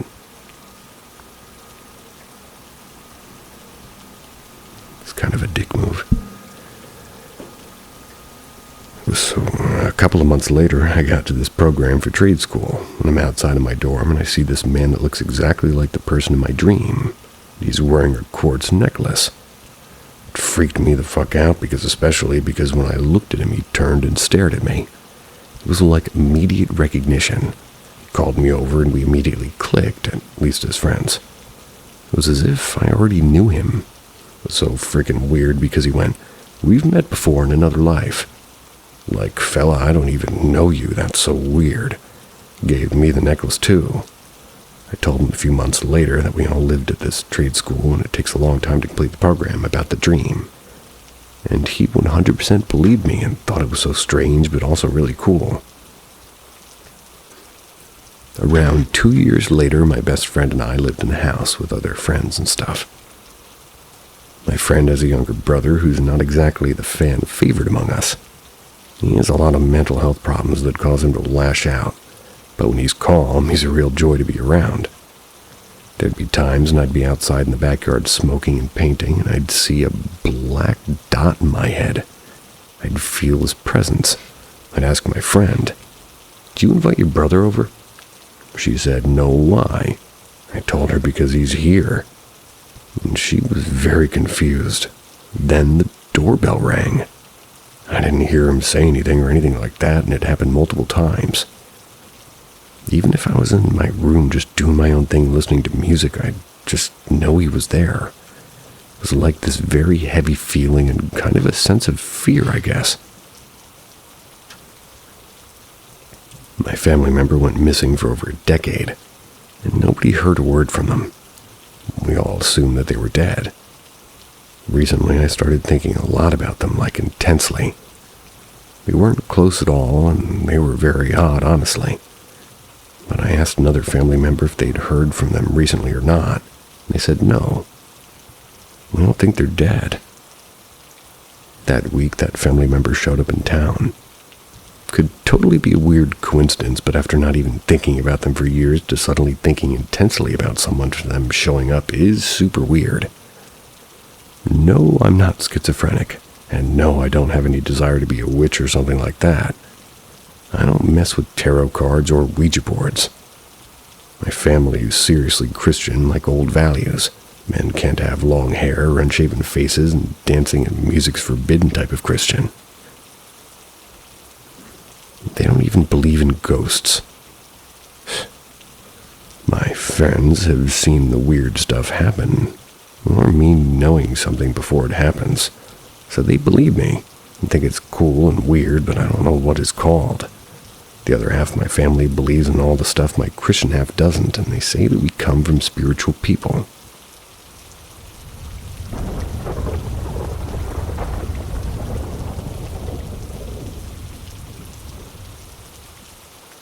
Is it possible for spirits to communicate through broken, inactive scales? I have a very old scale that's been around in our house for years. At some point, though, it stopped working. It would read very weirdly when stepped on. We assumed it was the ex-roommate that broke it, so it sat on the floor in the bathroom and was never used.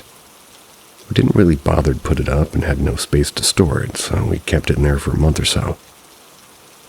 Then whenever I'd shower or just be in the bathroom, it would start showing numbers without anything on it or around it. I'd be across the bathroom and it would start reading the numbers negative 1.0, 0.5, 1.0, and 1.2.0. Kept happening only at night, never in the day. Eventually I'd start joking around and would prompt it to answer dumb questions like which shirt I should choose for bed or if something was using it to show a number. I typically prompted with questions for yes to be like 1.0, no to be 0.5. Every time I asked a question, only those numbers would show. If I accidentally asked an open-ended question or simply wasn't talking at all, 2.0 or negative 1.0 used to show. But now it only shows 1 or 0.5. Other appliances would also act kind of off, like my washer turning off mid-cycle for no reason. Don't get me started. The dishwasher turning off or the TV turned on 3 times in one night before until I told the ghost to stop because I had a phone call. For some reason, that stopped it from turning off and on again. Though there's a chance that maybe that was just my neighbors who had a similar remote to me. The scale, though, that's what has me convinced it's something else in the house.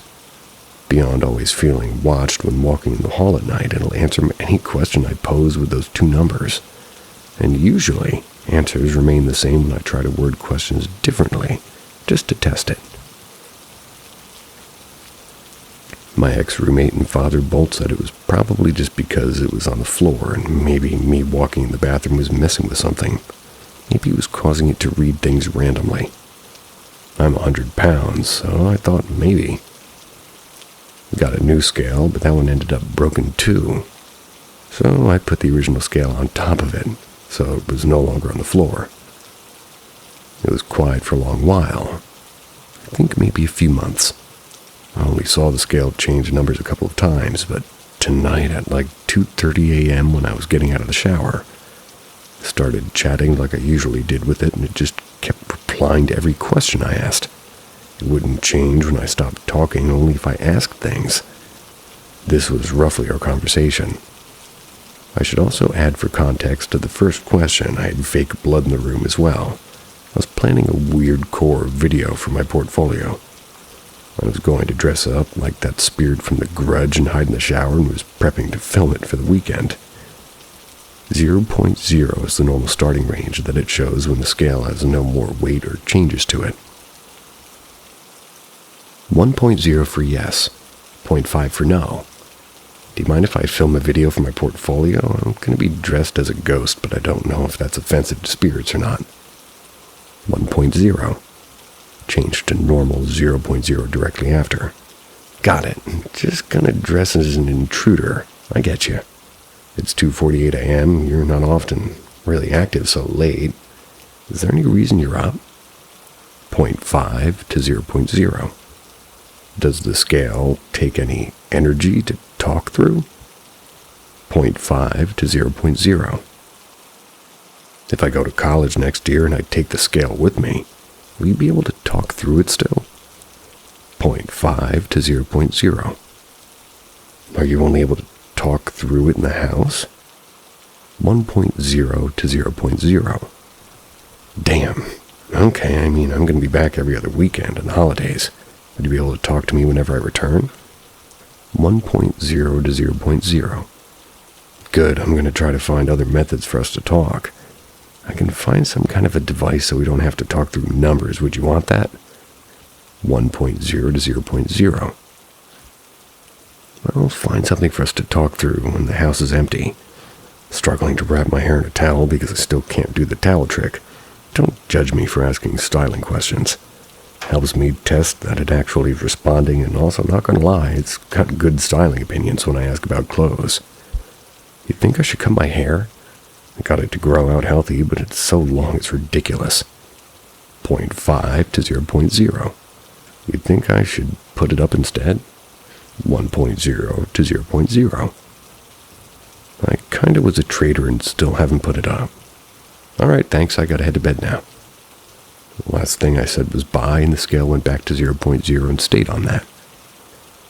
Writing this as well, I can feel a weird, really cold spot in the air next to me even though the heater's on. But is it reasonable to suspect potentially something talking to me through it? It responds well, the scale isn't on the floor, and no matter what I Google, I haven't found any reason as to why it would do this while inactive, with no one on it. Or why it goes up and down so specifically. Or I randomly feel chills and appliances turn on and off. Are there any chances that the scale would do this on its own reasonably, or why a spirit would even choose a scale to begin with if it is a spirit? If it is one, it seems friendly, and I really feel bad about it possibly being stuck in this house. I'd feel bad about it being stuck in a scale.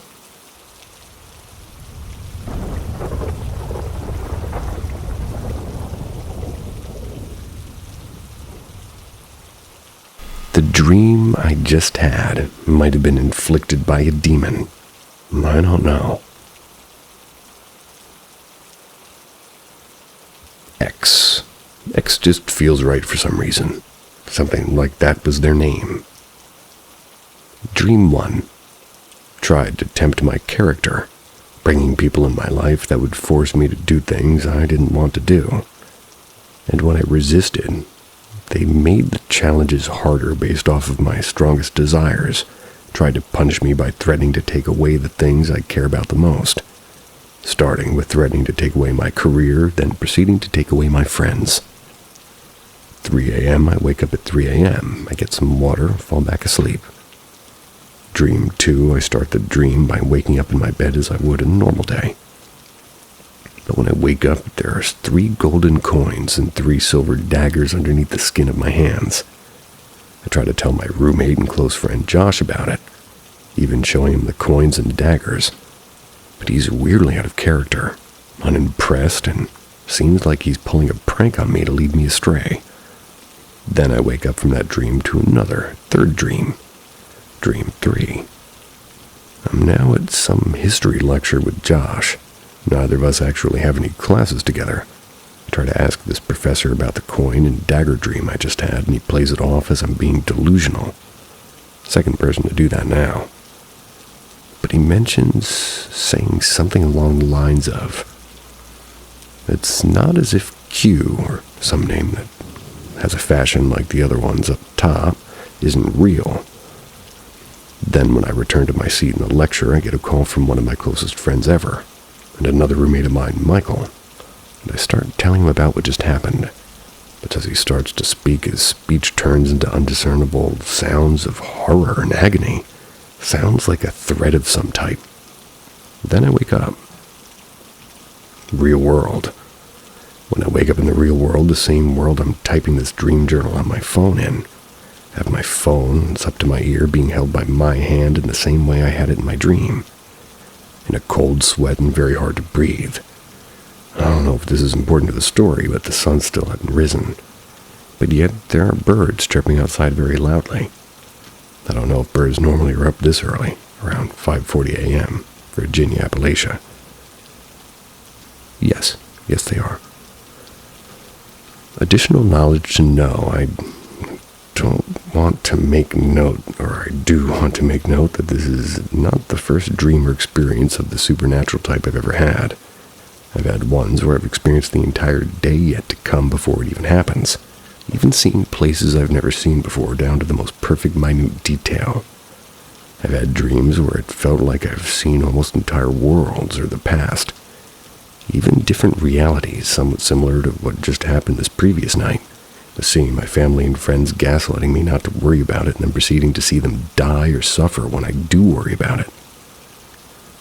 But this was the most vivid dream of this type I've ever had. I felt the coins and daggers under my skin. I felt the cold of the snow and the ice. And that isn't even currently outside. The environment in the first dream, whenever I was outside. And in the 3rd dream, when I picked up that phone, I felt the heart being squeezed and tight. While all this may sound like some made-up bullshit, I promise you it's not. I'm genuinely scared of what this means and if I should actually be concerned. Nonetheless, I have to type this out in case the memory of the dream fades away and makes it easier to share. The only thing that makes me question you is your lack of knowledge of birds chirping in the morning. I don't know where you are in the world, or I guess well, let me rephrase that. No matter where you are in the world, there will be birds chirping in the morning before the sun comes up. Or if you're unfortunate, roosters.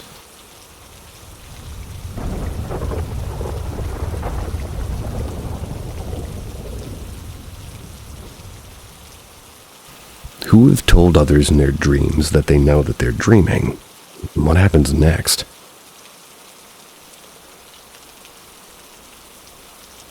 Last night I had a dream so strange and scary and mostly disturbing that it's still lingering in my mind.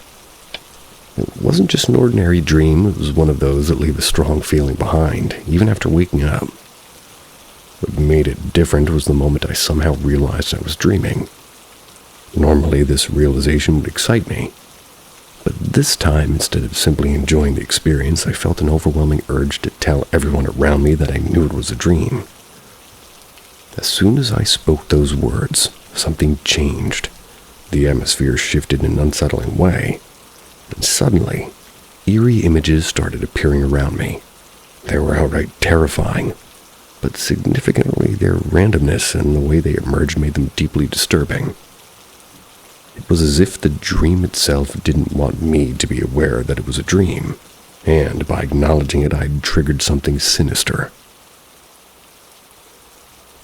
One image that truly haunted me was of a figure with a head shaped like a clock. At first, it seemed like a strange and harmless concept, but in that dreamlike state, it was incredibly unsettling. The ticking sound coming from its head grew louder and more intense, blending with an overwhelming sense of dread. It wasn't just the sight of the figure that disturbed me, it was the feeling it carried, an unexplainable heaviness that filled the entire space. No matter where I turned, the dream seemed to react to my awareness, warping itself into something darker. The people around me who had seemed normal before started behaving oddly, some staring blankly, others whispering things I couldn't quite understand. It felt as if I had broken some unspoken rule of the dream world, and now was facing the consequences. The air itself felt thicker, making it harder to move as if the dream was trying to trap me inside so I can see all this creepy scene. And look at the guy with his head shaped like a clock that's ticking non-stop. Then just as the eerie feeling reached its peak, I woke up. But even after opening my eyes, the strangeness hadn't fully left me. Without realizing it, I found out that I was pulling the skin under my eyes to wake myself up, almost as if I was trying to shake off whatever had lingered from the dream while I was already sleeping. It was such an unnatural reaction that like a sleeping person can do without being conscious, something I'd never done before, which made the whole experience even more unsettling. Even now, hours later, I can't shake the feeling that something in that dream was trying to reach me. The clock-headed figure, the eerie whispers, the thick air, it all felt deliberate, as if the dream wanted to show me something I wasn't ready to understand. Something about that dream was different. I've had strange dreams before, but this one carried a weight, a sense that it wasn't just a meaningless figment of my imagination.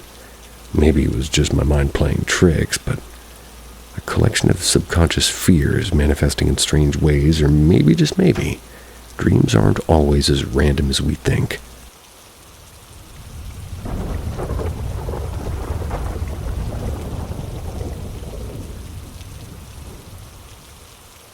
Shadow people at my friend's house.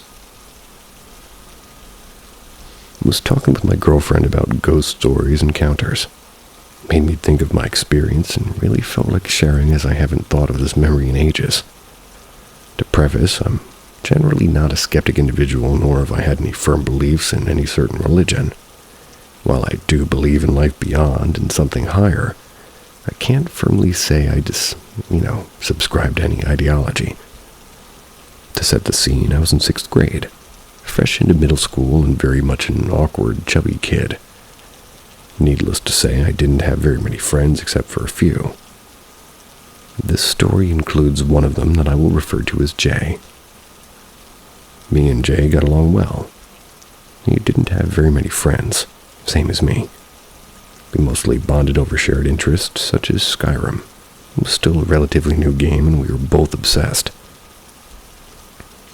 His mom would drive to school, or rather drive me to school. I would usually spend time at his house in the mornings as well as some evenings. Though I didn't sleep over except a few times, mostly due to Jay's dad not being the nicest individual. Not abusive, just mean and the stereotype of a dad who didn't like his job. So he came home grumpy and in a bad mood a good bit. Anyways, the first time I slept over, me and Jay were sitting in his living room. His house was a little bit smaller, but had a cozy vibe. Next to the living room was a hallway that had doors on each side, maybe 10 or 15 feet long. Anyways, Jay mentioned to me that his house was a little haunted, and at first I thought he was trying to just scare me. Though he was sincere, he was not one to lie to get a reaction. Was and is not in his temperament to do so. In addition to this, I have experienced my own interesting events at my stepfather's house that already set the belief of ghosts in my mind. He mentioned that occasionally you would see ghost figures come from the hallway and appear at the corner of your eye, though when you looked directly, they would not be there. He took it with a grain of salt and just continued to play on his copy of Skyrim and other games on his Xbox 360 along with him. Later into the evening, I can't recall what time specifically, but I believe around 10 or a little after what he described. So out of the corner of my eye, I would occasionally catch silhouettes of these shadow-like figures, some taller, some shorter. No real defining features. I found it odd, as when I mentioned it to him, he just seemed like, "Yeah, I told you," in kind of a more calm, matter-of-fact tone. Though I had witnessed these shadow figures, I strangely didn't feel afraid that I was at any risk. To be honest, it felt more like observers with no real intent to directly interact or frighten us. Kind of like a person just checking in with the mindset of, "What are you guys up to?" Again, didn't feel threatened, and honestly was just more fascinated than anything. The shadow occurrences were not entirely frequent, but happened enough for me to understand it wasn't a one-off thing created by shadows from the light of the TV. Even though the light did set an ambiance and lit up the living room, these figures had enough of a distinct shape and movement where I don't believe my eyes were playing tricks on me. I was able to sleep all right and didn't lose my real shut-eye from the knowledge of what I'd seen. I suppose regularly sleeping in a house in the woods in an old Catawba Indian land helped fortify my resilience to such matters.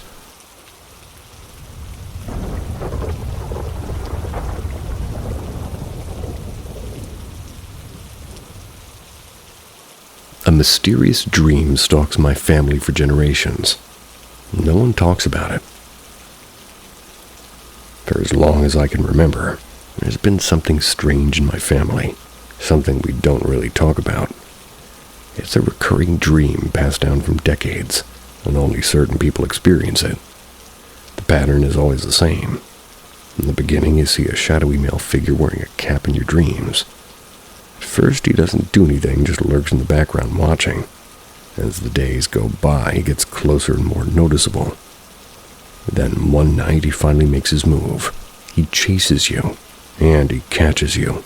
He chokes you. You suffocate in your sleep, unable to wake up unless someone physically wakes you. Weirdest part, this only happens to people who've never heard of it before. If you know about it, you're safe. But if you don't, you're at risk. My brother was the most recent one to experience it. He had no idea about the dream, but when he described what happened to him, my family immediately recognized it. The last person before him to have the dream was my cousin, and something really weird happened that night I was there. I was in another room doing homework when I needed to grab something from my cousin's room. She'd already gone to bed, so I quietly stepped in. As I was leaving, I saw something in my peripheral vision, a shadowy figure standing at the foot of her bed. When I turned to look directly at it, there was nothing there. At the time, I brushed it off as my eyes playing tricks on me. But just a few minutes later, she started screaming in her sleep. My older cousin and I ran in and shook her awake. I was too young to understand what was happening. But now I know she was having that dream. My family once did a puja, a ritual. It was in a temple to stop this. Worked for a while, but now it's happening again. They've been talking about doing another one, but for it to work, every single family member needs to be there. And that's been difficult to arrange. I don't know if they'll ever actually go through with it. And here's the thing. I don't usually believe in this kind of stuff, but I come from a mountainous region where spiritual forces, curses, and the power of the gods are taken very seriously. You don't disrespect them. And as much as I shouldn't want to, I can't help but be curious. Kind of want to experience the dream myself. But since I already know about it, I might never get the chance. So now I'm wondering, has anybody else ever experienced something like this? A shadowy man lurking in your dreams, waiting and then choking you in your sleep? Or is this just something tied to my family alone? Well, if your theory is correct, if you've now told everybody about it, hopefully nobody will experience it. See ya.